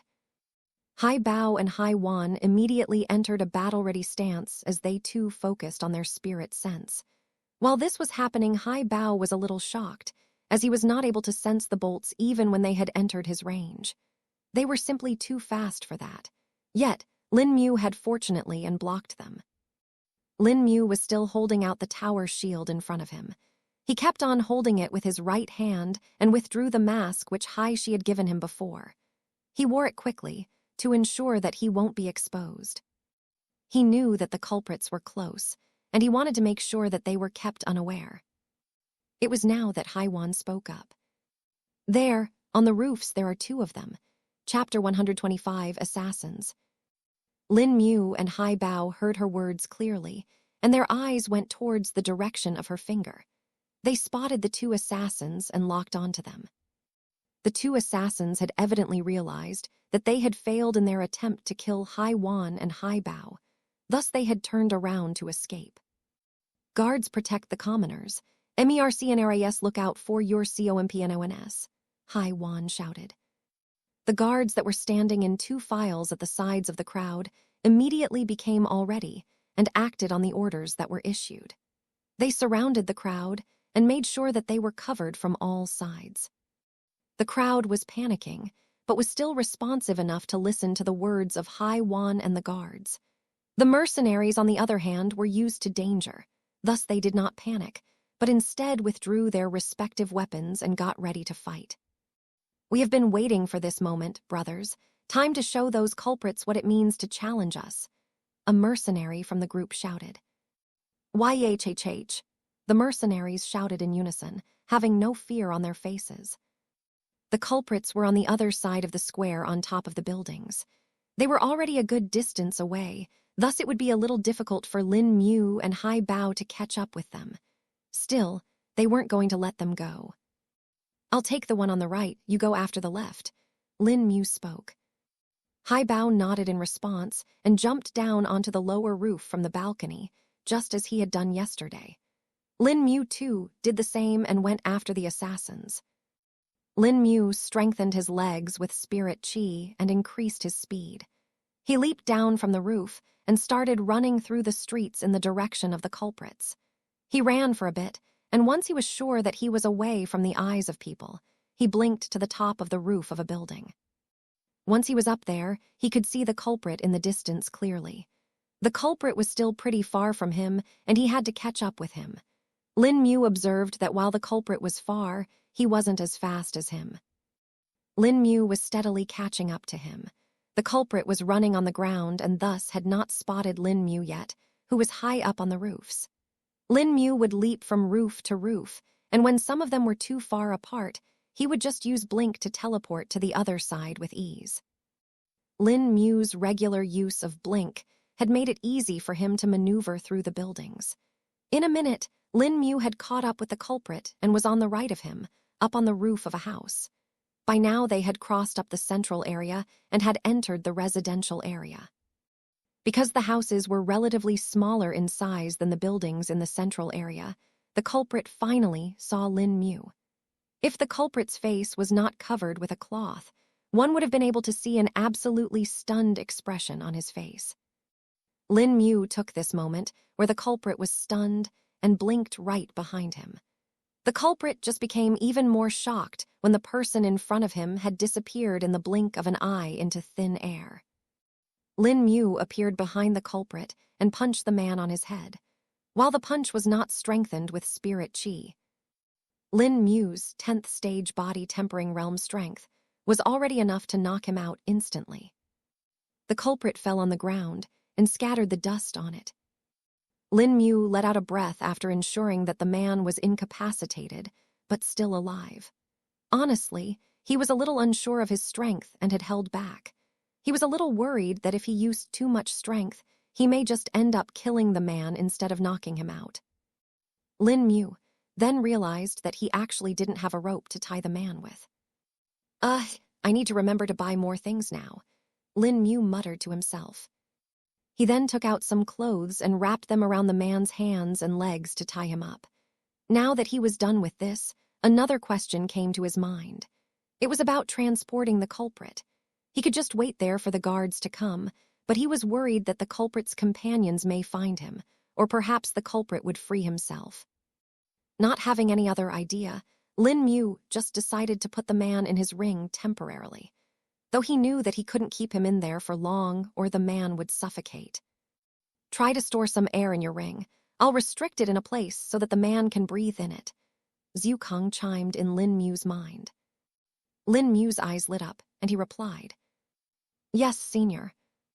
Lin Mu had actually tried storing air in his ring before, but the problem that occurred was that the air would just diffuse in the environment inside the ring. Even Senior Zhu Kong had been unable to grasp the size of the space inside the ring, thus one could only imagine the sheer massiveness of it.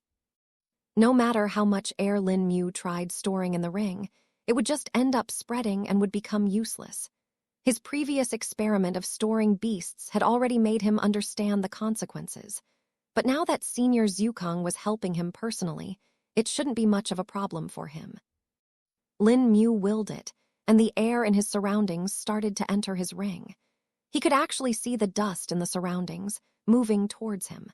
A minute later, he reckoned that he should have stored a sufficient amount of air in the ring, though he still couldn't estimate the exact quantity of it. "Don't worry, this should be enough air for him to breathe for an hour at least," Zhu Kong spoke. "If you say so, Senior," Lin Mu respectfully replied. He then stored the unconscious culprit in the ring and started running towards the direction of the second culprit. Lin Mu, of course, wouldn't leave Hai Bao alone to deal with the culprit. He actually didn't even know if Hai Bao had caught up with the culprit or not. Chapter 126, Suicidal Culprit. Lin Mu climbed up on the roofs again, as he knew that it would be nearly impossible to spot Hai Bao and the culprit on the ground. He used Blink to quickly reach the top, and started running towards the location that he was expecting them to be. Lin Mu leaped from roof to roof, and soon reached the area that he was expecting Hai Bao to be in. Though when he looked around, he couldn't spot him anywhere. He wondered if he had gone further or were they at the back instead. Lin Mu knew that he was faster than the Hai Bao and the culprit, thus the chance of them being ahead was much less. He turned to the back and ran towards there. A couple of minutes later, he saw the two men on the ground fighting and knew that his guess was right. "Let's get this done with," Lin Mu muttered. He then jumped down from the roof and approached the fighting duo. Hai Bao and the culprit easily spotted him. No change of expression could be seen on the face of Hai Bao, but Lin Mu could tell that the culprit was getting tense now. Lin Mu had already sensed the cultivation of the culprit and knew that he was at the mid-stage of the Qi refining realm, the same as the one he had captured before. While Hai Bao was at the peak stage of the Qi refining realm, he wasn't using all his strength as he wanted to catch the culprit and not kill him. Lin Mu was just about to act when the culprit did something he had not expected. The culprit withdrew a black pill from his sleeve and moved his face cover aside. "NOO," Hai Bao shouted. He lunged forward to restrain the culprit, but before he could do so, the culprit had already popped the pill in his mouth and swallowed it. Lin Mu too rushed forward and stood next to the culprit. He wanted to save him, but was too late as the black pill's effect started and the culprit started convulsing. "It's no use, you can't save him now," Zukong spoke. Lin Mu simply nodded and kept on staring at the culprit, who was now lying still on the ground, no longer convulsing. "We were too late. I should have just taken the risk and restricted him from the very start." Hai Bao spoke in regret. He then turned to look at Lin Mu and looked around. "I take it you lost your culprit?" Hai Bao asked. "No," Lin Mu replied while shaking his head. He then withdrew the unconscious man from his ring and laid him down. "What? You put him in a spatial treasure? Is he even alive?" Hai Bao exclaimed. It was common knowledge that living creatures usually cannot be kept in spatial treasures unless they are specially made for storing them. If one was to store a person or a beast in spatial treasure, they would just die of suffocation, if not from other reasons such as being splinched due to insufficient space or dismembered due to unstable space. "Don't worry, he wasn't there for more than a minute. I was close by," Lin Mu replied, not wanting to reveal much. Hai Bao nodded in response and then checked up on the culprit. He frisked the culprit's body and removed a few things from there. Lin Mu had not known that the culprits would commit suicide before, or he would have done the same thing. He had already knocked the culprit unconscious and had restrained him, thus was not as worried. Hai Bao retrieved a pill and a small crossbow from the sleeve of the culprit, along with a small vial of black liquid and a quiver of bolts from the culprit's waist. He also took away the dagger that was hidden in the culprit's clothes. The crossbow that Hai Bao had removed from the culprit seemed to be intricately crafted and looked complex. While its size was small enough to hide within the wide sleeves of the culprit, its range and power were still sufficient to kill someone. The crossbow was made mostly from some kind of metal and was slightly shiny, as if it was polished to perfection. "What kind of crossbow is this?" Lin Mu questioned. Hai Bao furrowed his brows while staring at the crossbow in his hand. "This is a special crossbow made for assassinations. There aren't many people that can make this, and it is rather expensive to make as well. I think I know where these crossbows may have come from," Hai Bao answered. "Oh, where are they from?" Lin Mu questioned. "Wendao Armaments in Xiangwei City. They are specialists in hidden weapons such as these. Their workshop isn't as big as the other major ones, but because of their unique weapons, they are rather rich and powerful," Hai Bao answered. "So this means that if we inquire there, we may be able to get the identity of the culprits?" Lin Mu asked. "Not exactly. They won't reveal the names of their customers that easily. They are rather strict about keeping the privacy of their patrons. It will be difficult in finding out clues from them. We will need to figure out something else," Hai Bao replied. "All right, let's return back for now," Lin Mu spoke. "Yes, let's go," Hai Bao responded. He then picked up the unconscious culprit from the ground and slung it on his back, while Lin Mu stored the other culprit, which was dead now, in his ring. They began their journey back and reached the town center after 5 minutes. The crowd had dispersed by now, evidently having been moved to safety by the guards. There was still a squad of town's guards protecting the square, though. The mercenaries were also standing there, looking a little frustrated and lost. Lin Mu had heard their shouts of vigor before, thus could guess that they had perhaps been unsuccessful in their endeavor. He could also see the Ming brothers standing beside Hai Wan, along with a couple of more people. One of these people was the driver of Hai Wan's carriage, and the other two were men who had large straw hats on their head, which hid their face. Hai Wan was vigilantly observing the area along with the other cultivators, looking ready for anything. They soon spotted Hai Bao and Lin Mu, who were approaching from the far. After they reached Hai Wan's position, Hai Bao put down the unconscious culprit that he was carrying on his back. "We were able to capture this one, the other is dead," Hai Bao informed. Chapter 127, Identity of the Culprits. The people present there currently furrowed their brows upon hearing Hai Bao's words. "We'll make do with him. Have you seen his face yet?" Hai Wan spoke. No, not yet. If they are death warriors as well, they probably have poison hidden in their face covers. I just didn't want to take the risk there. Hai Bao replied. That was wise. We can check it once we go inside. Hai Wan spoke while nodding her head. She turned around and walked in through the entrance of the town center. The others followed behind, and Lin Mu did the same. Hai Wan went to a different room this time instead of the office. They went to a room that was on the second floor. The room was mostly empty, except for a table and a few chairs. The walls were made of stone and had no windows. The 8 people walked in through the singular entrance and closed the door upon entering. Place him on the chair and lock him with the chains, Hai Wan ordered. There were some chains and shackles that were kept on the table. It seemed like to Lin Mu that Hai Wan had already expected this and had prepared this beforehand. The driver of the carriage and Hai Bao went ahead and restrained the culprit with the chains and shackles. After this was done, Hai Bao carefully removed the face cover of the culprit, revealing the poison sacs that were hidden within. If someone else had carelessly removed the face cover, they would have just exposed themselves to the poison and would probably die. Hai Bao put the cloth that had the poison sacs attached to in a separate corner of the room, away from others.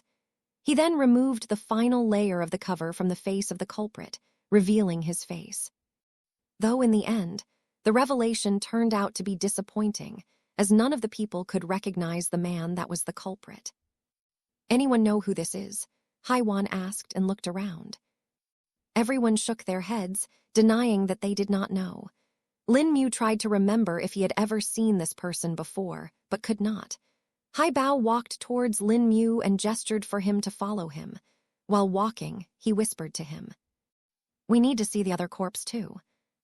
Ah yes, I'll take it out, Lin Mu replied after reaching out of the room. Lin Mu took out the corpse and carried it with Hai Bao to the room. The Ming brothers looked at the corpse with interest and confusion. Lin Mu could guess what they were thinking. They placed the corpse on the ground, and Hai Bao did the same process again. He removed the cloth with the poison sacs and revealed the face of the culprit. This time, Lin Mu recognized the face as his brows furrowed. I know this person, Lin Mu stated. Everyone turned to look at Lin Mu upon hearing his words. Who is it? Hai Wan questioned. I don't know his name, but I know that he's one of the guards that had disappeared after the beast attack, Lin Mu answered. The dead culprit was none other than one of the guards he had seen at the entrance of the town, the night he had killed the black-robed men. Hai Wan turned to the 2 men that were wearing the large straw hats that covered their faces. Investigate their identities and find some guards that may know more about this dead guard, Hai Wan ordered. The 2 men nodded and immediately left the room to carry out their orders. Finally, Hai Wan turned to look at the Ming brothers. You 2 know that it's best if this information is kept confidential for now, right? Hai Wan spoke in a cold tone. The Ming brothers immediately felt cold sweat appear on their backs upon seeing the cold stare of Hai Wan. While they couldn't actually see her face because of the veil, they could still feel the hidden pressure and intent. They hurriedly nodded to show their acknowledgement. Good then, call in your leader, I'll discuss this with him, Hai Wan spoke. A relieved expression appeared on the faces of the 2 mute brothers, as they felt better that their leader was now going to be here instead. They nodded and cupped their hands in respect before leaving as well. Once they were gone from the room and the door was closed, Hai Wan let out a sigh. Now we can speak freely, Hai Bao spoke. Yes, what else did you 2 find out then? Hai Wan questioned. Hai Bao then showed her the 2 crossbows in response, along with the other items he had retrieved from the 2 culprits. While Hai Wan did not seem to be bothered by most of the items, she still furrowed her brows upon seeing the crossbows. Wen Dao armaments, it would have been so much easier if it was someone else. Why did it have to be them? Hai Wan spoke with a helpless tone. Will your lord be able to do something maybe? Lin Mu asked. Hai Wan shook her head upon hearing Lin Mu's question. No, unfortunately not. While Wen Dao armaments are rather secretive about their customers' identities, it would have not been much of a problem getting it from them. But the problem now is that they've gained the backing of cultivation sect recently, Hai Wan explained. Hai Bao tilted his head in confusion after hearing this as well. This is news to me. When did this happen? They must have done something to gain the cultivation sect's favor, Hai Bao questioned. I found out about it recently as well. It only happened about a week ago. Apparently, some disciples from some cultivation sects took fancy to their workshop and decided to take them under their wing, Hai Wan answered. Just disciples? What kind of a sect are they from that they can just take an influential and powerful workshop like Wendao Armament under their wing? Hai Bao asked with shock on his face. We don't know, but looking at the cultivation base of the disciples, I fear that they may be from one of the top sects, perhaps. The disciples all had a cultivation base at the core condensation realm, Hai Wan answered. What? Chapter 128, Requesting for Weapons. Neither Hai Bao nor anyone else had expected these words to come out of Hai Wan's mouth. Core condensation realm experts were already a rarity in this region. Even in Wendao Armaments, there was only one core condensation realm expert. This revelation was too much for them, and they could only imagine the kind of sect the said disciples must have come from. Even in the top sects, most disciples were at the Qi refining realm. Only the inner sect disciples were at the core condensation realm, along with a few core disciples. This means that they are at the very least inner sect disciples, Hai Bao stated. Hai Wan shook her head helplessly in acknowledgement. That is true, and seeing their numbers, I doubt they can be from anywhere except a top sect, Hai Wan spoke. Hai Bao then realized that they still didn't know how many disciples were there. He turned his eyes to Hai Bao in a questioning manner. There were 11 disciples at the core condensation realm and 15 at the peak stage of the Qi refining realm, Hai Wan answered upon seeing the gaze of Hai Bao. At this point, even Lin Mu was left speechless and could not know what to make of this. It seemed to him that another one of their avenues had been blocked by misfortune. It was now that he heard the voice of Senior Zukong again. It doesn't matter to us as much for now. You need to focus on the invader instead. That is what's going to be more problematic in the long run, Zukong advised. Yes, Senior, you're right, Lin Mu replied while gently nodding his head to himself. He then looked at the faces of the people in the room and thought about what they should be doing next. Lin Mu coughed and pulled their attention towards himself. Now then, we still need to focus on the current situation, Lin Mu reminded. Hai Bao and Hai Wan let out a breath and nodded their head in acceptance. You're right, we shouldn't be distracted by needless things for now, Hai Wan spoke. So, when are the reinforcements coming? Lin Mu questioned Hai Wan. The majority of them should be here within a week, but the core condensation realm expert will take around 10 days to reach, Hai Wan answered. Lin Mu tilted his head in confusion upon hearing her words. Why is it taking him so long? Lin Mu questioned. You see, the core condensation expert was very far from us. We only sent the message to him 4 days ago. While he should have received the message by now, it will still take him a long time to reach here, Hai Wan answered. What was his location before this? Hai Bao asked, feeling strange. The Black Dawn Kingdom, Hai Wan answered. That makes sense. Crossing the borders and the counties would take that much time, Hai Bao replied. Lin Mu was not expecting that the core condensation realm expert would be coming from so far. He had heard of Black Dawn Kingdom before and knew that it was the neighboring kingdom of Shuang Kaiyan Kingdom. It was located to the west of it and was nearly the same size as that of the Shuang Kaiyan Kingdom. Lin Mu didn't know much about the Black Dawn Kingdom, except that it was a rather barren kingdom and didn't have much farmland. The only common thing between the Shuang Kaiyan Kingdom and the Black Dawn Kingdom was that the northern forest existed in both kingdoms. It was the largest forest in the northern lands and spanned across the 3 frontier kingdoms. Lin Mu had only heard of some tidbits from the traveling merchants that had once come to the northern town and had been to the Black Dawn Kingdom before. He had heard from them that it took over 2 months to reach the Black Dawn Kingdom from the northern town if they traveled by a carriage. If that expert is able to reach here in 10 days, then it's still rather quick, Lin Mu reckoned. Well then, what should I do in that period? Lin Mu asked. Haiwan turned to Lin Mu and thought for a bit before speaking.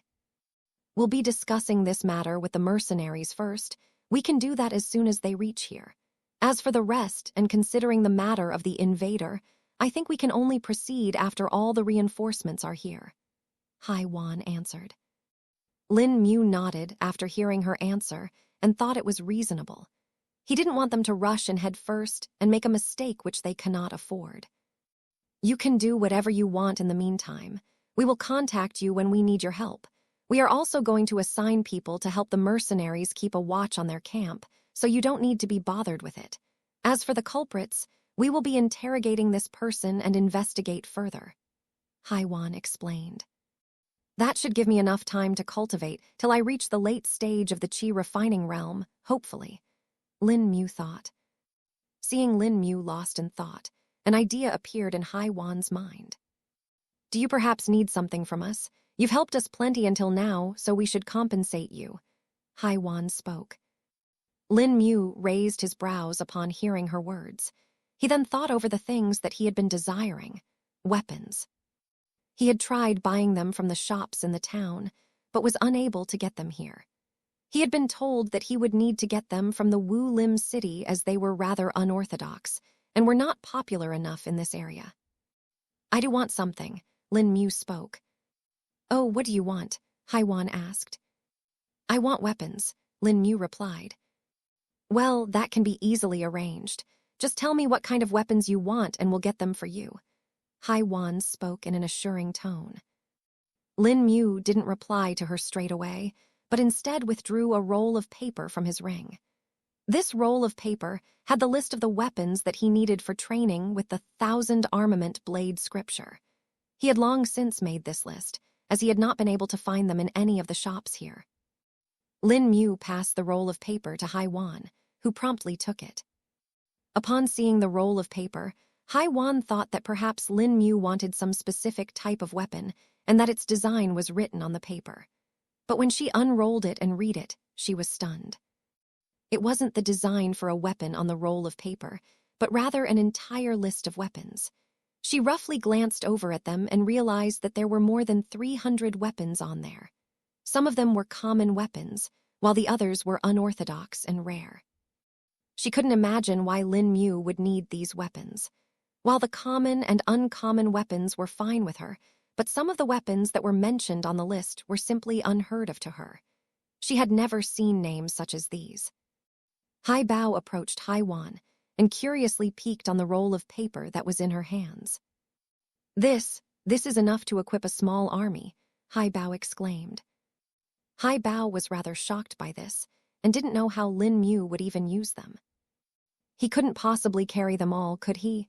Even if he stored them in his high-grade spatial treasure, will he even have enough space for them? Hai Bao thought. Haiwan removed her eyes from the roll of paper in her hands and looked up at Lin Mu again. Are you sure that you want these? Haiwan questioned. Yes, I'm sure. I want all of those weapons, Lin Mu replied. Lin Mu was actually not expecting to get all of the weapons. He knew that getting all of them would be an expensive affair, thus he would be happy with even a quarter of the weapons. Fine, then. I'll have them imported from the Wu Lim city, though I don't know how much time it would take, as some of them would probably have to be custom-made, Hai Bao replied. Wait, she's actually getting me all of them. That makes it easy, then. Lin Mu inwardly spoke, feeling surprised. He suppressed his surprise and made sure that it was not displayed on his face before speaking again. That's fine, I will wait for them. Thank you for the offer, though. Lin Mu spoke in a grateful tone. Hai Wan simply nodded and gestured to one of the men with the straw hats. She handed the list to him and told him to get it ready. The man accepted and left the room to carry out his given task. I'll retreat for now, then. I'll be at my house, so you know where to find me, Lin Mu stated before leaving the room as well. Chapter 129, Giving the Seized Items to Hai Wan. But just as Lin Mu had stepped out of the room, the voice of Senior Zukong was heard in his head. "Didn't you want to give them the things you have taken from the mayor's office?" Zukong questioned. Lin Mu suddenly realized that he had forgotten about this in the situation and knew that he should do this before going. He thus turned around in that second, and the people inside the room witnessed this. Hai Bao had a confused expression as he saw him suddenly return. "Did you need anything else?" Hai Wan questioned. "Ah, yes, I forgot to give some things to you people," Lin Mu answered. Hai Wan tilted her head in a questioning manner, as she then saw Lin Mu withdrew multiple items from his spatial treasure and placed them on the ground and the table. There were scrolls, registers, ledgers, documents, and some random items in it, though a shocked expression appeared on her face when she saw the golden shining bars in Lin Mu's hand. But that wasn't the end of it, as Lin Mu kept on withdrawing one golden bar after the other until finally, a small pile of around 40 gold bars was formed on the table. This, Hai Bao stuttered upon seeing the pile of gold on the table. "Where did you get this? Wait, is this all from the town head's office?" Hai Wan questioned upon identifying some of the missing things from the office. Lin Mu nodded in response as he spoke. "Yes, I got all of these from the town head's office. I thought they would have clues, and it didn't seem right to trust anyone else at that time, so I just kept them with me." Hai Wan nodded as she understood his reasoning. Until now, they were not completely sure about the identities of the culprits, thus knew that it would be best to remain cautious. "That's fine, you did well," Hai Wan replied as she kept on looking at the items. Lin Mu then extended his hand toward the gold and picked up one of the bars. He pointed at the engraving on it and showed it to Hai Wan. "Do you know what this is?" Lin Mu questioned, feeling a bit uneasy. Hai Wan looked at it and instantly recognized the markings on the gold bars. "Yes, I know. These are the gold bars which are issued by the kingdom to various towns and cities for their financial needs," Hai Wan answered. The moment Lin Mu heard her answer, the suspicions within his mind were confirmed as he gritted his teeth and clenched his other hand. Faint traces of anger appeared in his eyes as his aura changed slightly. Both Hai Wan and Hai Bao noticed this change and knew that something had gone wrong. Hai Wan particularly felt the faint killing intent she had felt from Lin Mu before, emanating again. What's wrong?" Hai Wan asked with concern.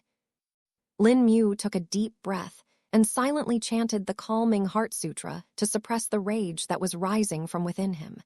He knew that this was not the right time, and he needed to be clear-headed at this time. A few seconds later, the calming heart sutra showed its effects, and Lin Mu returned to his normal self. He took a deep breath and looked at Hai Wan. "This gold is for the use of the town, right? So that the people can take benefit from it when they have problems. But the town head never did that here. The people have always suffered in the winters," Lin Mu answered in one breath. Hai Wan understood his words and knew what he was meaning. "I can swear on my lord, I'll get to the end of this and ensure that justice is done," Hai Wan replied in an assuring tone. Lin Mu simply nodded and just left the room. He thought that he shouldn't spend any more time here as it would just keep on bothering him. He could also see that Hai Wan was speaking from her heart and decided to trust her to deal with it. Lin Mu didn't know what he would do if the matter was left up to him. He feared that he may end up doing something that he would perhaps come to regret later. Thus, he decided that it would be better for him to just focus on his cultivation. After Lin Mu was gone from the room, Hai Bao's brows furrowed with confusion. He turned to Hai Wan and looked at her. At this point, there was no one else except for the two of them left in the room. "He is not fine, is he?" Hai Bao asked. Hai Wan shook her head before speaking. "No, but he will be, I know it. Whatever he's dealing with right now, he needs to get through it himself. From the short time we have been acquainted, I've understood one thing, and that is that he is a self-reliant person. He would function better if he deals with it himself," Hai Wan explained. "If you say so, I just hope that he recovers quickly and doesn't enter a dark place. I fear him," Hai Bao spoke with apprehension. Hai Wan's eyes went wide. she focused on Hai Bao. You felt it too, Hai Wan questioned. Do you mean the change in his aura? Hai Bao counter-questioned. Yes, I thought it was just me, but now it seems like his aura has indeed changed. Before only I could feel it because it was faint, but now that you can too. That just means that his killing intent is growing stronger, Hai Wan answered. He wasn't like this when we first met him, though. He only changed after he met the town head and killed him. Hai Bao spoke. Pub Future adds. That is true. That just means that I need to investigate this matter even more closely. After all, I've given him my word, Hai Wan replied. Hai Bao then went silent for a bit and rubbed his chin, before speaking again. Are you sure the Lord will be fine with such a large expense? Just the sheer quantity of weapons in that list is troubling, not to mention that some of them will have to be custom-made. Hai Bao questioned with a concerned tone. Hai Wan let out a sigh and rubbed her forehead in fatigue. The Lord's letter arrived this morning. It was in response to the first report that I gave him about Lin Mu. He's ordered that everything is to be done to keep him on our side and to ensure that no enmity occurs. The expense on the weapons is nothing compared to what he's willing to spend, Hai Wan answered. But don't you find that it's strange he's asking for so many weapons? It's enough to equip a small army. What would he even do with so many of them? Hai Bao asked, unable to suppress the doubts within his heart. Whatever it may be, it's not our concern now. The Lord has given us our orders, and they are to befriend Lin Mu and make him our ally. We will just do our best to satisfy the request, Hai Wan replied in a stern tone. Hai Bao noticed her strict tone and understood that he was now starting to perhaps bother her a lot more than he should. He thus decided to change the topic. About our reinforcements, where are they coming from? And about the core condensation realm expert, is the Lord really willing to use them? Hai Bao asked. Hai Wan let out another sigh as she just decided to answer his queries. While she wanted nothing more than to just return to her work, she understood that Hai Bao had the right to ask her these questions, and it would be better if he was clear about their situation. The reinforcements are coming from our inactive members. They are all those who had been disguising themselves as commoners and a few other people from the core. As for the core condensation realm expert, we were lucky that he was able to complete his mission early.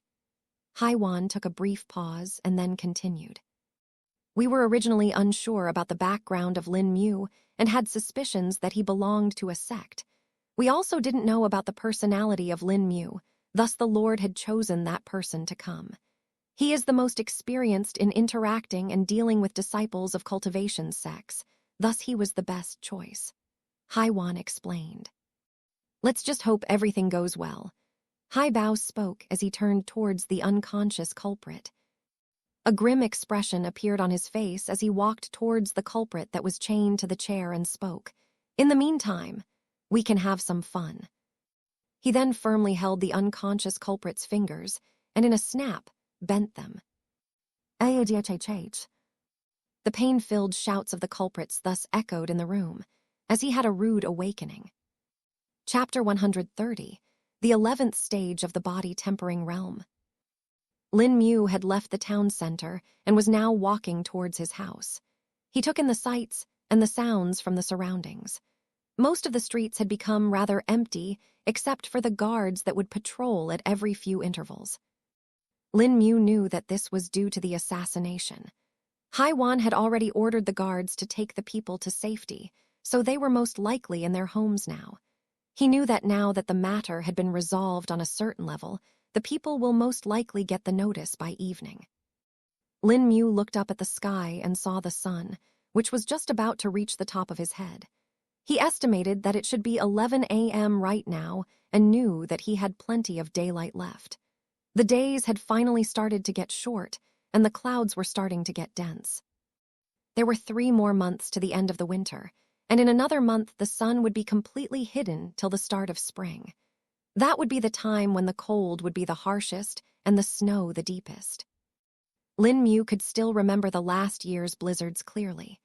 The snow was knee-deep, and people could not open their doors as the snow was piled up against their doors. Lin Mu knew that some people would start to run low on supplies and would have to ration them. He hoped that this time, since Haiwan was here and the town head was dead, the things would be different. And if they are not, I will make them, Lin Mu muttered to himself as another fluctuation in his aura appeared. Lin Mu kept on walking and eventually reached the residential district. He could now see some people here discussing with each other. He could hear them gossip about the incident from before and the announcement. Lin Mu understood that they seemed to be slightly more satisfied this time. At least the people of hope this time, Lin Mu thought to himself. Soon Lin Mu reached his house and saw someone standing in front of it. He looked at the man's attire and understood that it was a guard. But the suspicious thing was that he hadn't seen the guard before, and he seemed to be someone new. Lin Mu extended his spirit sense and was surprised to find out that the guard was actually a cultivator. He instantly became alert, and ideas started to run in his mind. Is he one of the culprits? Are they disguising as guards now? Lin Mu wondered as he withdrew his sword and continued forward silently. The guard was facing the other way, thus he had not seen Lin Mu yet, and he had not even sensed it when Lin Mu's spirit sense had probed him. Pub future ads. It seems like he hasn't experienced spirit sense before. He's also at the early stage of the chi refining realm. This will be easy. Seems like we will have another culprit to interrogate, Lin Mu thought to himself. Lin Mu looked around one more time and confirmed that no one was watching him. Once he was sure of that, he used blink and appeared right behind the guard. He then put up his short sword against the man's neck. Don't even try to move. One move and I'll slice your neck. Now tell me, who are you? Lin Mu spoke in a threatening manner. The guard, who had been carefree this entire time, felt as if he was doused with cold water. He had not expected for someone to suddenly seize him. But then the next instant, he recognized the voice, and his eyes went wide. Wait, Sir Lin Mu, it's me, Hai Ping, the guard hurriedly spoke. Lin Mu tilted his head upon hearing the guard, and then suddenly recognized the voice, though he still didn't move as he was still feeling suspicious. The guard saw this and knew that Lin Mu was still wary of him. Sir Lin Mu, I was assigned by leader Hai Wan to guard and serve you. If you needed anything, I was asked to be there for you. I was assigned the position of a guard so that it would be easier for us, the guard explained. Only after hearing the man's explanation did Lin Mu withdraw the sword from the man's neck. Lin Mu then remembered the man named Hai Ping's voice.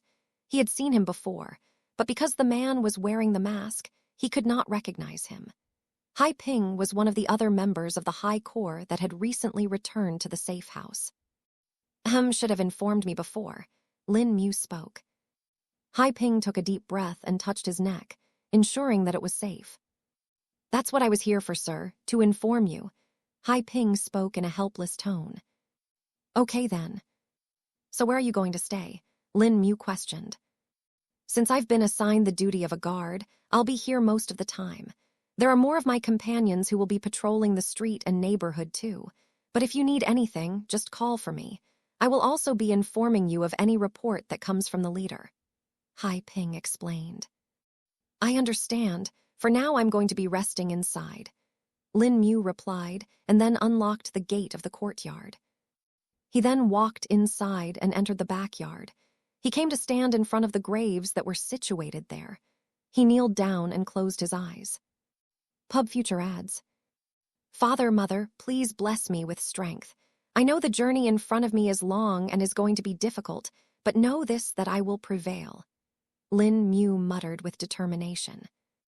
Lin Mu then stayed there in the same position for a couple of hours before he stood up and returned to the inside of the house. Unknown to Lin Mu, his aura that had become slightly unstable since the morning had finally become calm after visiting the graves of his parents. Lin Mu could feel his stomach rumble and then realized that he had not eaten anything for a while. I'll eat some food before cultivating, Lin Mu muttered to himself. He thus took out the spirit beast meat from his spatial ring and started to cook it in the kitchen. 20 minutes later, the roast meat was ready and Lin Mu started devouring it. With his current appetite, it didn't take long for Lin Mu to completely finish it. Lin Mu then returned to his bedroom and sat down on his bed cross-legged to cultivate. But just 5 minutes later, a surprised expression appeared on his face as he was awakened from his session. A wave of energy emanated from his body for a brief moment, and it almost seemed like one could see his bones shining through his flesh.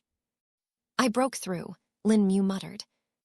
Indeed, Lin Mu had just broken through to the 11th stage of the body tempering realm and had entered the peak tier of body tempering stage experts. His vital energy was flowing into his bones and was even touching his bone marrow. A refreshing feeling washed over his mind as he felt his entire body relax. It was as if his body's cells were exhilarating in joy and had become extremely active. In fact, a minute later, faint wisps of steam could be seen emanating from his body. "What?" Lin Mu spoke with surprise. "Focus, feel the vital energy within you and guide it on its path. Let it flow to your bones and wash your marrows," Zhu Kang guided in a stern tone. Lin Mu did not speak and just followed the instructions. He continued chanting the calming Heart Sutra and focused on the flow of the vital energy. He could sense the vital energy that was filling his skin, muscles, and blood. This vital energy had been at an extremely saturated stage and was close to breaking out at any moment. Lin Mu's current situation just turned out to be the most suitable, thus it broke through. The vital energy from these 3 layers started to seep into his bones. Even though the energy was flowing into his bones, Lin Mu couldn't actually feel any decrease in the energy from those 3 layers. It was as if the energy was instantly replaced the moment it flowed away. This cycle of replenishment and consumption continued for an hour until finally, Lin Mu felt as if his bones were saturated as well. He had just reached the peak of the 11th stage of the body tempering realm in one attempt. Lin Mu let out a breath and expelled a wisp of gray gas from his mouth. This gray gas traveled forward and touched the wooden wall of the room. But when it touched it, the wall suddenly started corroding. Chapter 131, Late Stage of the Qi Refining Realm. A sizzling sound was heard as the corrosion on the wall spread out for a few centimeters before stopping. Lin Mu heard the sound and felt shocked at this. He didn't know what had just happened and felt confused at that. He stood up and walked closer to inspect the wall and saw that a depression about half a centimeter was formed, and it was about 2 inches in diameter. The gas that had touched the wall had dissipated, and no traces of it could be seen. The only thing Lin Mu could sense on the wall was the shallow depression, and nothing else. "What was that, Senior Zhu Kang?" Lin Mu questioned. Senior," Lin Mu reiterated. I do not know exactly. It seems to be the impurities being expelled from your body, but they shouldn't be this corrosive," Zhu Kang answered. "What's wrong here?" Lin Mu asked, feeling more confused. "You see, by tempering your body, not only do you increase its strength and toughness, but also improve its quality. This improvement in quality is brought about by removing the impurities from your body," Zhu Kang replied. "But how do these impurities appear in my body, though?" Lin Mu questioned. "They are the result of you consuming sustenance. This can be in any form, whether it be food or spirit qi. Everything has faint traces of impurities in them. These impurities slowly accumulate in your body over time and hide within it. For mortals, it does not matter as much, since their lifespan is not that long, but for cultivators, it is very important as it dictates the improvement in their cultivation and longevity," Zhu Kang explained. Lin Mu finally started to feel like he was understanding it on some level, but he was still confused about the volatility of the impurity that he had just expelled. "But Senior, are the impurities really as dangerous as the one from now?" Lin Mu questioned. "No, while they can be threatening to a cultivator, that is only in terms of hampering and restricting their cultivation but not actually directly harming them. The gas that you expelled was spirit qi impurity, but it seemed to be corrosive. I do not know the reason for this, but know that it's only good for you since it's being expelled," Zhu Kang answered. "I understand, Senior," Lin Mu replied. After this, Lin Mu went back to sitting in a cross-legged position on the bed and continued his cultivation session. He closely observed his body and realized that he was already at the border of the 12th stage of the body-tempering realm. "Senior, I'm already very close to the 12th stage of the body-tempering realm somehow," Lin Mu informed. "I think I can deduce the reason, perhaps. It seems to me that the impurity that you expelled may have been restricting your vital energy from breaking into the next stage. The vital energy within your body kept on being stockpiled, and only now when it couldn't store any more did it break through, and pushed you to the border of the 12th stage of the body-tempering realm. That impurity was quite likely the barrier that was restricting you," Zukang explained. "So does this mean that if I want to progress to the next stage, I'll need to expel more of those impurities?" Lin Mu questioned. "Yes, that's possible.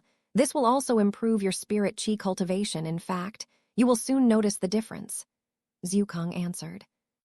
Lin Mu inwardly nodded and focused on his cultivation session. He circulated the spirit chi in his meridians and completed a cycle. He then discovered that the speed of his circulation had increased by around 30%.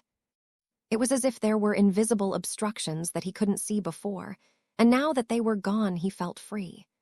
The spirit chi in his danshan flowed into his meridians and completed a cycle, returning back into the danshan. The cycle thus triggered the fine pores on his body to open up and absorb the ambient spirit chi. With each subsequent cycle, more and more spirit chi would be added to his danshan. Such was the way of cultivation. In the blink of an eye, it was time for sunset. Lin Mu could not even sense the passage of time, as he was too engrossed in his cultivation. He only woke up as he was feeling hungry again. In the past few days, he had been restricting his hunger and had been sustaining himself on qi, thus he did not feel hungry back then. But now that he was back to his normal routine, his hunger had returned as well.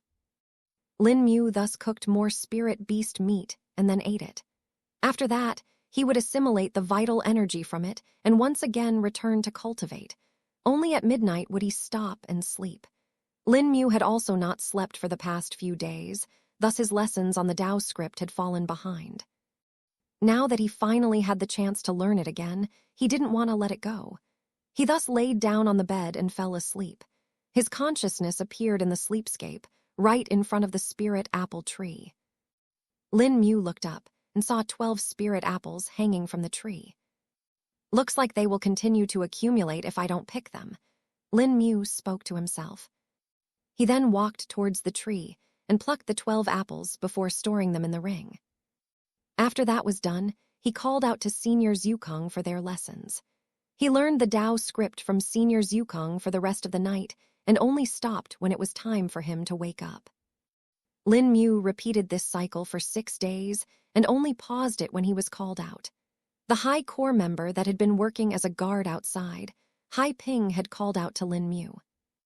Lin Mu walked outside and talked to him.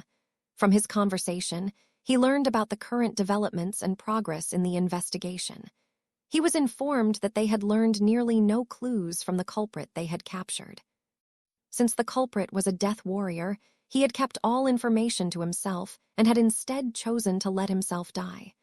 Lin Mu didn't know how he died, but could guess that it was most likely due to torture. He didn't mind that since he knew that they were deserving of it. Lin Mu was also informed that the first batch of reinforcements had reached the town, and more would be coming soon. "So am I needed there now?" Lin Mu questioned Hai Ping at the end. "No, leader has instead asked that you focus on your cultivation and not to bother with minor matters. She said that she will inform you when something important and deserving of your time happens," Hai Ping answered. After hearing the answer, Lin Mu nodded his head and bid the man farewell. Lin Mu returned to his routine and continued his cultivation for 3 more days. On the 4th day, a wave of spirit chi spread out from his body. His eyes trembled, but he didn't open them. His chants were echoing in the room now, resonating with the waves of spirit chi. If one were to look inside Lin Mu's danshan at this time, they would see that it was completely filled with wisps of spirit chi.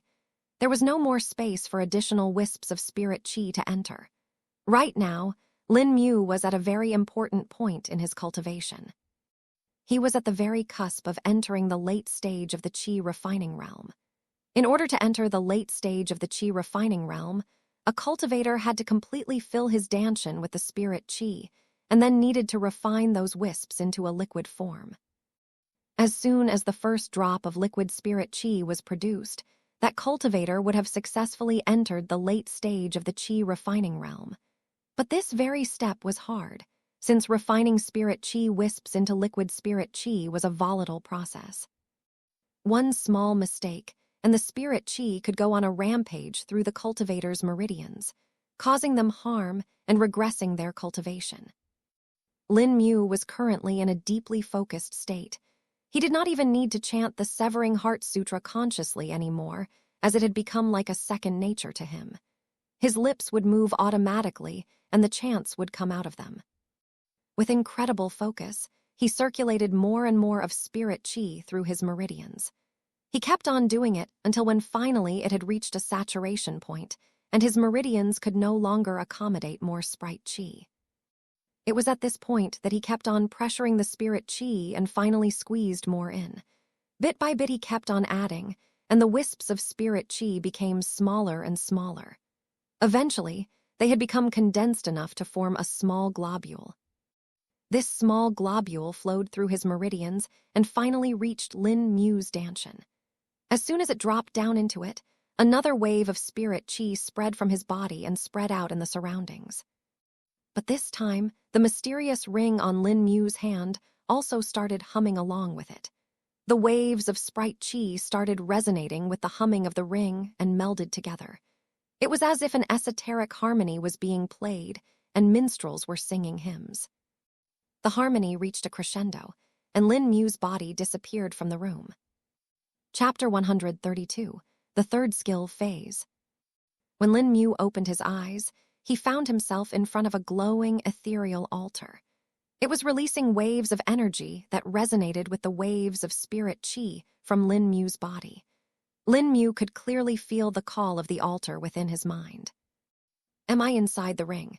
Lin Mu questioned himself. Wait, if I'm here, shouldn't Senior Zhukang be here as well? Lin Mu thought. Senior Zhukang, Lin Mu called out. His voice didn't travel far, and it was as if it was dampened by some kind of a barrier. Lin Mu tried to call him out using his mental connection and found out that it was blocked as well. Is this the doing of the altar? Lin Mu muttered as he turned around to face it again. Seems like I need to do what it's asking of me before I can do anything, Lin Mu thought. Lin Mu thus walked to the altar and placed his hand on it like the last time he did when he came here. As soon as he did, his vision blacked out and streaks of light started emitting from the altar. These streaks of light floated out of it and entered Lin Mu's head. At this moment, Lin Mu felt as if new memories were being etched in his mind. He could feel that this new information did not seem to be foreign and was instead assimilated into his mind. It was as if he had known it all along. A few seconds later, the process was completed, and Lin Mu's vision returned. He lifted his hand from the altar, and the altar dimmed down to its normal form. The runes on it also became faint and would flicker from moment to moment. Pub future ads. Once this was done, Lin Mu could finally feel the mental connection between him and Senior Zhukang being restored. Knowing this, his eyes lit up. Senior Zhukang, Lin Mu called out again. This time he finally received a response and soon saw an orb of gray light approaching from far. The orb of light came to a stop in front of him and faded away to reveal Senior Zhukang. When Lin Mu saw him, he felt a little surprised. Senior Zhukang, what happened to you? Lin Mu questioned. I just increased in size, Zhukang answered.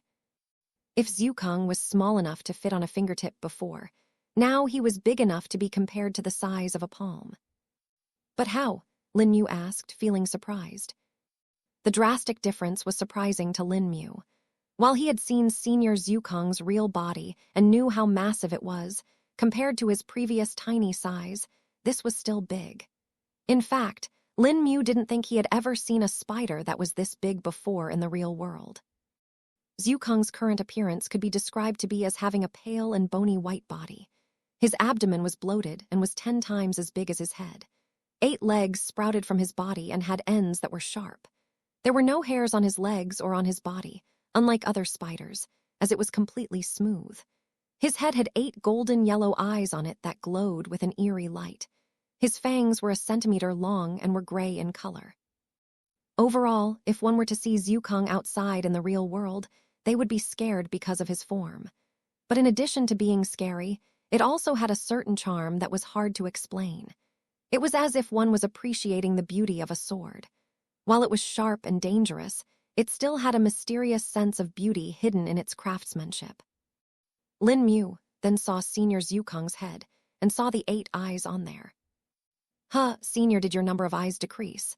Lin Mu questioned. Pub Future adds. Before, since Zhukang was very small in size, Lin Mu couldn't perceive the 5th pair of eyes on Zhukang's head. They were the smallest pair and were hard to perceive with his small size. They were very apparent on his main body, but on his avatar, they were nearly invisible. Lin Mu had just thought that he wasn't able to see them because of their small size. No, they've been the same since I created this avatar. It's because my avatar doesn't have my cultivation base that it does not have the 5th pair of eyes, Zhukang answered. So your number of eyes increases along with your cultivation? Lin Mu questioned. Yes, but not exactly. You see, beasts have different changes they go through when they progress in their cultivation. These changes are different depending on the beast and its cultivation base. For me, it's my eyes, you could say, though I can't tell you when I'll be able to gain my 5th pair of eyes back, as that realm is way beyond your scope of understanding, Zhukang explained. Lin Mu didn't question it and simply accepted Senior Zhukang's words as it is. He then felt as if his body was getting lighter. Lin Mu looked at his hands and saw that they were getting blurry. Seems like you will have to return to the real world now. Your body has reached its limit here, Zhukang spoke. It has, Lin Mu questioned, remembering his previous visits to the ring. Yes, did you forget that this place doesn't have a livable environment?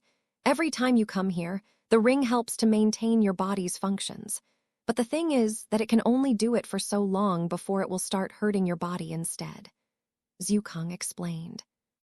Lin Mu went silent for a moment before asking. Then, will I be able to enter the ring on my own in the future? Yes, when your cultivation base reaches a strong enough level, you should be able to enter the ring at will, Zhukang answered. Just as Lin Mu heard Senior Zhukang's words, his body faded away and reappeared in the real world. He looked around and saw the familiar walls and bed. He was currently standing on the floor in the same position. He was back in the ring. He had been transported in the same position. Pub Future adds.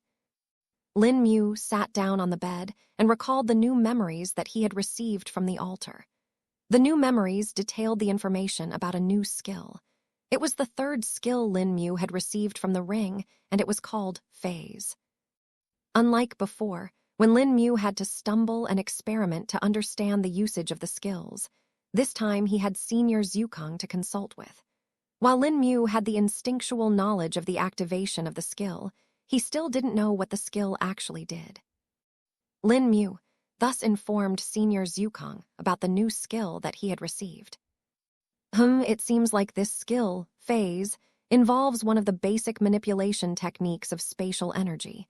It allows you to temporarily dissociate your body, which can allow you to pass through objects, Zhukang explained. Upon hearing Senior Zhukang's explanation, Lin Mu instantly linked it to the first skill, flicker. Flicker also had a similar effect, as it allowed his body to pass through objects as well. Lin Mu couldn't understand the difference between the two skills. Senior, is this skill similar to flicker? Lin Mu questioned. No, while they look similar, they are different on a fundamental level. Flicker actually allows your body to temporarily enter the lesser void. Thus, by virtue of this, you can dodge attacks and allow objects to pass through your body. Zhukang took a pause and let Lin Mu digest this information before continuing. The 3rd skill that you received, phase, allows you to dissociate your body's particles, which allows you to pass through objects. You can imagine any object or item in this world to be composed of very small particles called as molecules. These particles are bound together by an invisible force. While they appear to be together, They are instead separated from each other, having an empty space between them. What this skill does is that it dissociates and aligns the particles of your body in such a manner that they pass through the gaps between the molecules of that object. Zhukang explained. Lin Mu was lost in thought after hearing Senior Zhukang's explanation, but was eventually able to understand. It would be better if you just try the skill out first, Zhukang suggested. Yes, Senior, Lin Mu responded while nodding. He stood up and then recalled the method of activation of the skill phase and used it. In the next instant, around 20 wisps of his spirit chi were consumed as his body turned blurry. It looked fuzzy in appearance and seemed as if it was vibrating at an unknown speed. Lin Mu placed his hand on the bed and watched it pass through with ease. It was a novel experience for him as he waved it around in the bed. Lin Mu also sensed that every second that his hand was inside the bed, a single wisp of spirit chi was being consumed. He removed his hand from the bed and noticed that while the skill was still active, the consumption of the spirit chi had stopped. Lin Mu walked towards the wall of his house and stood in front of it. He took a deep breath and walked forward, keeping his eyes closed in slight fear. The feeling of collision he was inherently expecting did not arrive, and instead, he appeared outside the house. Chapter 133, The 12 Types of Elemental Chi. Lin Mu opened his eyes and looked around and saw the backyard of his house. He could see the wall of the courtyard in the distance and the wall of the house itself behind him. He touched his body and ensured that everything was fine before taking a breath of relief. Although Lin Mu knew that he would be safe, he was still a little bit nervous about using this skill and passing through a wall. Since he had a hard time understanding Senior Zhukang's words, he didn't know how exactly it worked then, but now that he had actually done it, he understood it. The feeling of passing through the wall was strange to him. It was as if he was moving through a cloud of mist, such that while he felt the presence itself, but there was no obstruction and he was easily able to move through it. That was strange, yet fine, Lin Mu muttered. I should try it out a few more times, Lin Mu thought to himself. He thus activated the skill once again and tried passing through other things. All of his attempts were successful, as he found out that there was nothing here that he couldn't pass through. If I use this while fighting, won't I be invulnerable as all hits will just pass through me? Lin Mu spoke to himself. Not exactly, Zhukang interrupted Lin Mu's thoughts. What do you mean, Senior? Lin Mu questioned. While you are able to pass through all the objects here, it won't be possible for everything. For example, attacks that are done with the help of spirit chi skills or techniques will still harm you. These attacks won't be unaffected by the skill phase. And even in terms of objects, if there are defensive formations or chi barriers placed on something, you won't be able to pass through them either, Zhukang answered. Lin Mu thought for a few seconds after hearing Senior Zhukang's answer. So does this mean that anything that has chi in it will be able to affect me? If so, then is there any way that it can become effective against it as well? Lin Mu questioned. In a broad sense, yes. Spirit chi is a force of nature that affects every object on an intrinsic level, thus you will still be affected. And of course, if your comprehension of spatial elemental chi reaches a high enough level, you will be able to use it against chi attacks and defensive techniques as well, Zhukang answered. Lin Mu was lost in thought after hearing Zhukang's words. The information was a lot for him, and it took him time to comprehend it. As he comprehended the information, more questions arose in his mind from them. Pub future ads. His mind worked and churned out more doubts and questions that it needed answers to. Lin Mu's inherent curiosity couldn't help but come out. The thing that had interested Lin Mu's interest was the term that Senior Zhukang had mentioned, spatial elemental chi. While he had heard about it before from his mouth, he was now interested to know more about it. Senior, what is this spatial elemental chi you were talking about? Lin Mu questioned. Spatial elemental chi is one of the 12 types of elemental chis in this universe, Zhukang answered. Elemental chis, do they have different types? But then what type have I been using all this time? Lin Mu questioned. Yes, there are multiple types of qi. While there are numerous types in the universe, those 12 are considered to be the main types, while all others are either combinations or derivations of those. The qi that you use does not have a type. It is the most basic attribute, less qi. Zhukang answered.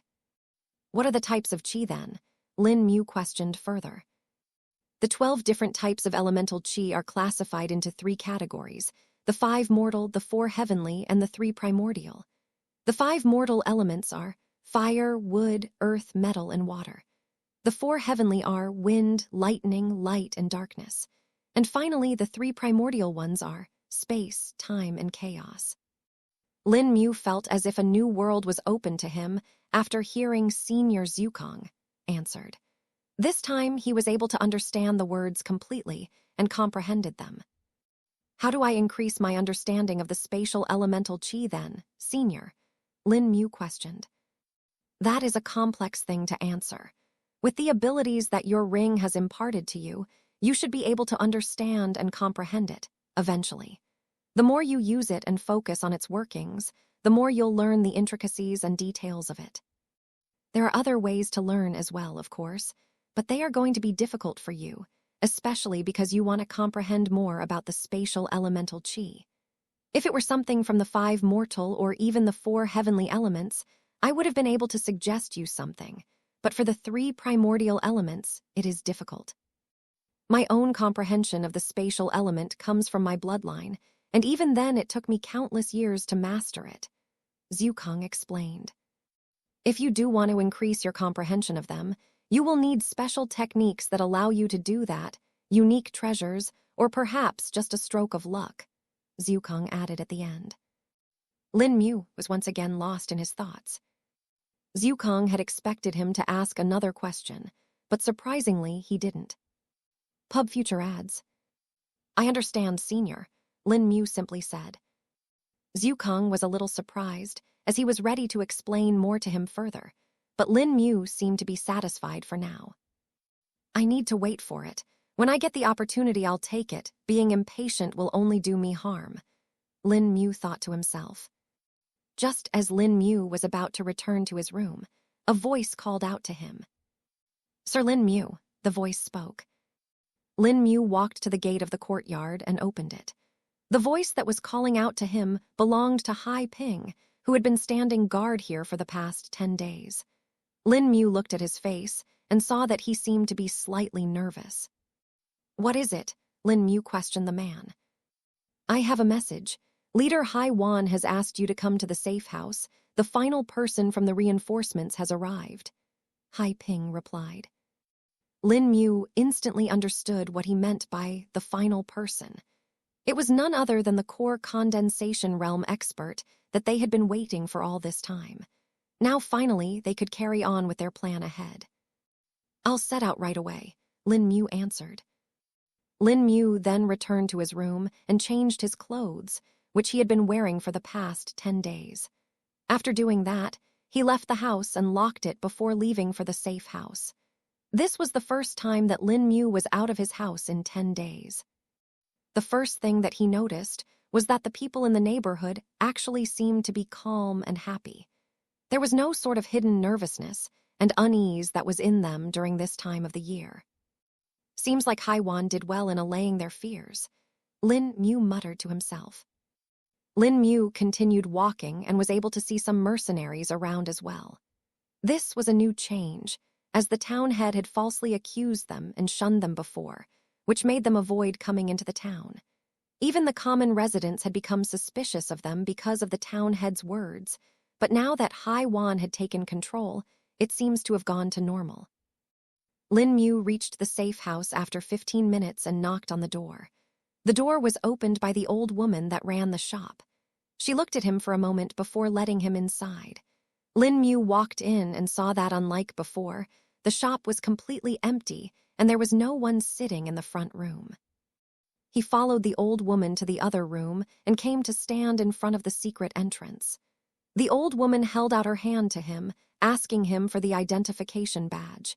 He gave it to her, and she opened the hidden entrance for him. 2 minutes later, Lin Mu was at the door of the safe house. He opened the door and instantly saw many people sitting in the room. They were dressed in different types of clothes, and some looked no different from commoners. There were also some that were dressed as mercenaries, while others that were dressed as merchants. Overall, it was a mixed crowd of people, and Lin Mu felt as if he had walked into the middle of a busy market. But as soon as he walked in, though, tens of weapons were pointed at him by these people. Chapter 134, Hai Yingji. Lin Mu became shocked upon seeing so many weapons pointed at him at once. Immediately, his spirit sense spared out scanning each and every person in the room, and along with it, he started chanting the Severing Heart Sutra. The expression on his face became cold, and he stared at the people with sharp eyes. The people who had pulled out their weapons at Lin Mu felt as if cold water was poured on them. They had thought that an intruder had arrived, and they had pulled out their weapons in response. They had known that every person that was supposed to be here was already here, with the exception of two people, the leader and another ally. They knew what their leader looked like, thus they knew that the person that walked in wasn't her. The only remaining option was the ally that they had been informed of, but they highly doubted that this was the same person. They had been told that their new ally was a peak-stage chi-refining realm cultivator, thus they were sure that it wasn't a teenager that Lin Mu looked like. But when they saw the instantaneous response of Lin Mu and the feeling of being probed by the spirit sense, they knew that they had made a mistake. Additionally, upon that, a very cold and sharp feeling was washing over their bodies. They felt as if blades were pointed at their necks and would slash them apart the second they made any movement. They could see that Lin Mu's lips were faintly moving, but they could not identify what he was saying. The chants of the Severing Heart Sutra were very faint and could not be clearly heard by them. Even still, their effects were apparent as the three people that were in the front were affected, but the chants and their gazes became dull and they entered a daze. It was at this moment that the door of the meeting room opened, and a voice shouted out from there. "What the hell are you imbeciles doing? Put down those weapons right this instant," the voice ordered in a furious yet slightly startled tone. Lin Mu and the rest heard the shout and turned to look at the source. The people had immediately reacted and lowered their weapons. Lin Mu saw that the person who was shouting was none other than Hai Bao, and there was another person following behind him. This person was Hai Shi. Lin Mu, unlike the others, didn't lower his sword and kept it pointed at the people. He still didn't trust them, and even Senior Zhukong had asked him to maintain his stance and not back down. Thus, heeding his advice, Lin Mu stayed the same and stared at the people with the same cold gaze. He was still chanting the Severing Heart of Sutra and had maintained it. The people in front of him finally realized that the cold and sharp feeling they had felt was not fading, and instead, now that they had lowered their weapons, the feeling had intensified. They could not help but keep on staring at the figure of Lin Mu, who was standing in the doorway. They now felt as if they were not staring at a person, but instead at a mountain that was made of swords. A peerless sword intent was emanating from the mountain and held their souls hostage. It was as if they were now stuck in a mire of countless blades that would mince them into oblivion. It was now that Hai Bao walked forward and cupped his hands. "Please forgive them, Brother Lin Mu, for they've made a grave mistake. I assure you on my life that I will take care of this and that you are properly compensated." Hai Bao spoke in a restful tone. He then turned to his companions and shouted, "What are you doing there still standing? Apologize." Pub Future ads. Hai Bao's companions then stumbled and hurriedly cupped their hands before bowing and apologizing in unison. "Please forgive us, Senior." Lin Mu had never expected this reaction. The most he had thought would happen was that they would just lower their weapons and return to normal. Lin Mu didn't know the effect that he was having on these people. He had reached the late stage of the refining realm very recently, and his aura was still slightly unstable. This, combined with the effect of the Severing Heart Sutra, increased the effect of his aura by multiple folds. Seeing that the people in front of him were regretting their actions, and even Hai Bao was apologizing, Lin Mu didn't take the offense to his heart. He stopped chanting the Severing Heart Sutra and sheathed the short sword. "It is fine, I accept," Lin Mu spoke in a calm tone. Simultaneous breaths of relief could be heard as the unsettled hearts of the people in the room calmed down. Seeing that the situation had turned normal, Hai Bao let out a sigh as he thanked the heavens for avoiding a big mistake. Hai Bao looked at Lin Mu and spoke, "Brother Lin Mu, please come with me, we will talk inside. Hai Shi, take care of them."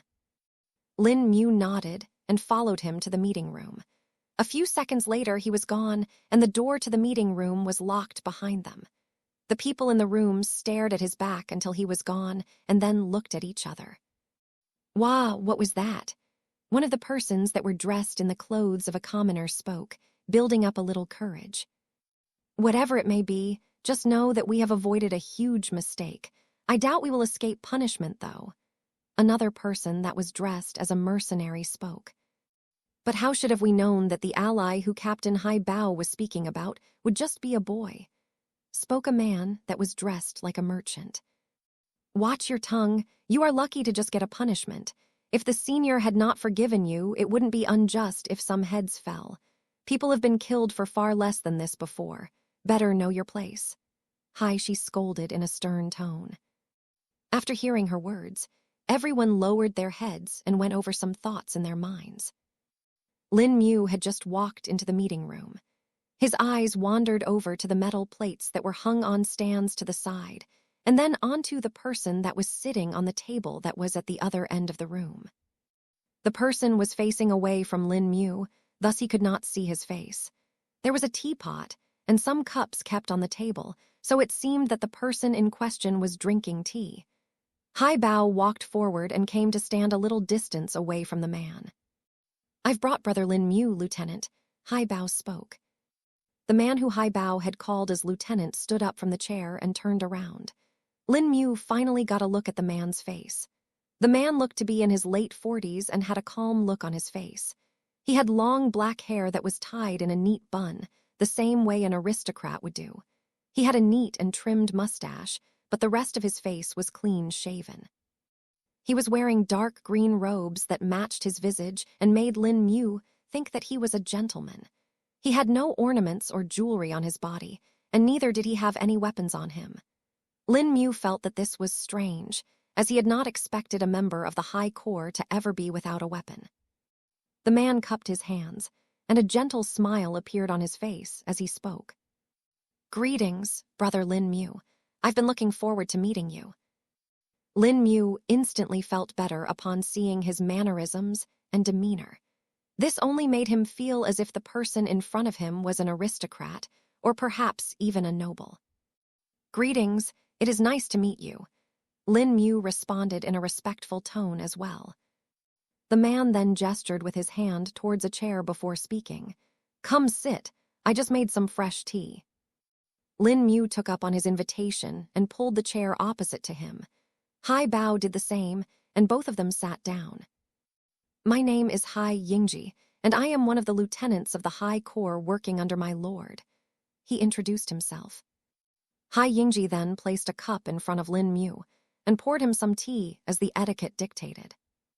"Please," he gestured. Lin Mu thus picked up the cup and took a small sip.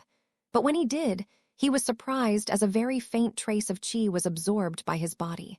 Chapter 135. The Reward Arrives. Lin Mu had not expected that he would be getting to taste such an exquisite tea today. More so, it was a tea that was infused with spirit qi. He could only imagine such a luxury in the past, but now here he was experiencing it firsthand. Tilde ha tilde. Lin Mu let out a breath of satisfaction as he opened his eyes. He looked at the faint green tea in his cup and took another sip, this time finishing the cup in one go.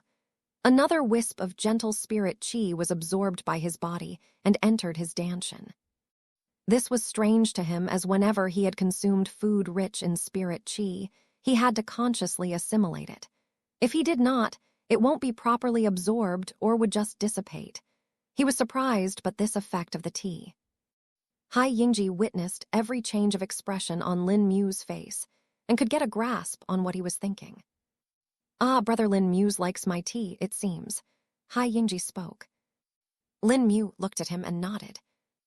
Yes, I do. It is indeed quite exquisite, Lin Mu replied. As it should be. This is the frost leaf jasmine tea, and it is a native specialty of the snowy mountains of the Black Dawn Kingdom. Even the cultivation sects have a hard time procuring this. I was lucky enough to encounter a tree on my journeys, thus was able to acquire it. Hai Yingji explained. Lin Mu was rather surprised with this revelation, and now wondered about the abilities of the man in front of him. Then I thank you for your hospitality and for giving me this opportunity. Lin Mu spoke respectfully. Ha ha ha, brother Lin Mu, you don't have to stand in formality. This is nothing worth compared to your friendship. Hai Yingji spoke in a flattering tone. Pub Future adds. Lin Mu was now starting to feel strange. The man's words and mannerisms with him seemed to be a little too overtly flattering for him. It seemed as if he wanted to become close to him at all costs. It is not that he wants to establish a friendly relation with you, but rather that he has to.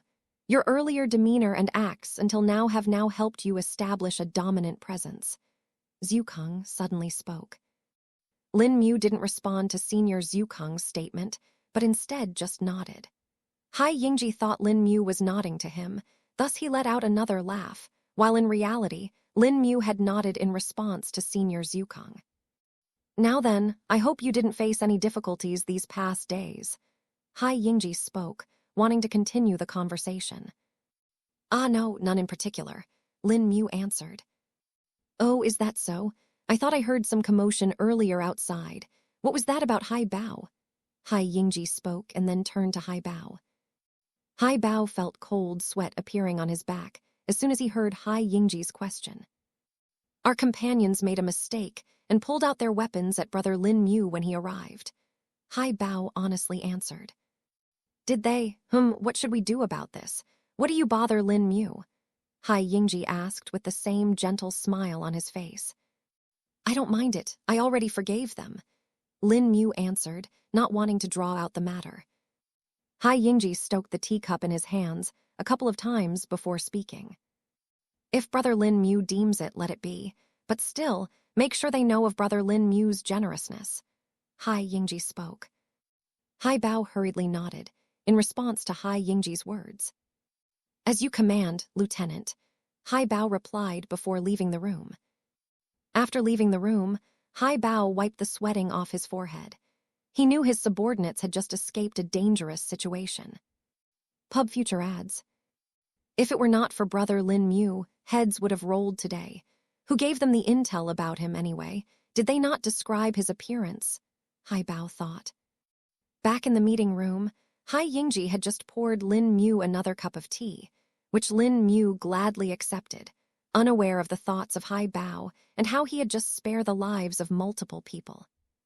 Brother Lin Mu, I believe you requested certain weapons, Hai Yingji questioned. Yes, I did. Hai Wan wanted to give me a reward, Lin Mu answered. Of course, brother Lin Mu definitely deserves a reward for all the work he has done. You revealed a conspiracy which was hidden for heavens know how long, Hai Yingji replied. So what about it? Lin Mu further asked. Well, the shipment just arrived today and is waiting for you. Hai Wan should be here soon. She will take us to it. Hai Yingji spoke with a light chuckle. Where is she right now? Is she at the town center? Lin Mu asked. Yes, she is. She just has some final adjustments that needed to be done before we start our plan, Hai Yingji replied. Lin Mu nodded at this reply and just continued to drink the tea. He had just finished another cup of tea when the door of the meeting room opened. Forgive me, I've been a little late, Hai Wan spoke upon entering. Lin Mu and Hai Yingji turned to look at her and then spoke in unison. It is fine. Hai Wan approached the table and stood in front of them. I believe we can leave now. Everything is said and done, Hai Wan spoke. Pub Future adds. Good, we will take brother Lin Mu to get his reward first, and then we will continue on to the briefing, Hai Yingji replied while nodding. We won't have to go out for the reward. I already had it put in the storage room, Hai Wan spoke. That's better, let's get to it right away, Hai Yingji spoke as he stood up. Lin Mu stood up along with him, and Hai Wan guided them to the storage room. This was a different storage room than the one Lin Mu had been to before and was much smaller. It was just past the room where he had rested before. Hai Wan opened the locked door and let them inside. Hai Yingji and Lin Mu walked in to see large boxes of weapons kept there. Lin Mu was a little stunned, even though he knew about the number of weapons he had ordered. Finally, I can continue practicing the 1,000-blade armament scripture, Lin Mu thought. Go on, check them, Hai Yingji spoke with a smile. Lin Mu nodded and proceeded ahead.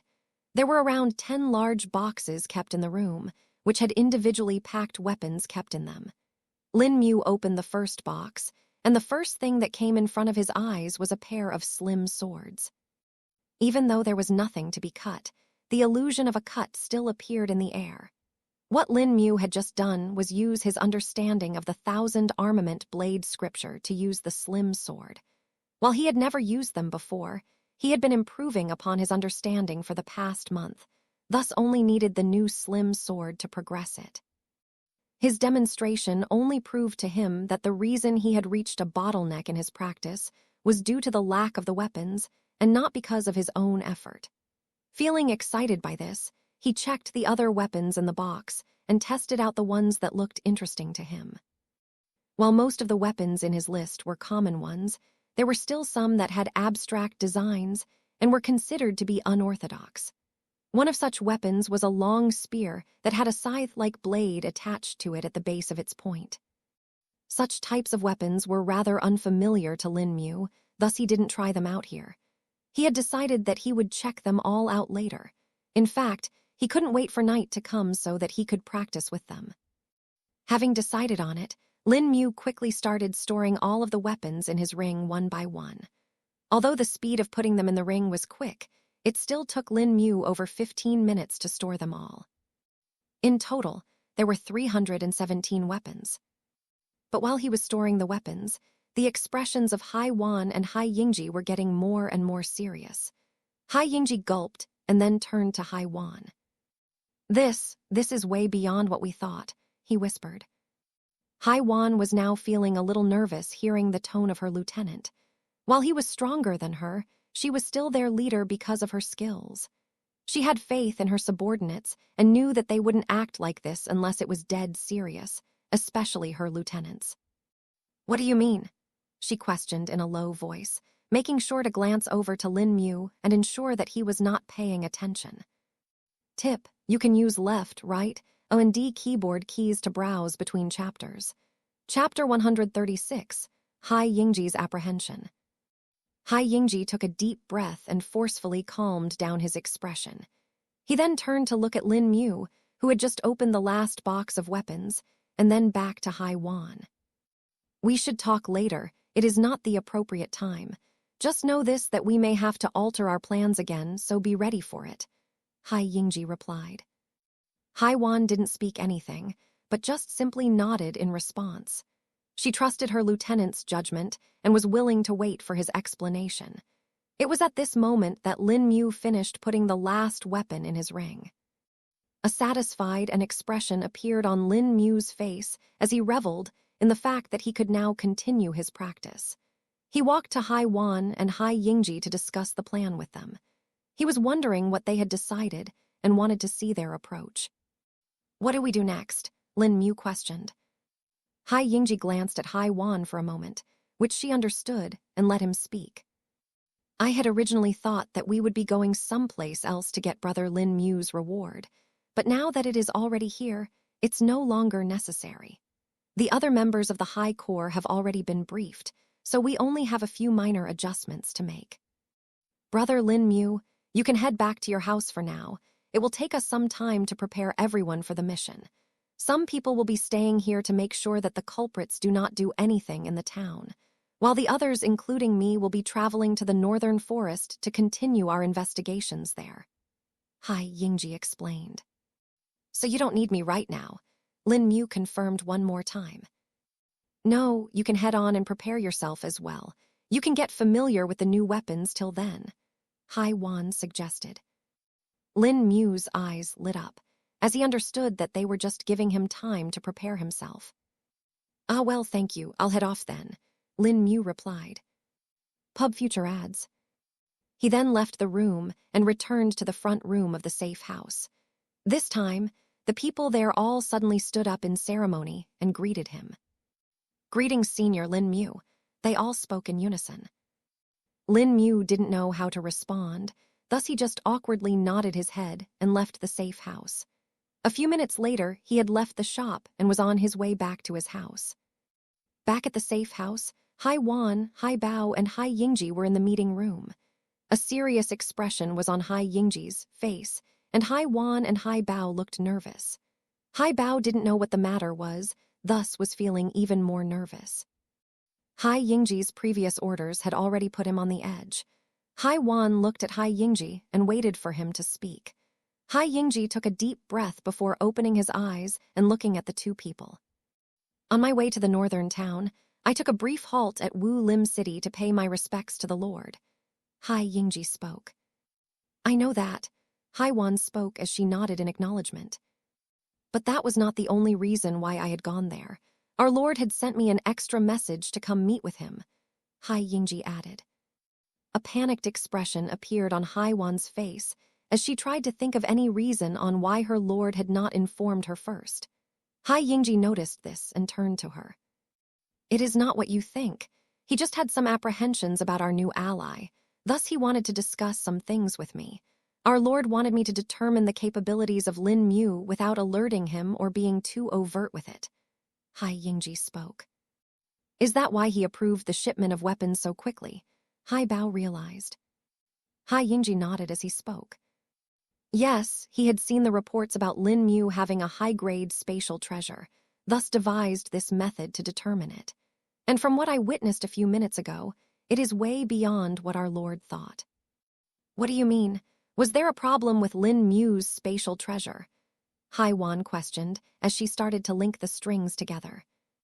Yes, we know that the high-grade spatial treasures have a great capacity to store items, but the number of weapons Lin Mu just stored would still be impossible to do. You may have not seen a true high-grade spatial treasure before, but I have. It is not even close to what Lin Mu has, Hai Yingji answered. You mean his spatial treasure is something more than that? Hai Wan questioned with apprehension. It is not that simple. You see, when a person uses a spatial treasure, some spatial energy fluctuations appear. While they are faint, they are still detectable by spirit sense if you are in the core condensation realm. For cultivators in the nascent soul stage, it is even more easier to detect them. But when Lin Mu used his spatial treasure, there were no such spatial fluctuations that I could detect. There are only a few methods that can be used to hide such fluctuations. One is that a secondary concealing treasure was used, but for it to hide a high-grade spatial treasure's fluctuations would require that it is of the same grade, which is incredibly difficult to find even in the top sects. The second one would be that a Dao Shell Realm expert would personally restrict the fluctuations using his spirit sense. But here's the problem. The capacity of Lin Mu's spatial treasure is more than at least 3 high-grade spatial treasures combined. Even a Dao Shell Realm expert would only be able to restrict the fluctuations of a single high-grade spatial treasure. Any more and the restriction won't be stable enough, Hai Yingji explained.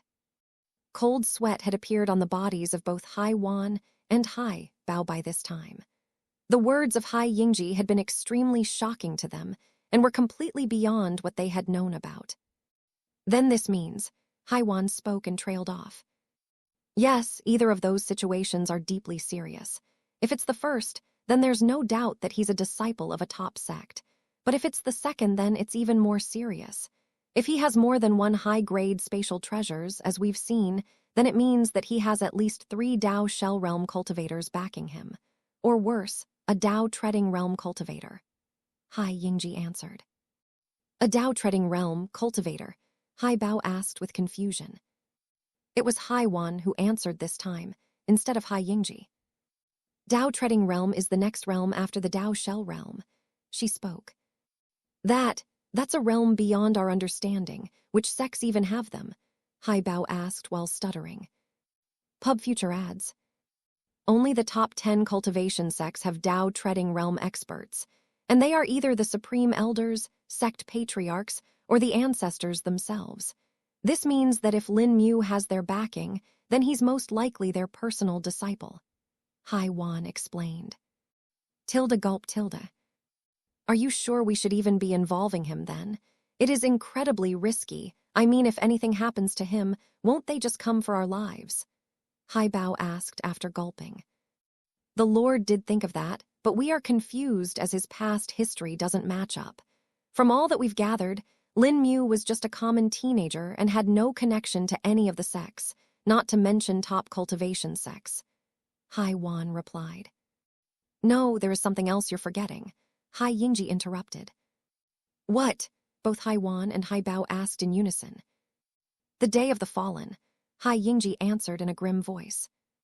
Both of their eyes went wide as they remembered the incident that happened some week ago. Cultivators all around in the Wu Lim city and its surroundings had fallen unconscious. What could the relation be between Lin Mu and the Day of the Fallen, though? Hai Bao questioned. I was not here to experience the Day of the Fallen, but the Lord had some assumptions and described it to me. I was able to identify it and deduced that it was actually caused by an extremely intense sword intent. But for someone to have such a peerless intent would mean that they would be well known. I checked the records, and there is no such cultivator in any of the sects. This led me to believe that it was hidden expert, perhaps. Though the problem still stands, we don't know their cultivation, and unless we are able to determine it, it's going to be difficult for us to know how to proceed. Hai Yingji explained. So what do we do now? Hai Bao asked, feeling tired. We wait. Chapter 137, Preparations I. Lin Mu had just reached his house and was entering his room, unaware of the conversation that had just happened between Hai Yingji, Hai Wan, and Hai Bao. He walked up to his bed and sat down on it cross-legged. What Lin Mu now wanted to do was to refine his spirit sense further. He had been thinking about it and realized that it was one of the flaws that he had that he needed to improve. While spirit sense overall was an important ability of his during a battle, he had also understood that it was equally important for using it with his skills. Currently, while he could teleport with the second skill blink, forward for up to 10 meters, he could only teleport backwards for up to 7 meters, as that was the maximum range of his spirit sense. Lin Mu had gotten another realization when he used his newly acquired third skill, phase. He realized that he actually couldn't see anything when he was using the skill and moving through an object. The only way he could gain any semblance of perception was with the help of spirit sense. Then came the second problem with it. Lin Mu's spirit sense could not penetrate effectively much farther into solid objects. Depending on its density and thickness of the object, the range of Lin Mu's spirit sense could be limited to about half or even less than half of his actual range. Thus, if Lin Mu wanted to utilize the full potential of his new skill, he would have to refine his spirit sense and ensure that its range was as far as possible. Lin Mu was chanting the Severing Heart Sutra and focusing on the inner space of his danshin. He could see the space that was nearly completely filled with spirit chi wisps. If one were to look at it from far, they would think that it was a sea of clouds formed out of spirit chi wisps. Usually, spirit chi wisps were transparent or rather close to translucent, but here, due to their sheer quantity, they now appeared white and looked no different from clouds in the sky. Lin Mu focused deeper, and at the very bottom of this sea of clouds, there was a single drop floating. This single drop was the very first drop of liquefied spirit chi that Lin Mu had refined when he broke through to the late stage of the chi refining realm. If Lin Mu wanted to reach the next stage, he would have to refine more drops of spirit chi and fill his danshin up to half of its maximum capacity. As soon as it exceeded more than half of its capacity, Lin Mu have been said to have reached the peak stage of the chi refining realm. So am I supposed to refine my spirit sense with my spirit chi wisps, or with the spirit chi drop now, senior? Lin Mu questioned Senior Zukong in his mind. You can continue refining it the same way you have been until now. Do not touch that spirit chi drop for now, and make sure that you never use it unless it is a dire situation. Because if you do, and if it's the final drop of the liquid spirit chi remaining in your danshin, then you will regress back into the mid-stage of the chi refining realm. Zukong answered. I should refine more spirit chi drops then, shouldn't I? Lin Mu asked. Yes, you should, of course. But since it's your first time, it will take you some time. Better to further refine your spirit sense first, Zukong suggested. Yes, Senior. Lin Mu inwardly nodded in response. He then started his process of refining the spirit sense. He drew out a single wisp of spirit chi from his dantian and into his meridians. From his meridians, he controlled that wisp to move towards the surface of his body and then let it exit it. The invisible wisp of spirit chi was now floating outside of Lin Mu's body. Lin Mu now directed his spirit sense tendril and tried to link it with it. The spirit chi wisp traveled from the very start of the tendril to the other end, but just as it was about to reach the very tip, the spirit sense tendril destabilized and dissipated. Lin Mu let out a breath as he refocused his attention. This was a normal part of refining one's spirit sense and was something every cultivator would go through. Once the sprite sense tendril was dissipated, he would have to completely refine it from the start once again. But unlike before, the speed of refinement would be faster this time. The more times that Lin Mu repeated this, the more he improved and his speed of refinement increased.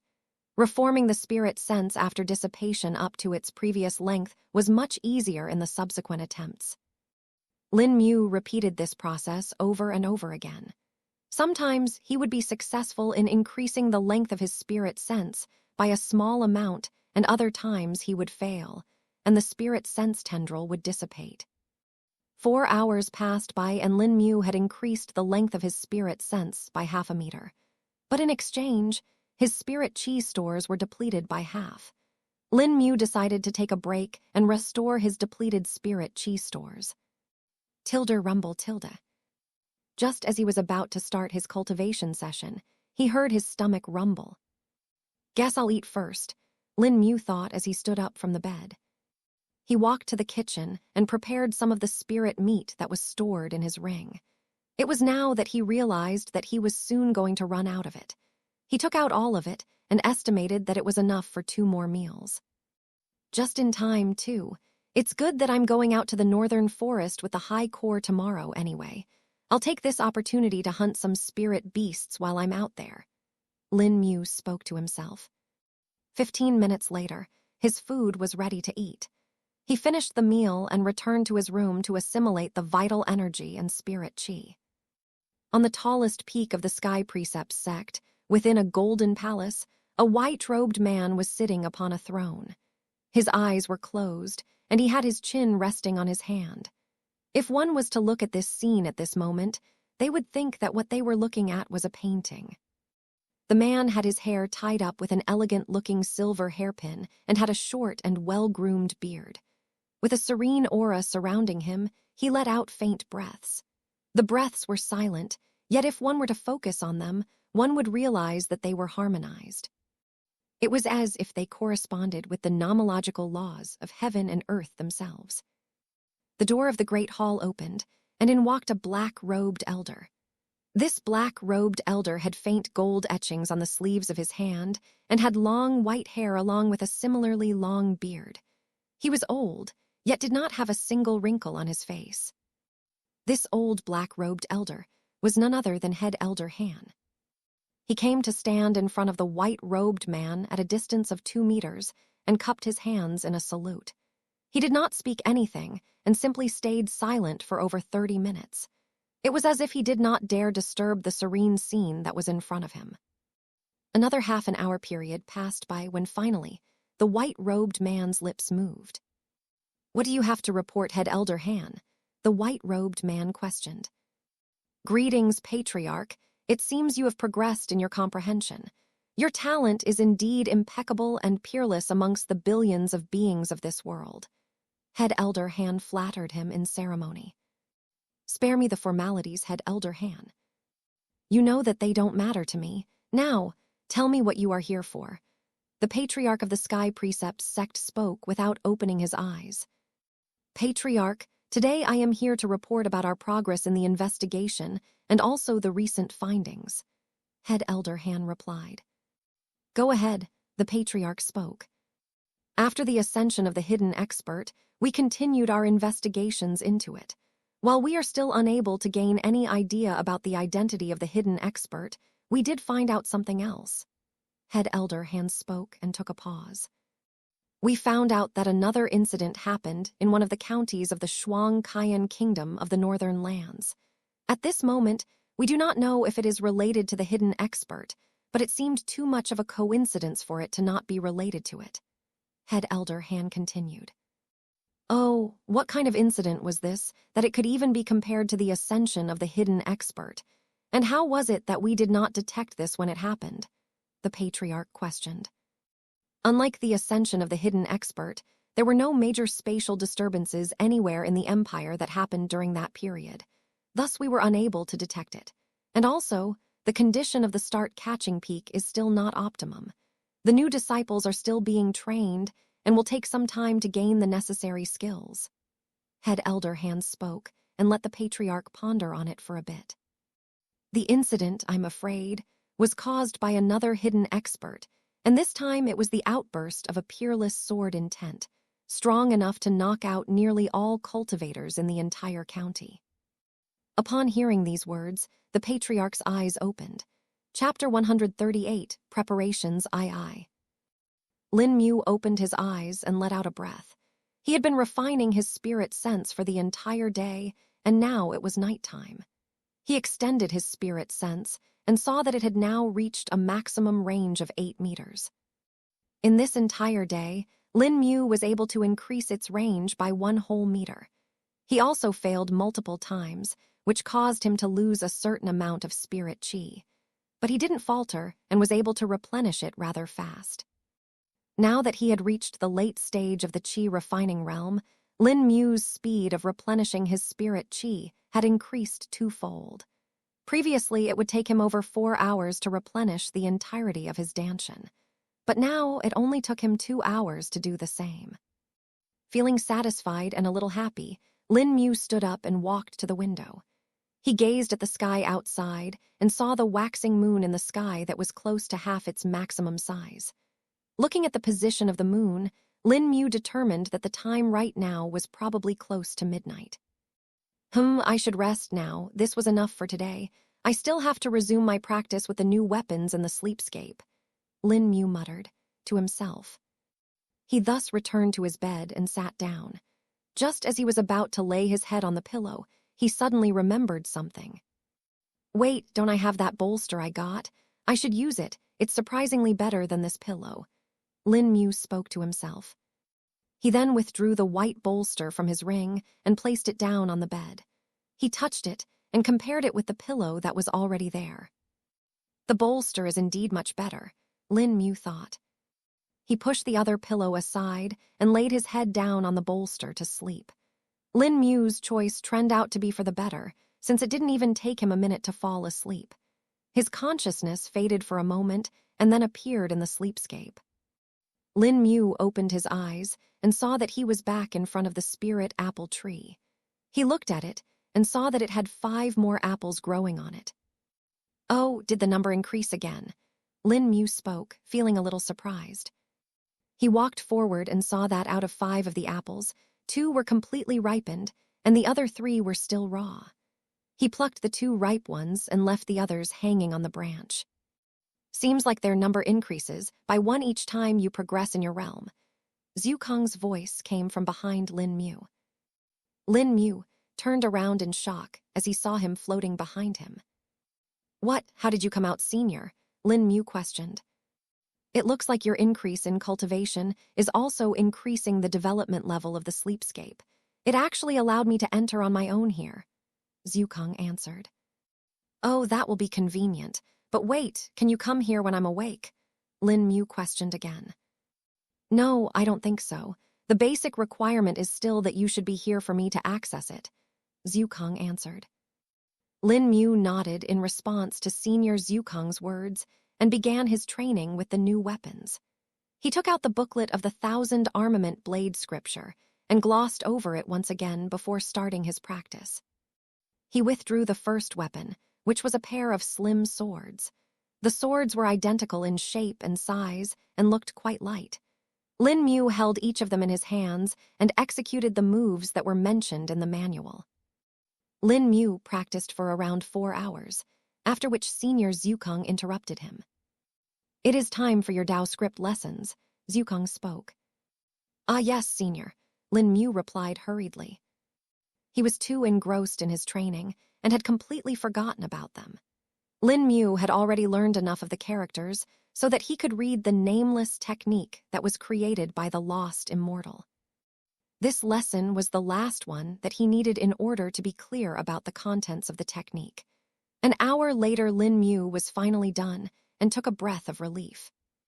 "You should be able to read the wooden slip now," Zhukang spoke in a content tone. "Yes, Senior, I've been waiting for it too," Lin Mu replied. He then took out the wooden slip from the ring and opened it to take a look. The 25 individual wooden strips glowed for a moment before the characters appeared on it. Unlike before, when Lin Mu was unable to read anything, this time he could clearly understand the words. While the entire technique was contained within those 25 strips, the sheer amount of information condensed within it was astonishing. With each character of Dao's script that Lin Mu read, he was able to devise multiple meanings and could find multiple derivations. By combining and utilizing these characters in a complex manner, one could explain a lot of information in a small space. The more Lin Mu read, the more his expression changed. Sometimes it was confused, and sometimes it was enlightened. Another hour passed by, and Lin Mu had finally finished reading the entire technique. A perplexed expression now dressed his face as he looked to be bothered and troubled. Zhukang saw this and wondered what had happened. "What's the problem? Were you unable to understand something?" Zhukang questioned. Lin Mu gently shook his head in response and thought for a moment before speaking. "It's not that, Senior. I understand the technique in its entirety, but it doesn't seem to be of much use to me." "Oh, is that so? What does the technique describe, though?" Zhukang asked. "The technique mentions a special method that allows one to eat as much as they want," Lin Mu answered. Now even Zhukang was feeling perplexed upon hearing Lin Mu's words. While he had heard about the lost immortal's story and his objective behind making the technique, what Lin Mu had just said didn't seem fully right. "Is that all it describes?" Zhukang asked, wanting to gain a better understanding. "No, there are a few bits of information there that bother me. There are also some warnings on it," Lin Mu replied. "And what are they?" Zhukang spoke. "The warning states that since it is an incomplete technique and hasn't been cultivated ever before, the exact effects of it will be unknown. The technique says that it was made to ensure that its user would never starve, but it doesn't say how it will exactly do that, except for that fact that it will allow me to eat a lot more," Lin Mu explained. After hearing Lin Mu's explanation, Zhukang could understand his apprehension a bit more. Zhukang knew about the risks and dangers of cultivating an incomplete or an unknown technique. He knew that whenever a new cultivation technique was made, it had to go through rigorous testing and trials. The creator of the technique would usually spend many years just testing out the aspects of the technique before even starting to cultivate it. Even when a technique had been successfully created, there were still some hidden risks that wouldn't present themselves easily. Especially for a technique like this whose creator was dead and never had the chance to test it, the risks could be unbearable. "I understand you. There are indeed a lot of risks in practicing such a technique, especially when even its creator put warnings in its description." Zhukang spoke. Lin Mu nodded in response and wondered what he should do now. "Still, whether you want to cultivate this technique or not, I'll leave this up to you. The final decision is yours to make," Zhukang added after thinking for a bit. After hearing Senior Zhukang's words, Lin Mu felt a little content. "You're right, Senior. I've decided that I won't cultivate this technique right now. I will first learn more about it and gain more understanding of it. The lost immortal left his life's experiences in the wooden slip as well. I think I will definitely find some insights in there that will help me judge and make the right decision," Lin Mu replied. "Yes, you should check the memoirs that are recorded in the wooden slip," Zhukang agreed. Lin Mu nodded and went to sit against the spirit apple tree. He opened the wooden slip again, but this time flipped over to the other side. The wooden slip faintly glowed once again, and some new words appeared on the strips. The wooden slip had the nameless technique recorded on one of its sides, and the memoirs on the other side. Lin Mu took a deep breath before he started reading the memoirs. The first part of the memoirs described the early life of the lost immortal. This was back when he was a mortal child. He was an orphan and didn't know who his parents were. Ever since he could remember, the lost immortal knew that he had always lived at an orphanage. The orphanage he lived at was located in a rundown building that was part of the slums. The orphanage was actually one of the many orphanages of the kingdom that the lost immortal had been born in and was located in the very capital of that kingdom. The divide between people was great, and one could easily see this. The slums were poor and dirty, while the main city was well-developed and luxurious. Chapter 139, The Lost Immortal's Memoir. The lost immortal lived in the orphanage till he was of 8 years of age. At that time, the orphanage was shut down, and nearly all the children living there were left with no choice but to leave. Only the very young children were able to get transferred to other orphanages. The lost immortal was one of the unfortunate ones that had to leave the orphanage. He didn't know what to do, thus he just begged on the streets. Years went by, and when he was 13 years of age, he accidentally offended one of the officials of the kingdom when he came in front of his carriage.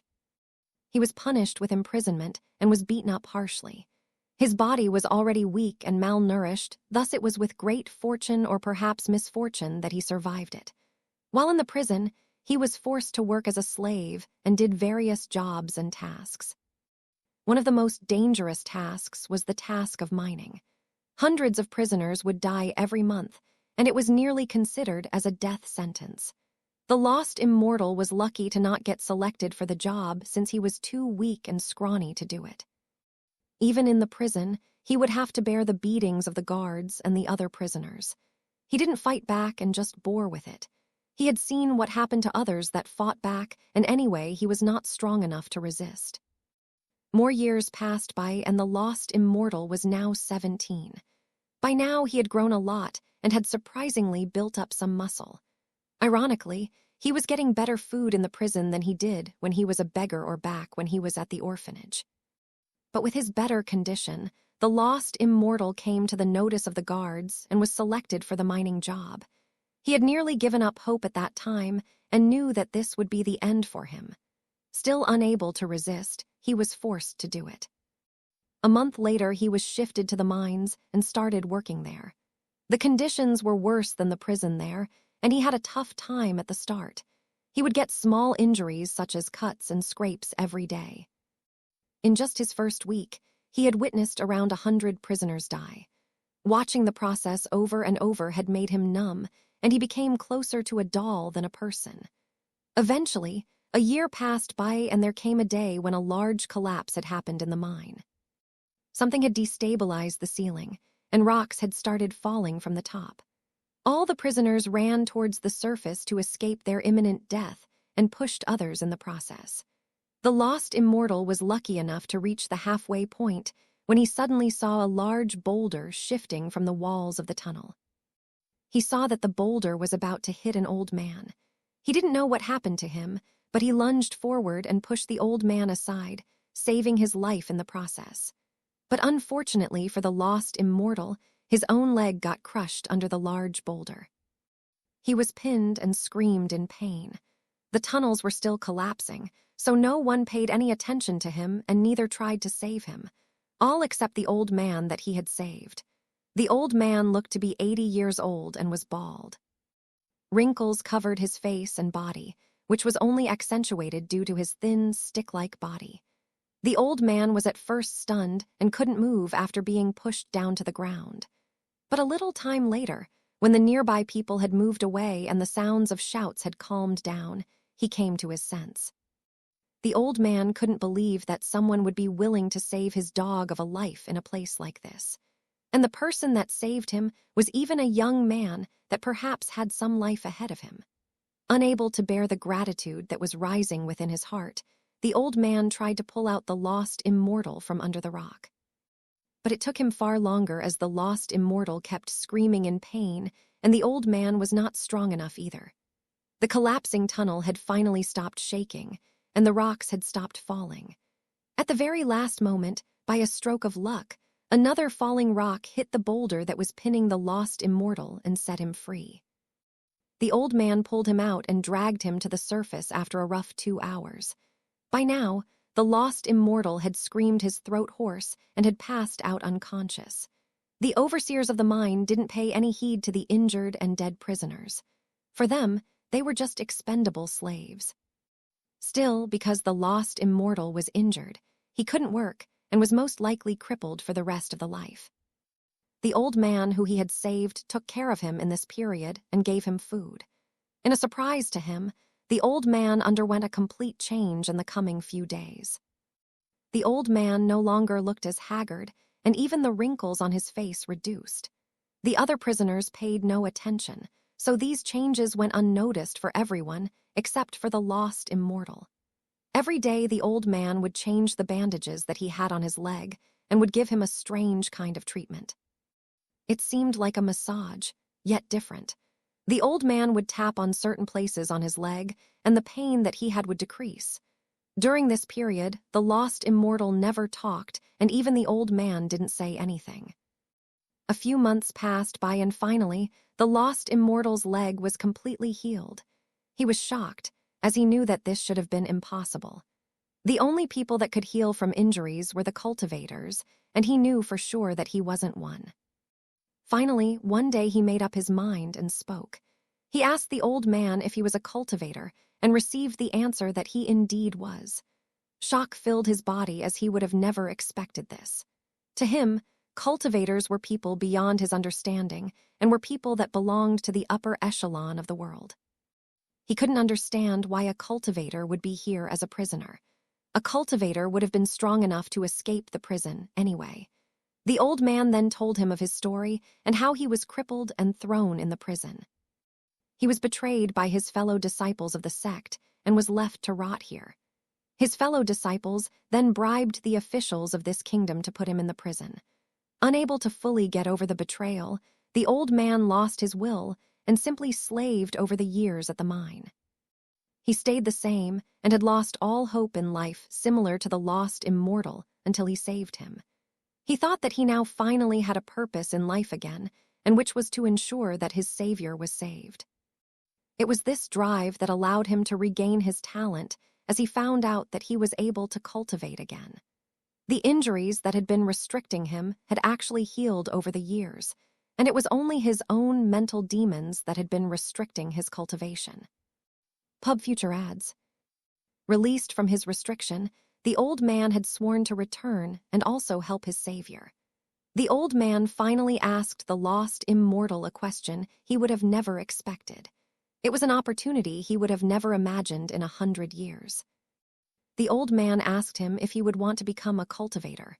To this question, the lost immortal didn't even spend a second waiting as he answered, "Yes," right away. And so the lost immortal's journey began.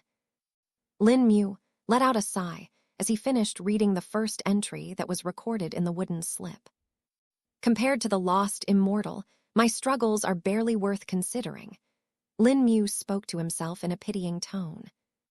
Zhu Kang was a little surprised upon seeing the change in Lin Mu's tone, but knew that he had probably read something that had moved him. "So what did you learn?" Zhu Kang questioned. Lin Mu then explained what he had learned to Senior Zhu Kang, who too went silent after hearing it all. "You do not need to compare yourself with the lost immortal or even anyone else. Your fate is yours to navigate through. The karma that you will sow will be yours to reap and deal with. If you go on this path, you will only lose yourself." Zhu Kang spoke in a sagely tone after thinking for a minute.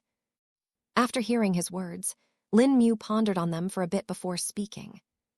"Yes, Senior.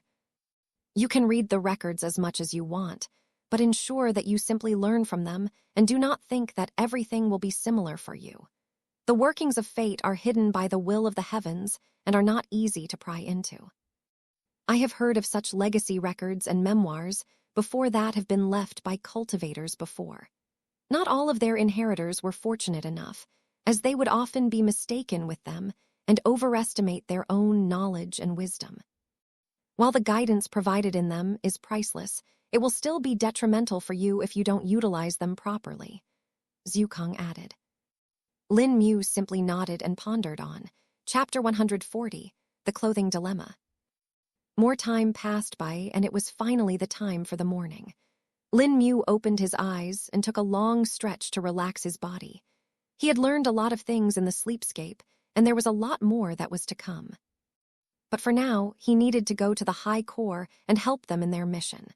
Before leaving, he decided to eat and finish the last of the spirit beast meat so that he could hunt more later on. The taste of the meat was also getting a little old for him since it had been in the ring for a while now. Although things wouldn't rot inside the ring, there was still an inexplicable change in taste that he could perceive now. While it didn't bother him as much, he still felt better when the meat was fresh and new. I should still have some time left, Lin Mu thought as he looked at the sun that was at the very edge of the horizon. He entered his kitchen and started preparing the meat. Lin Mu also realized that he was actually about to run out of the spices and condiments he had too. Another thing to add to my list, I especially don't want to forget this. Eating plain roasted meat in the forest would get pretty boring after a while, Lin Mu muttered to himself. 15 minutes later, his meal was cooked, and he finished it in the next 10 minutes. Another half an hour later, Lin Mu had assimilated all the vital energy and was now ready to leave. He walked outside and looked at his house one last time before closing the gate of the courtyard and locking it. Lin Mu didn't know how long they would be out in the forest, thus he just wanted to be sure beforehand. A few seconds after he locked the gate, a person called him out from behind. He recognized the voice and turned to see that it was none other than Hai Ping. "Sir Lin Mu, are you heading out now? It's still a little early, though," Hai Ping asked. "Yes, but I still have some extra tasks I need to do. It's better for me to complete them now," Lin Mu replied. "As you wish, sir. Farewell," Hai Ping said as he cupped his hands. Lin Mu nodded and left to be on his way. He headed towards the marketplace as he wanted to get the things on his list first. Not only did he need the spices and condiments again, even the clothes that he had were getting rather damaged. The multiple fights and the cleanup of blood he did beforehand had only made it worse for him. Right now, he only had 2 pairs of clothes left for use. Lin Mu now knew that he would be getting injured and damaging his clothes in the future, thus wanted to get them right now. Just as he was thinking of this, an unusual question popped into his mind. "Senior, the cultivators that battle a lot, don't their clothes get damage?" Lin Mu questioned. Zhukang, who had been engrossed in his own cultivation, was a little thrown off because of Lin Mu's question. Usually, the questions he asked were related to cultivation and such, but this time it was related to a much more mundane matter. "Yes, they do get damaged, so," Zhukang replied. "Then what do they do with their clothes? Do they just replace them?" Lin Mu questioned. Zhukang trailed off. Zhukang now realized that he actually didn't know what they did. He himself was a beast, thus had no use for human clothes, and getting injured just meant getting his own skin hurt. Beasts technically had no use for clothes, thus this question had stumped him. Beasts had their fur, feathers, and scales which protected them from most of the things, thus they had no use for them. Only humans and other humanoid creatures needed to use clothes to cover themselves. Zhukang tried to remember, but realized that there were far too few cultivators that he knew of that were of a low level such as Lin Mu. The others that he knew of or was acquainted with were seldom, if never injured enough to get their clothes damaged. Some of them had peerless techniques to defend themselves, others had their armor. While some were skilled enough that their clothes were actually not made up of normal materials, but rather from their understanding of the laws, which was then condensed into forming their clothes. That final method was simply something that was beyond most of the people in this world, thus he didn't even tell Lin Mu about it. "Senior," Lin Mu questioned again upon seeing that he hadn't received any response.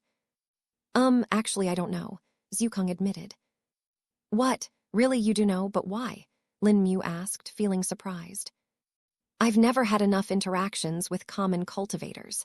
The ones that I did know were never injured enough that their clothes would get damaged, or it was that their clothes were made of unique and strong materials that couldn't be harmed by normal means. Zukong answered honestly. I see. I guess I'll just buy multiple sets and keep them with me. Lin Mu replied as he made up his mind. I have plenty of money now, anyway. Even a couple of gold coins will be enough for me to buy 100 sets of clothes. Lin Mu thought to himself as he kept on walking.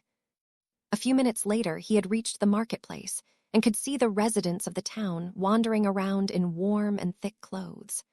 While Lin Mu himself was not wearing any warm clothes, the sheer number of armors he was wearing under his outer robe was enough to make it look as is he was. The first place he went to was a vendor that sold the spices and condiments. He bought plenty of them for about 20 silver coins and completely emptied out the stock of the small vendor. The man was extremely happy and even gave him some extra items as complimentary gifts. The vendor also sold some miscellaneous goods, thus Lin Mu actually able to get some items he had been missing over a few days. He got some rolls of rope, writing supplies, storage gourds, and barrels. The shopkeeper packed the items into a sack and gave them to Lin Mu. Lin Mu simply told the shopkeeper that he'll pass these items to his friends and come back as an excuse. The shopkeeper didn't mind it at all and let him leave. Lin Mu slung the sack on his back and carried one of the barrels with his free hands. He had bought the barrels as he felt like sorting out the meat in them would be a better way to keep it. Lin Mu left the shop and walked into an empty alley where he stored all the things into his ring. He then returned to continue the process until he had stored all 5 of the barrels in his ring. Done with this task, he continued on to a clothing shop and walked inside.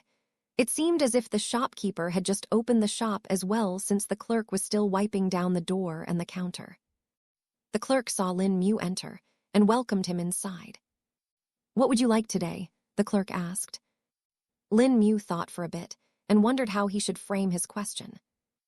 I would like clothes that are my size," Lin Mu spoke. "Very well, please come here so I can measure you." Another clerk spoke and took his measurements. After being done with it, the clerk then asked again, "What kind of clothes would you like and how many?" Bring me all of them. I would like 200 sets," Lin Mu answered. The clerk was left stunned and didn't know how to respond. He felt as if he had heard it wrong or something. "Did you say that right? You want 200 sets?" the clerk repeated. "Yes, I do," Lin Mu affirmed. "Wait, let me talk with the shop owner first. I can't do such a large transaction on my own."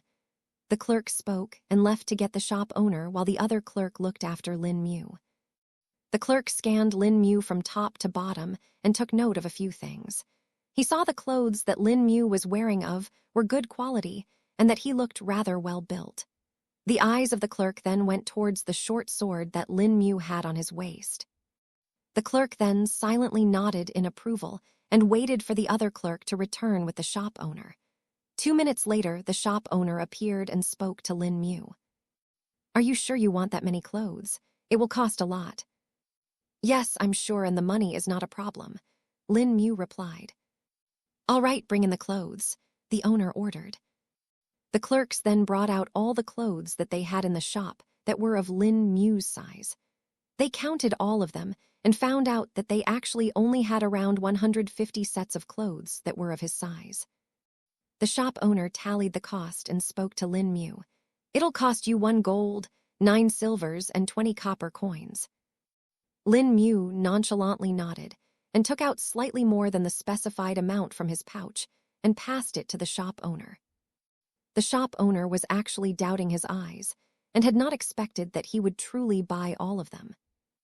Lin Mu then looked at the shop owner and thought for a bit. "Can you deliver all these to the town center? I'll come along." The shop owner and the clerks finally believed now. Chapter 141, Embark. A strange scene could be witnessed in the northern town today. A cart seemed to be carrying what seemed like a large number of clothes. Two men were transporting it, with one pushing and the other pulling it. Just a little distance from the cart, a teenage boy was walking. If it were not for it being winter and there being fewer people outside, there would have probably been a large crowd to witness this scene. The three people walked for a few minutes and soon reached the town center. The three came to a stop in front of the town center and looked at the large number of people there. The two men who were transporting the cart were the clerks of the clothes shop from Lin Mu had bought the clothes, while he himself was walking in front of it. The two clerks were rather shocked by the large number of people that were standing there in front of the town center. All of the people seemed to be armed and were mostly dressed in dark clothes. Some had their faces covered with large straw hats, while others had them revealed. Most of them had average-looking faces and seemed to be commoners. But the unique aura that was arising from their group was anything but common. Even the two clerks who were not cultivators could feel the vibe in the air. All the armed people also saw the three people approach the building and were staring at the large number of clothes. Some looked puzzled while others were indifferent. But soon, their eyes went wide as they spotted the person that was walking in front of the cart. Their gazes turned serious as they stared at them with intent. The clerks who noticed this became nervous and wondered what was happening. "Hey, do you think we made a mistake coming here?" One of the clerks spoke. "I don't know, but I certainly don't like their gazes," the other responded. "Me too. It's as if they're going to cut us up," the first man spoke, feeling a little afraid. Suddenly, they saw the armed people approaching them at a quick pace. They became even more nervous and were now holding their breaths. For commoners such as them, even normal warriors were too much to handle, and they would not offend them. The people came to a halt in front of Lin Mu and looked at him. "Look, I think they're offended by him," the clerk spoke. "Maybe he did something wrong," the other clerk replied. But just as he spoke this, the armed people suddenly shouted out in unison, "Greetings, Senior Lin Mu." Upon hearing the greeting, Lin Mu was once again stuck in an awkward situation. He didn't know how to respond, so just spoke whatever that came to his mind. Pub future ads. "Greetings," he spoke, eliciting silence from them. "What did they say, Senior?" the clerk spoke, feeling confused. "Yeah, it seems like it, but why would they do so?" the other clerk responded. The armed people were none other than the reinforcements of the High Corps that had pointed their weapons at Lin Mu yesterday morning. They had turned even more zealous now and had responded more enthusiastically. "That was a little too much, don't you think, Senior?" Lin Mu spoke in his mind. "It does indeed, but I can't really tell much about the humans' habits or etiquettes. They vary a lot." Zukong spoke in an unsure tone. It was at this moment that one of the people came forward to Lin Mu. "Do you need help in taking this in, Senior?" the man respectfully spoke. Lin Mu snapped out of his thoughts as he spoke. "Ah, yes, please do take them inside." "You all heard what Senior ordered. Now get on it," the man shouted. "Yes," everyone in the group shouted. The clerks could only watch as the large entourage of people that were armed like a battalion of soldiers listened to Lin Mu's words and react fast. Within a minute, the entire cart was emptied, as all of the clothes were transported inside the town's center. "It is done, Senior," the man who had talked with Lin Mu spoke. "Oh, thank you for your help," Lin Mu spoke and turned around. "Thank you for carrying them here." Lin Mu spoke to the two clerks and handed them a silver each. The clerks simply nodded their heads, unable to speak due to being overwhelmed by the events that had just happened in front of them. They then turned around and walked away. Lin Mu looked at the reinforcements one more time before walking into the town's center. The man who seemed to be leading the reinforcements walked with Lin Mu and accompanied him. "We placed the clothes in a separate room here," the man spoke as he led him there. He brought him to the room that was on the ground floor and left him there, knowing not to interfere anymore. After the man was gone, Lin Mu stored all of the newly bought clothes in his ring and felt satisfied. "I should now go check up on Haiwan," Lin Mu thought as he looked around for the man. He didn't have to look far as he was standing near the entrance. "Do you know where Haiwan is?" Lin Mu questioned. Ah yes, senior, she's upstairs in the office. Let me escort you, the man replied. No, it's fine. I'll go on my own, Lin Mu said, rejecting his offer. The man cupped his hands in farewell as Lin Mu went up the stairs. He soon reached the door of the office and found it to be open. There he saw Hai Wan and Hai Yingji standing. You're just in time. I was about to send a messenger to call for you, Hai Wan spoke upon seeing Lin Mu enter. It's fine. I had some small tasks to take care of on the way, Lin Mu replied. I guess we can start now.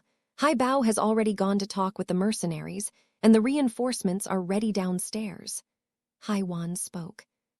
So how are we going to proceed? Lin Mu questioned. We've talked with the hunter Zhou Yi and have gathered some more information. From this, we have an idea of the location of the cave where the culprits are hidden. Still, they may be moving around, so we are going to split into teams of 10 people each. Each team will be assigned an area that they must search, Hai Yingji explained. Lin Mu nodded in acknowledgments and tough for a bit before speaking. What will I be doing then? You will be accompanying me along with a few other members, Hai Yingji answered. That will be good, though I also want to hunt some spirit beasts on the way. Will that be fine? Lin Mu replied. It's no problem. We will have to kill some anyway, as it's likely we'll be attacked, Hai Yingji replied. Lin Mu nodded in acknowledgement and then looked at Hai Wan. Pub future ads. All right then, we leave right away, she spoke and walked towards the door. The three of them descended down the floors and exited the town center. The reinforcements were already ready, waiting for them. One of them called the carriage, and the three of them entered it. While they traveled in the carriage, the others proceeded on foot. Though in a small surprise to Lin Mu, instead of going towards the western entrance, they were instead going towards the northern entrance. Why are we going this way? Lin Mu questioned. We will be going in from the northern part of the forest. Hai Bao and the mercenaries will be going from the northwestern part. That way we can meet in the middle and cover a wider distance, Hai Wan answered. I see, Lin Mu spoke and went silent. They seem wary, Zhukang spoke in Lin Mu's mind. You think so, senior, Lin Mu replied. Yes, the obvious choice would be to go to the northwestern part directly, but they seem to want to avoid it for some reason. I can't tell why, Zhukang spoke. Lin Mu thought over Senior Zhukang's words but didn't speak anything. He stayed in silence until they reached the edge of the forest. It only took them 15 minutes to reach it, and not long after the reinforcements had reached there as well. The trio left the carriage and looked at the reinforcements. Hai Wan came forwards and cleared her throat before speaking. You all have already been informed. Split into your teams and proceed. Yes, leader, they shouted in unison before rapidly rearranging themselves into multiple teams. A few minutes later, everyone had left except for 8 people. Lin Mu guessed that these were the other 8 members of his team. Hai Wan then turned to Hai Yingji and Lin Mu. I'll leave this up to you all now. Be safe and avoid any unnecessary danger, Hai Wan spoke with concern. Her eyes lingered on Lin Mu for a little longer than normal, which he sensed. He felt that it was a little strange, but didn't mind it too much. Don't worry, I'll ensure that we are safe, Hai Yingji responded. Hai Wan cupped her hands in respect before entering the carriage and returning to the town. Lin Mu was a little surprised by her gesture, but not that she had left so quick. They had already known that Hai Wan will be taking care of the town while the rest were out investigating. One of the 8 members of High Corps came forward and spoke. Should we leave now, seniors? Yes, it is time. Let's embark, Hai Yingji declared. Chapter 142, 2 days later. It was a dull and bleak afternoon.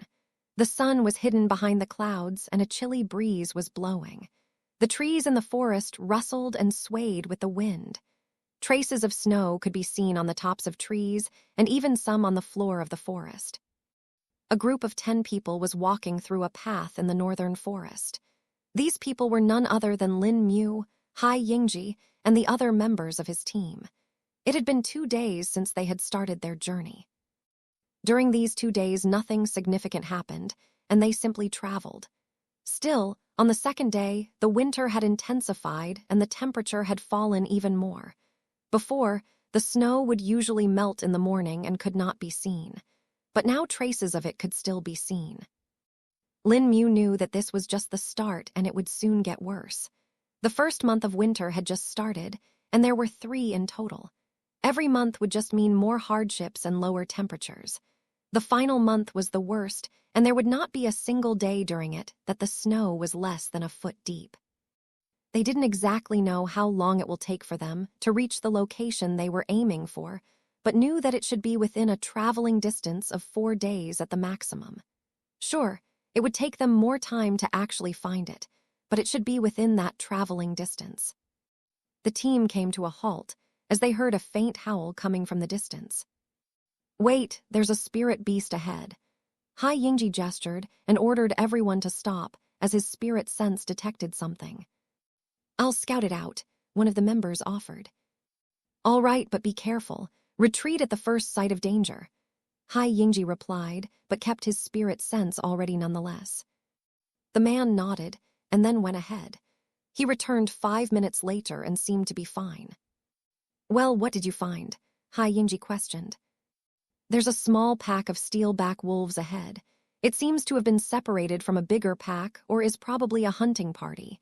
It's being led by a steelback wolf that has become a spirit beast," the man answered.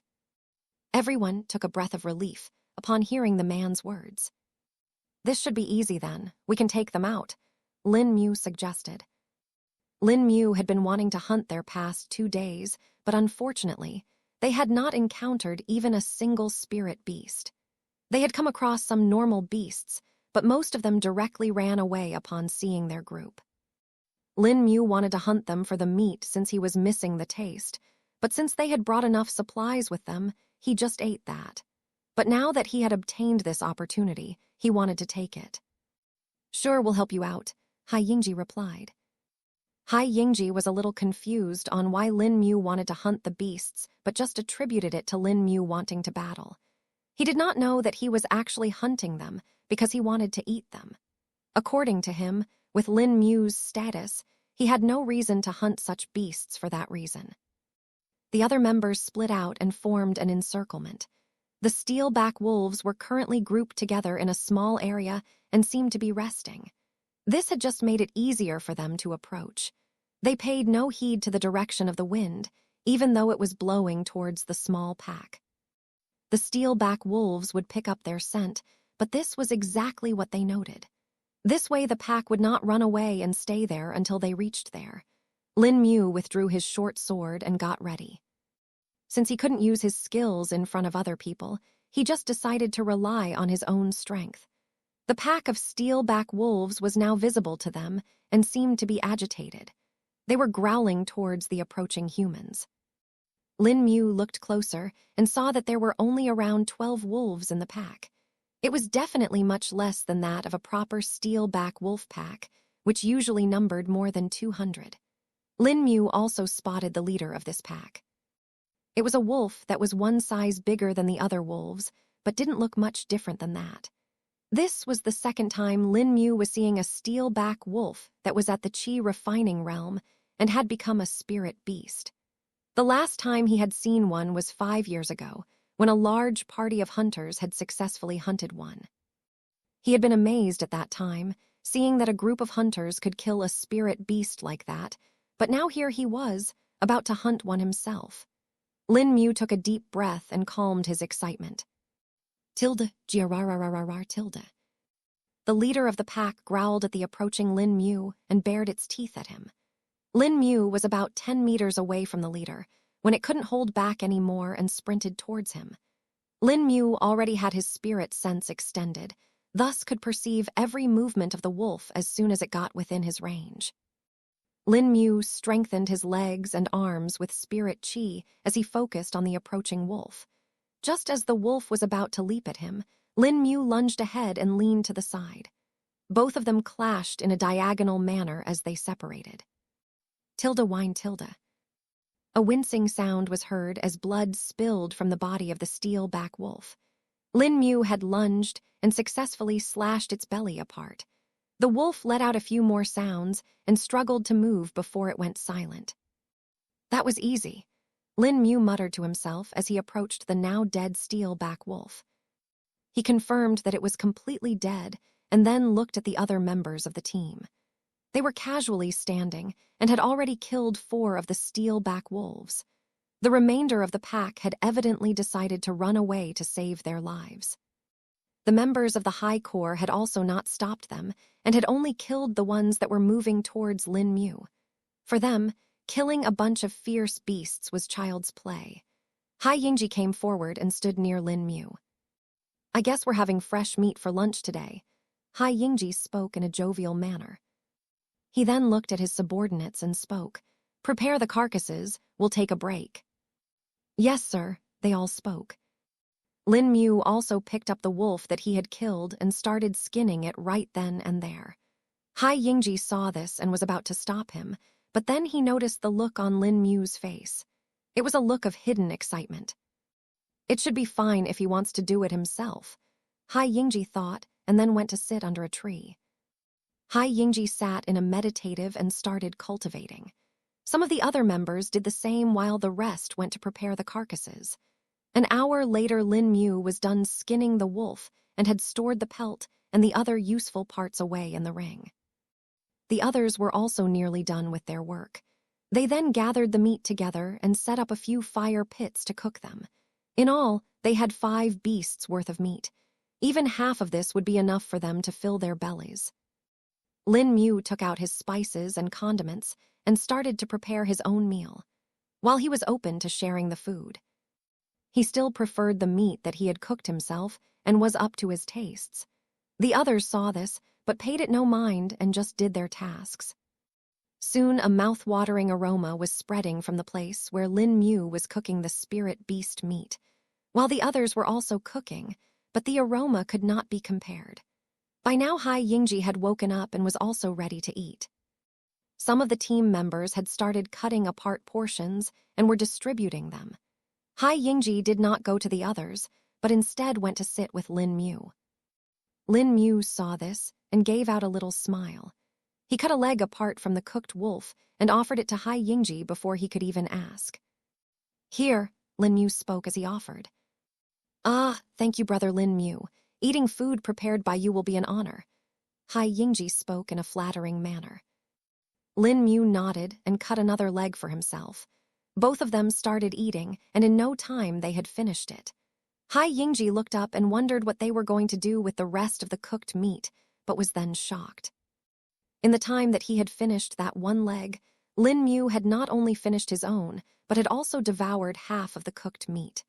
Right now, he was biting down on some ribs and was eating it with gusto, paying no heed to his demeanor. Hai Yingji was shocked by this and felt as if his eyes were lying to him. "That boy's no less than a beast himself," he muttered to himself. Chapter 143, Danger. Lin Mu took a burp and then looked up at the shadow that was kind of covering his face. He saw that he had unknowingly created a small hill of bones. Did my appetite increase even more? I didn't even realize it while eating, Lin Mu wondered. He then looked up at the remaining amount of meat that was left on the large skewer. Lin Mu had eaten half of the spirit beast and only the upper torso, and one of the legs of it was currently left. He touched his belly and figured that he had had enough food for now. "I'll save the rest for dinner," Lin Mu thought. Even though he would not feel hungry for an entire day after eating a meal, he still liked to eat it as it was a habit for him. It just didn't feel right to him when he didn't. Anyways, he still got to absorb the vital energy and the spirit chi from the meat, so it worked in his favor. Lin Mu touched the meat and stored it in the ring.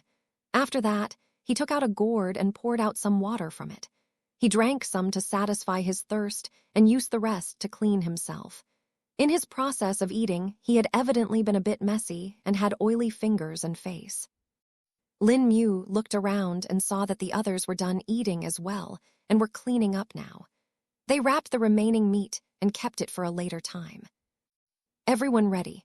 Hai Yingji asked as he looked around. "Yes, Senior," they replied in unison. Nodding at them, he spoke again. "Let's continue then. We should probably reach our destination by tomorrow." They then started their journey again and proceeded deeper into the forest. They were going in a northwestern direction now and would probably meet the other team that was being led by Hai Bao soon. Eventually, the sky started to darken and the snow had started to fall. Knowing that it would be more risky to proceed in the night, Hai Yingji decided to stop for the night.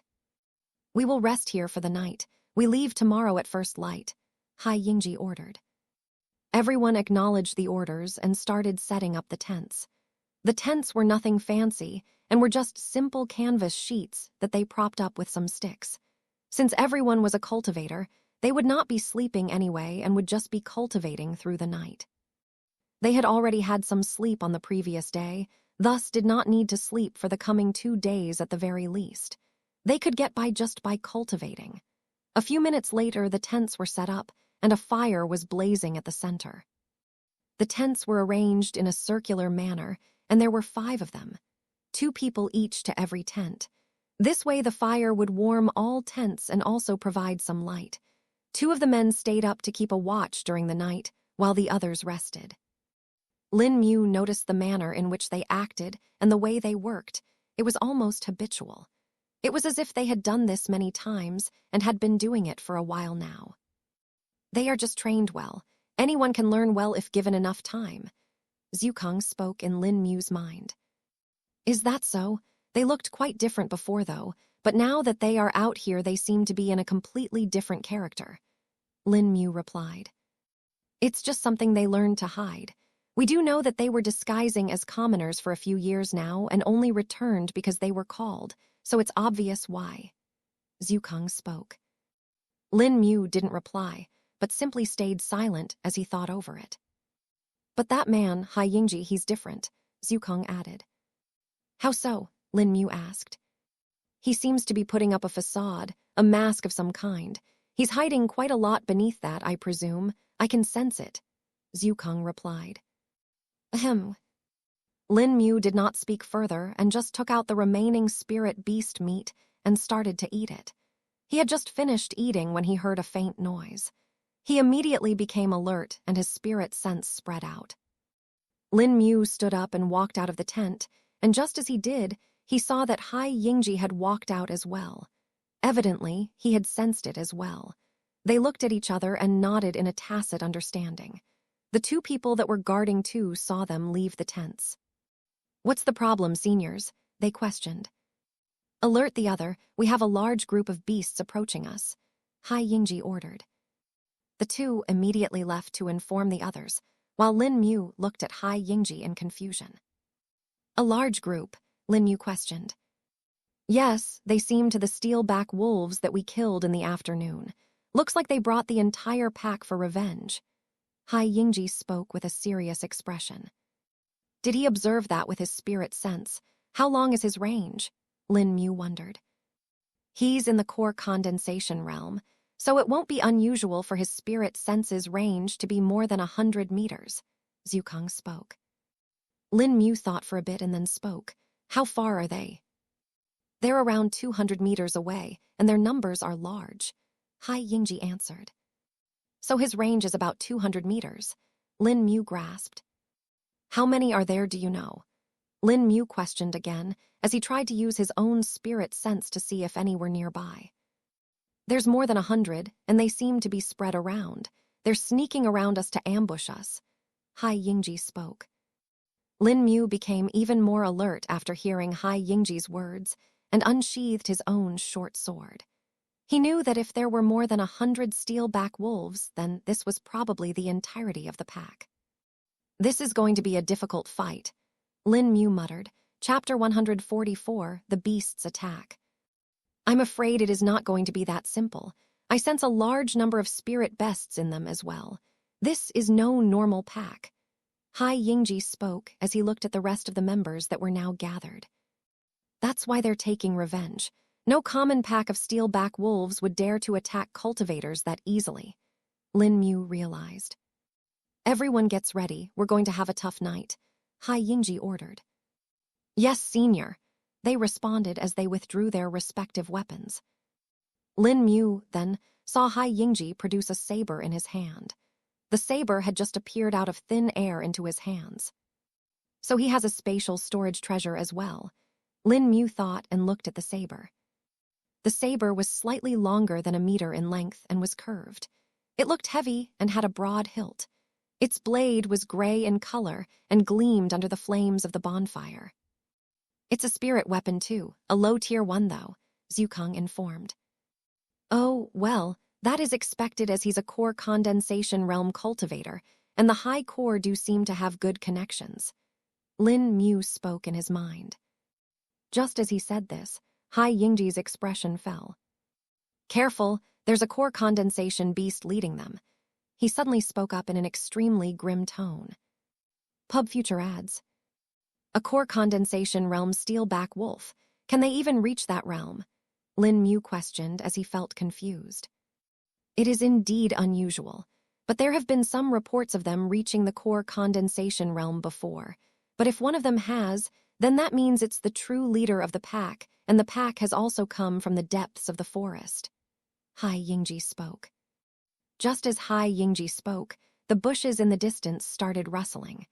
The wind was not blowing, thus this meant that the wolves were close.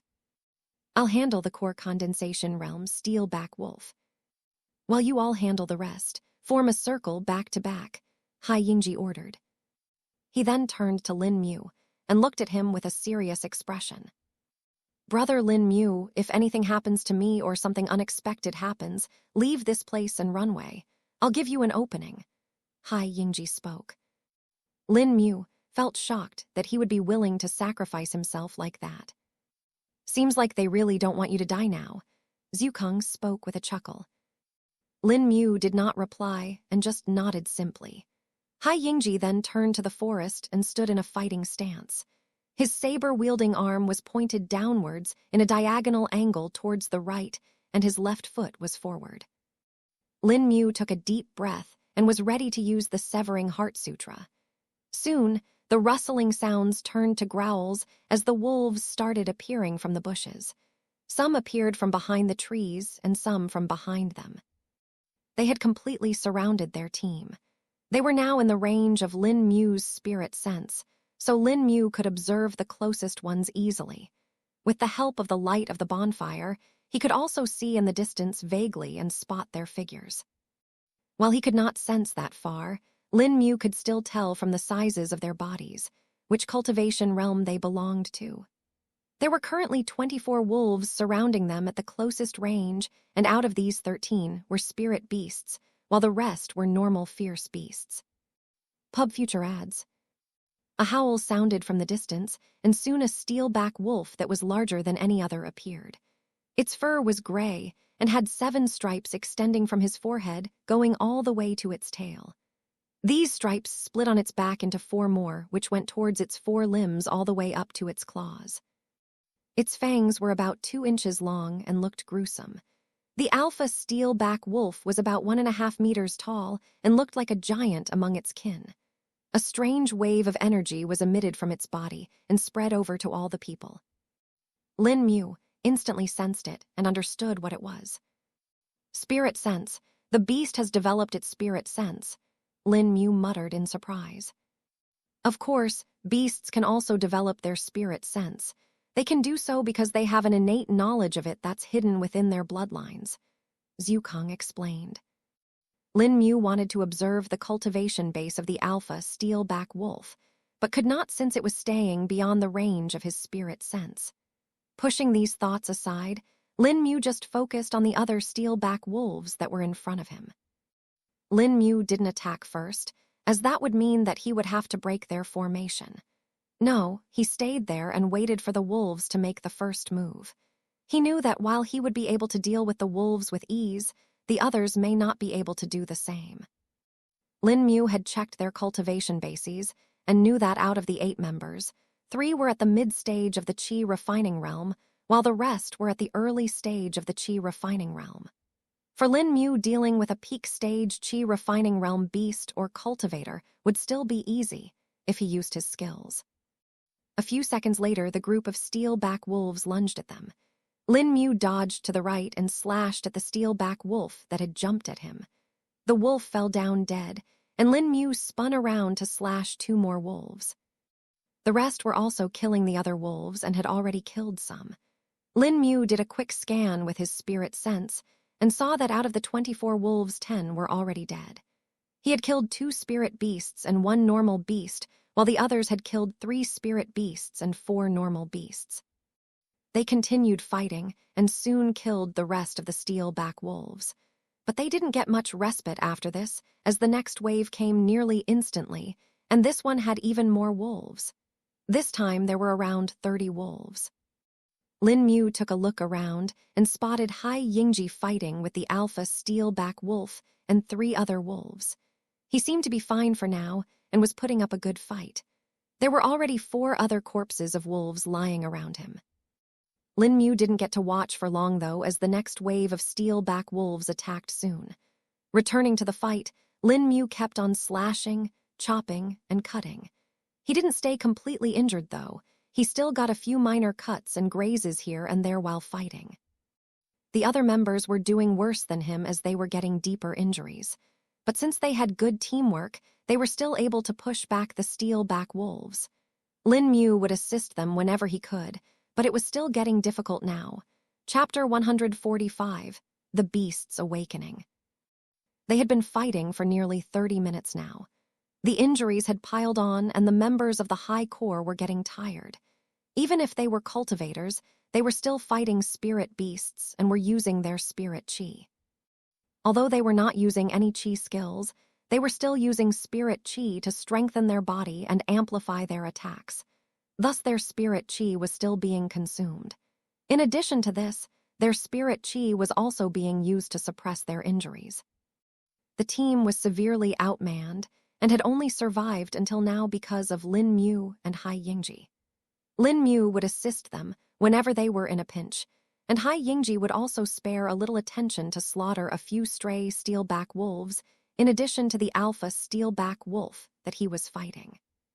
Still, even Hai Yingji had gotten some injuries now, the most severe being the one on his saber-wielding arm. A large bite wound could be seen, from which blood was dripping. It looked unusual for a wound as big as that, since the bleeding should have been severe.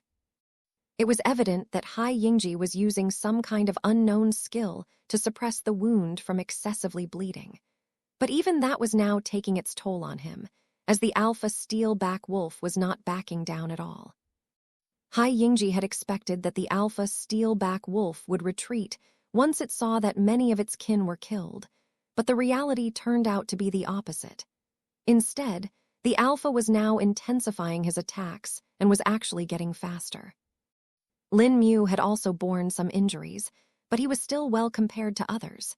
He was especially lucky as he had been able to block 2 dangerous attacks to his torso. He was saved because of the multiple layers of leather armors he was wearing. While the leather armor only covered his chest and not the other parts of his body, it was still 5 of them being stacked on top of each other. This made them thick enough that they were able to stop a claw attack of Qi Refining Realm's steel-back wolf and the bite of another one. But as a result of that, Lin Mu's clothes were now torn in multiple places, and his outer robe was completely gone. Now the shredded stack of leather armors on his body could be clearly seen. "We can't let this go on. The others won't be able to last long," Lin Mu shouted to Hai Yingji. Lin Mu did a quick scan of the surroundings and observed that the number of steel-back wolf corpses had reached more than 70, and yet they were still coming. Hai Yingji also had sweat dripping down on his forehead now, as he swiftly glanced around. "This is much worse than I thought. This steel-back wolf is abnormally strong. It's as if it has the strength of late stage of the core condensation realm, even though it's clearly at the early stage," Hai Yingji thought. "If their numbers don't start reducing soon, we'll retreat. I'll try to make an opening," Hai Yingji shouted. But as soon as he said this, the alpha steel-back wolf, as if having understood his words, started growling. It retreated a short distance, giving a slight chance for Hai Yingji to rest. Taking this chance, he killed 5 more steel-back wolves that were troubling the members of his team. Hai Yingji refocused his attention on the alpha steel-back wolf and saw that it was acting strange. It had its limbs tensed up and was growling to itself as if in pain. Pub Future ads. The alpha steel-back wolf suddenly raised its head and let out an ear-piercing howl. Its body started trembling and veins bulged out of its skin. Its eyes turned red and saliva started dripping out of its mouth. Hai Yingji couldn't tell what was happening and why it was doing this. Lin Mu instinctively turned around because of the ear-piercing howl. "What the hell was that?" Lin Mu exclaimed and looked at the alpha steel-back wolf. Even the other steel-back wolves seemed to be affected by the howl of the alpha wolf and seemed to be startled. Some of the weaker ones even seemed to be scared and were whining in fear. Lin Mu looked at the conditions of the others and felt confused. "What's happening?" Lin Mu wondered. "The beast, it has awakened its bloodline ability. You have to be extremely careful. You may have to run as Hai Yingji may not be able to handle it." Zhukang spoke with urgency. Lin Mu's eyes went wide with shock as he heard Senior Zhukang's warning. He had heard about the bloodlines of the beasts and knew that they had their unique abilities. Not every beast had it, but all had the potential to awaken one. The steel-back wolves were relatively low in the hierarchy of the beasts, thus were not as likely to awaken it. But since this alpha steel-back wolf had reached the core condensation realm, it had awakened one. "Do you know what ability it is, Senior?" Lin Mu questioned. "No, there are far too many similar abilities, and it could have awakened anyone from its bloodline. The range is too far wide. All you can do right now is closely observe," Zhukang answered. Lin Mu heard Senior Zhukang's words and gritted his teeth. "Careful, it has awakened its bloodline ability," Lin Mu shouted for everyone to hear. Hai Yingji felt cold sweat appear on his back after he heard Lin Mu's warning. He knew of bloodline abilities, but would have never expected that a steel-back wolf would awaken one. He immediately retreated some distance away and locked his sight on the alpha wolf. Pub Future ads. The alpha steel-back wolf let out another howl and was now looking at Hai Yingji. Its muscles that were bulging before had now reduced instead. While it was the same height as before, it was now slimmer. Whatever process it was going through had completed, and now it was ready. Hai Yingji looked at the now changed alpha steel-back wolf. While one would think that its presence should have reduced now that it was smaller in size, it was not so. Instead, its presence and aura had multiplied and were now bigger than before. Hai Yingji could feel the hair on the back of his neck stand. He had been in many life-threatening situations before and was very experienced. He had not felt a feeling like this in a long time. Even when he was disguised deep into enemy territory, he never flinched. But now, here in front of a beast that had a lower cultivation base than him, he was feeling fear. Something very unnatural is happening in the northern forest. First the bear beast and now this. Is the invader the cause of this too? Hai Yingji thought as he gripped his saber hard. Hai Yingji then withdrew a pill from his storage treasure and popped it in his mouth. In the next second, under the effects of the pill that he had just eaten, the wounds on his body started to heal. Hai Yingji looked dead in the eyes of the alpha steel-back wolf before he spoke. "Run! I'll stop it." Lin Mu heard his words, but did not react at that moment. He was too engrossed in fighting the foes that were currently in front of him. Still, even if Lin Mu had not heard the words didn't mean that the other members of the High Corps had not. While most of them were fighting and holding off the steel-back wolves, some of them still heard the words of Hai Yingji. Their expressions turned strained, and they gritted their teeth in frustration. Frustration that they were weak and were now suffering under the attack of mere beasts. They looked at Lin Mu, who was fearlessly fighting against the steel-back wolves without even flinching, and then at their companions. They felt ashamed at the fear and doubt that they were feeling.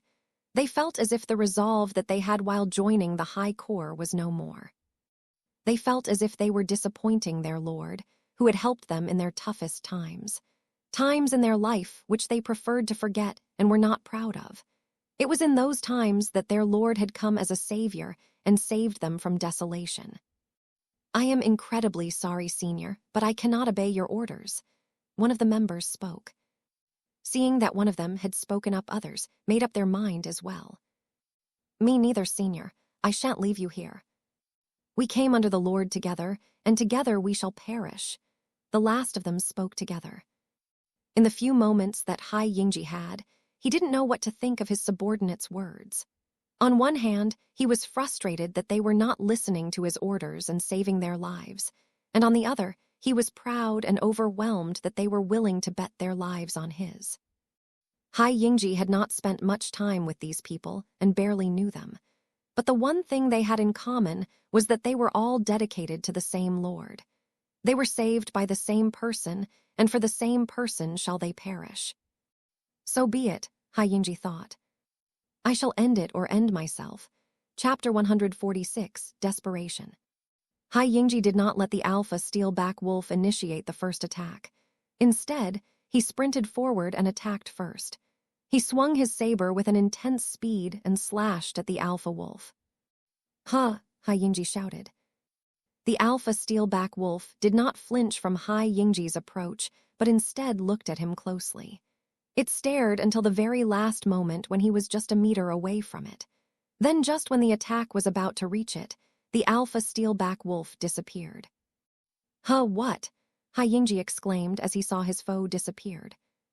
Where did it go? He spoke as he looked around. But just as he was about to move, Hai Yingji suddenly felt danger from his back. His spirit sense immediately spread around, and he saw what was approaching him. It was none other than the alpha steel-back wolf. The alpha wolf had increased its speed exponentially and was now coming towards Hai Yingji.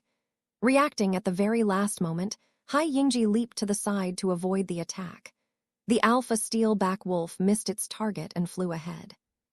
It landed on the ground and dug some trail marks as it exerted force to stop itself. Tilde growl tilde.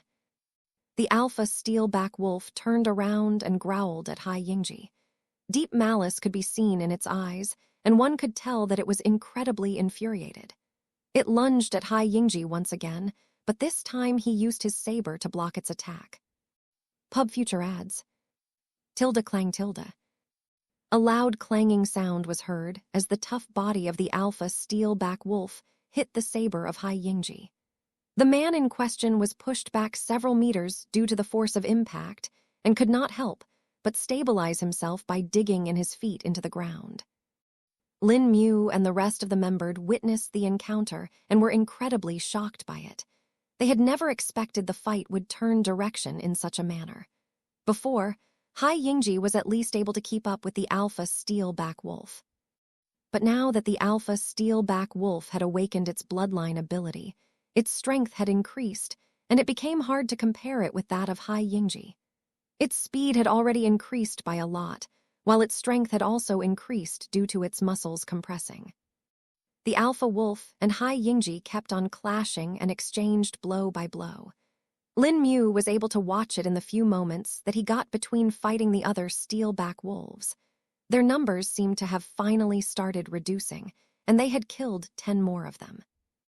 Lin Mu did another scan of the area and saw that the remaining amount of steel-back wolves was around 40. We have to end this quick. Hai Yingji won't be able to hold it back for long, Lin Mu uttered. By now, he had heard the words of the other members of the High Corps and knew that Hai Yingji was going to force himself to end the fight.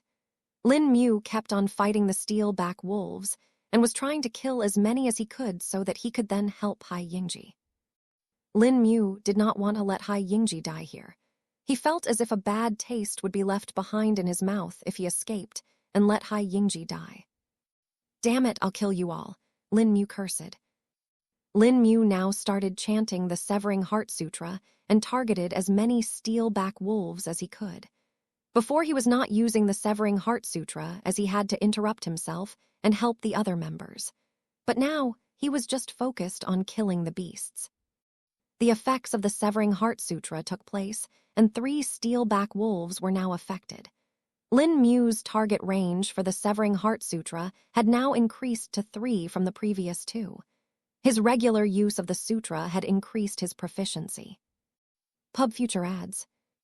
The steel-back wolves became dazed and were now slow to act. Lin Mu took this opportunity and quickly killed them. 1, 2, 3, 5, 10, 20. One by one, the steel-back wolves started dying under Lin Mu's blade. Finally, the time arrived when no more wolves were coming forth to attack them. Lin Mu looked around and saw that only a couple of the steel-back wolves were now left fighting. Most of them had fallen under his hands, while the rest had been handled by the members of the High Corps. They were covered in injuries from head to the toe and were extremely exhausted.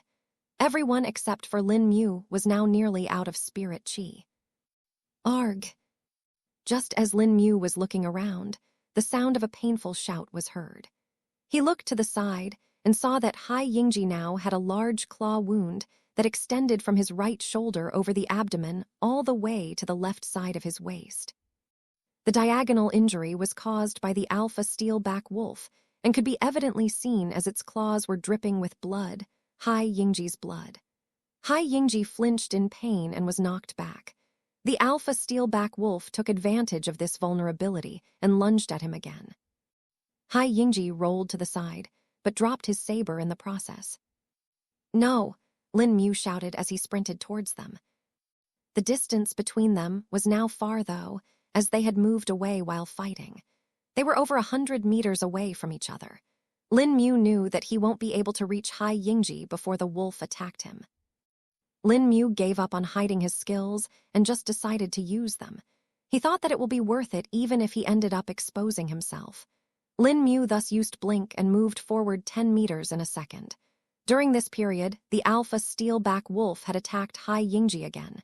Chapter 147, Spirit Control. Hai Yingji had barely scraped by and dodged the attack, but still endured a scratch from the beast's claws.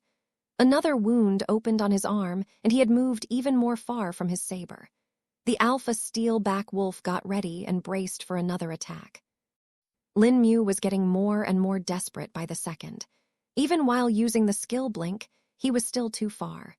He had already used blink 5 times in a row, but the speed of the alpha steel-back wolf was too high. Lin Mu feared that he would not be able to reach Hai Yingji in time. Quickly thinking, he let ideas flow through his mind as he finally decided on one. He kept on using blink to teleport forward, and when he was within 20 meters of the alpha steel-back wolf, he threw his short sword forward. Tilde swoosh tilde. The short sword shot forward and soared through the air. In the blink of an eye, it was already near the alpha steel-back wolf. But just as it was about to hit it, the beast reacted with a monstrous agility and tilted to dodge the short sword. The short sword overshot and missed the alpha steel-back wolf by mere inches. "No!" Lin Mu yelled as his eyes turned bloodshot. The beast turned around and refocused its attention on its prey that was Hai Yingji. By now, Hai Yingji had become too injured to be able to move with his previous speed and could not react fast enough. He closed his eyes in acceptance as his body became stiff. Lin Mu's shout was still echoing as he dreaded what was about to come. His emotions were a mixture of anger, frustration, guilt, and regret. He kept on watching as the alpha steel-back wolf was about to end the life of Hai Yingji. But just as he was about to give up, a miracle happened. The short sword that had missed and had gone ahead suddenly turned around. It was as if it had suddenly come alive and was now flying back. Everything happened in an instant and could not be explained in a short time. Just as the beast's fangs arrived at Hai Yingji's neck, it stopped moving. Hai Yingji opened his eyes once he sensed that his impending doom had somehow not arrived yet. He was expecting pain and suffering, but somehow it had stopped midway. His eyes opened to a sword tip being pointed at him. Hai Yingji's eyes went wide as he flinched backwards. Only after moving a few inches to the back did he see what had happened. A short sword had pierced the head of the alpha steel-back wolf and come out of its mouth. It was this very short sword's tip that was pointed at him when he had opened his eyes. What happened? How? Hai Yingji questioned as he felt incredibly confused. He had actually seen the short sword miss its target, that was the alpha wolf, so he wondered how was it stuck in its skull now. Lin Mu was standing in his place, as if he was dumbstruck. He had clearly seen what had happened a few seconds ago. The short sword that had missed its target and was flying ahead somehow turned back and pierced the head of the alpha steel-back wolf. Somehow the short sword had sensed the desperation within his heart and had responded. A strange new connection was formed between them, and the sword responded to his thoughts. At that moment, Lin Mu wanted nothing more than to kill the alpha steel-back wolf. Thus that was exactly what the short sword had done. It had fulfilled his most intense desire. A few more seconds passed as Lin Mu contemplated. Suddenly, an intense wave of exhaustion washed over him as felt his strength leave him. What happening to me? Lin Mu muttered between breaths. Lin Mu could no longer hold on and collapsed onto the ground. You unconsciously used spirit control on your short sword. Your spirit chi has been exhausted greatly due to it, and that's why you are feeling such a great fatigue. Zhukang suddenly spoke in Lin Mu's mind. Spirit control, Lin Mu questioned in his mind as he laid down on the ground helplessly. Remember what I told you about controlling and using spirit swords. Normally, you would have refined your spirit sense to an extensive range and would have then used that to control a spirit sword. A spirit sword that's controlled in this manner can be used to attack or to fly. But what you have done is much different than that. Since you don't have a spirit sense that's long enough, the short sword instead used its own ability to establish a connection forcibly. This resulted in it draining most of your spirit chi. Zhukang explained. Lin Mu was finally able to understand a part of what had happened. He would have been able to completely understand it, but his fatigue was making it difficult for him to think clearly. The exhaustion was forcing him to close his eyes, which he was barely able to resist. With great difficulty, Lin Mu propped himself with his hands and turned around to look at Hai Yingji. The man was safe for now, but his injuries had worsened. Whatever pill and techniques that he was using to restrain his injuries were no longer having any effect. Some of the members of the High Corps were now approaching Hai Yingji to check up on him, while the rest were rushing towards the collapsed Lin Mu. Seniors, they shouted. Two of them pulled away Hai Yingji from the alpha steel-back wolf, while two others checked on the beast. Once they ensured that it was dead, they let out breaths of relief. The beast is dead, they shouted with elation. The others then too shouted with joy after hearing their words. Yeah, they did it. The men that had approached Lin Mu took out a small glass bottle. They then opened its cap and took out a pill from it. The pill was white and looked very plain. Chapter 148, Spirit Chi Core. The man that was holding the pill kneeled down and held out the pill towards Lin Mu. Here, take this pill, senior, it's a healing pill, the man spoke. Lin Mu didn't take the pill instantly, but instead looked at Hai Yingji and saw that the others had given him a pill as well. Taking a breath of relief, Lin Mu took the pill from the man. He popped it in his mouth and swallowed it. It was surprisingly bland, and Lin Mu did not taste anything when he ate it. But when the pill was swallowed down into his stomach, he could feel a strange warmth radiating from it. The warmth soon turned into intense chi that was absorbed by his body. The medicinal effects were absorbed, and Lin Mu's injuries started to visibly heal. Even the men that had given him the pill were shocked by the quick effect. Does this pill work so fast? One of the men asked. I don't know either. The leader gave us a few of these pills before we left. She didn't explain much, but just said that they were healing pills. The man answered. Lin Mu moved with difficulty and sat in a cross-legged position. He circulated the remaining amount of spirit chi he had and assisted the effects of the healing pill. A few minutes later, he was completely healed, but the exhaustion of spirit chi was still there. Lin Mu chanted the Severing Heart Sutra and peered inside his danshin. He observed that he barely had 50 wisps of spirit chi left in his danshin from the previous 1,500. The single drop of liquid spirit chi was also there at the very bottom of the danshin. Previously, it was hard to spot due to the sea of spirit chi wisps, But now that his dantian was nearly empty, it was rather easy to see it. It would slightly gleam every so often and look like a drop of morning dew. Lin Mu withdrew his attention from his dantian and opened his eyes. He saw that the men were no longer near him and were now cleaning up the battlefield. Some of the ones that were more injured had also taken some pills and were recuperating. They had put on bandages and could be seen piling the steel-back wolf corpses in a corner. There was barely any space left to freely walk, since you would stumble on a random corpse. Lin Mu looked for Hai Yingji but couldn't find him anywhere. He's probably in a tent, Lin Mu thought. His sight was then pulled towards the massive corpse of the alpha steel-back wolf. It was still lying where it was before, and his short sword was still stuck where it was in its skull. Evident the other people had not touched it or had tried to move it. "Senior Lin Mu," one of the men shouted. Lin Mu turned his head to the side to look at the person calling out to him. It was the same man that had given him the healing pill. The man was laking towards him and came to a stop in front of him.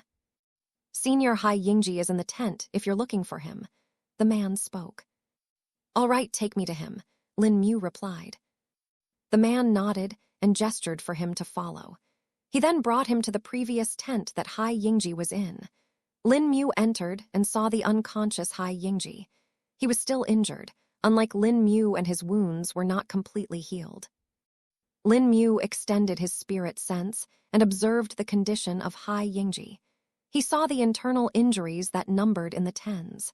There was blood pooled in his viscera, and there were tiny clots that were hampering his circulation.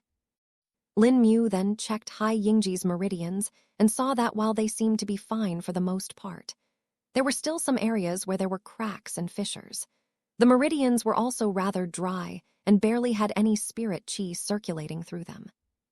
Lin Mu then checked Hai Yingji's dantian and saw something different. There was no spirit qi wisps in his dantian. Instead, what was inside his dantian was a small sphere that was pale white. It was about the size of a pea and was suspended in the center of the dantian. So this is the spirit qi core of a core condensation expert, Lin Mu thought as he closely observed it. "Oh, this is a rather small core," Zhukang spoke in Lin Mu's mind.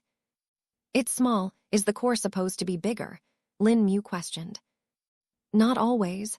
The core of an early-stage core condensation expert usually starts off like this. But from what we've seen, Hai Yingji was at the middle stage of the core condensation stage. His core should have been at least twice this size," Zhukang answered. Did he regress perhaps?" Lin Mu suggested. "I thought so too at first, but from what I see, it does not seem likely. Even if a core condensation realm cultivator's cultivation base regresses, the overall size of their core wouldn't decrease. It's just the density of the core that would decrease. Instead of a solid sphere that you can see right now, it would instead become translucent," Zhukang explained. "That what happened to him?" Lin Mu asked. "I can't tell exactly. We need to observe the core of other core condensation realm cultivators. Only after seeing a few more samples will I be able to determine the problem," Zhukang replied. "Ah, the alpha steel-back wolf. It's at the core condensation realm too. We can maybe check it," Lin Mu suggested. "Yes, we can do that. Although the results won't exactly be accurate as it's a beast and not a human, I can still guess some things from it," Zhukang spoke. Lin Mu was about to turn around and go outside the tent when Zhukang spoke again. "I think you should recuperate your spirit qi first. Also, this man's condition seems to be worsening."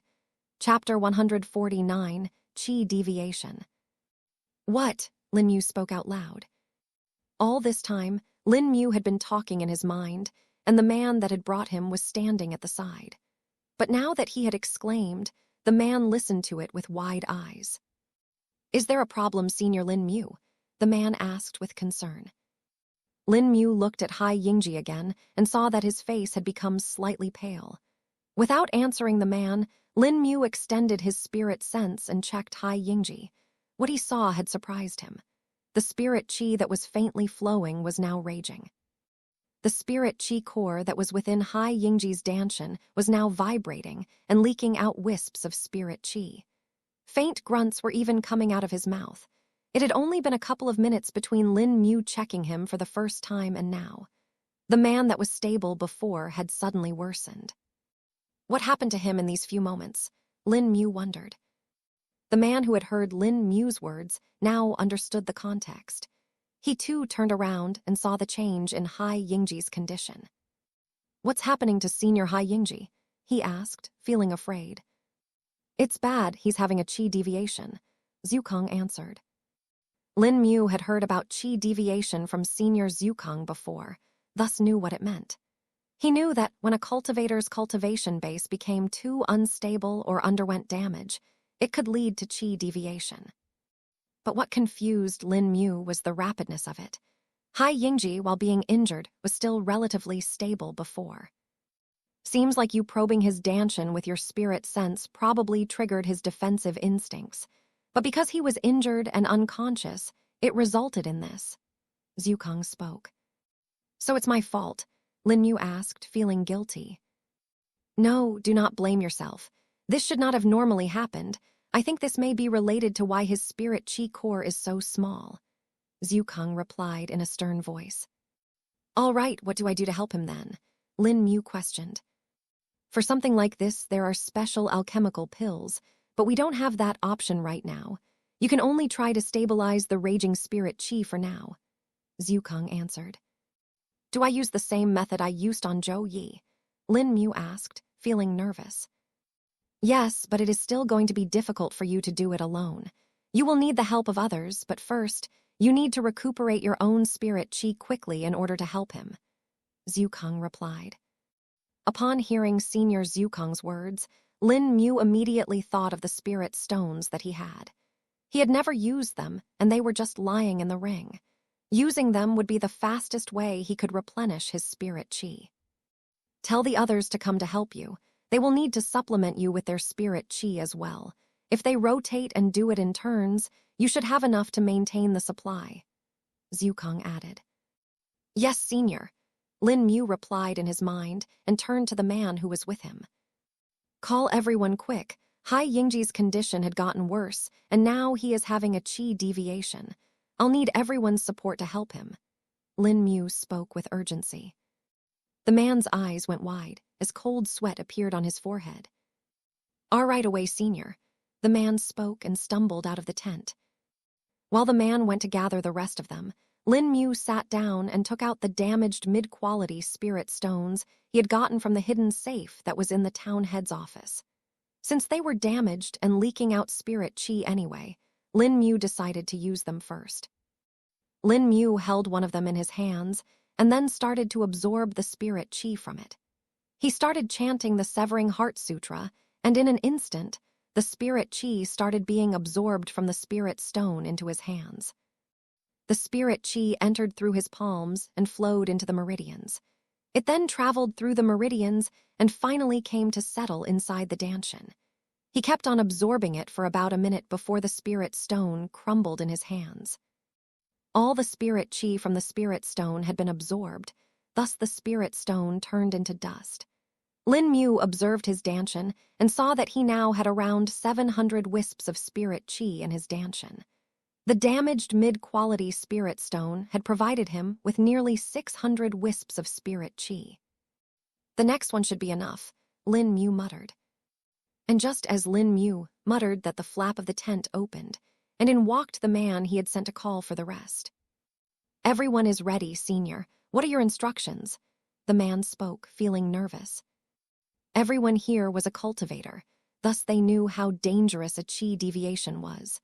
They were even more scared since it was happening to someone that was part of the higher core and was a lieutenant in the high core.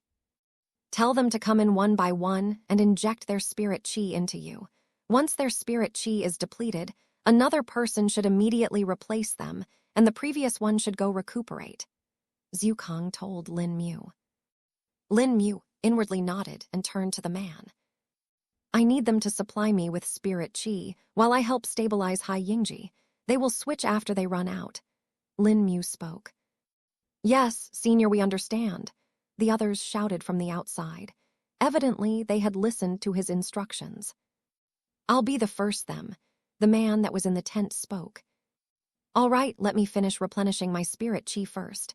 Lin Mu spoke.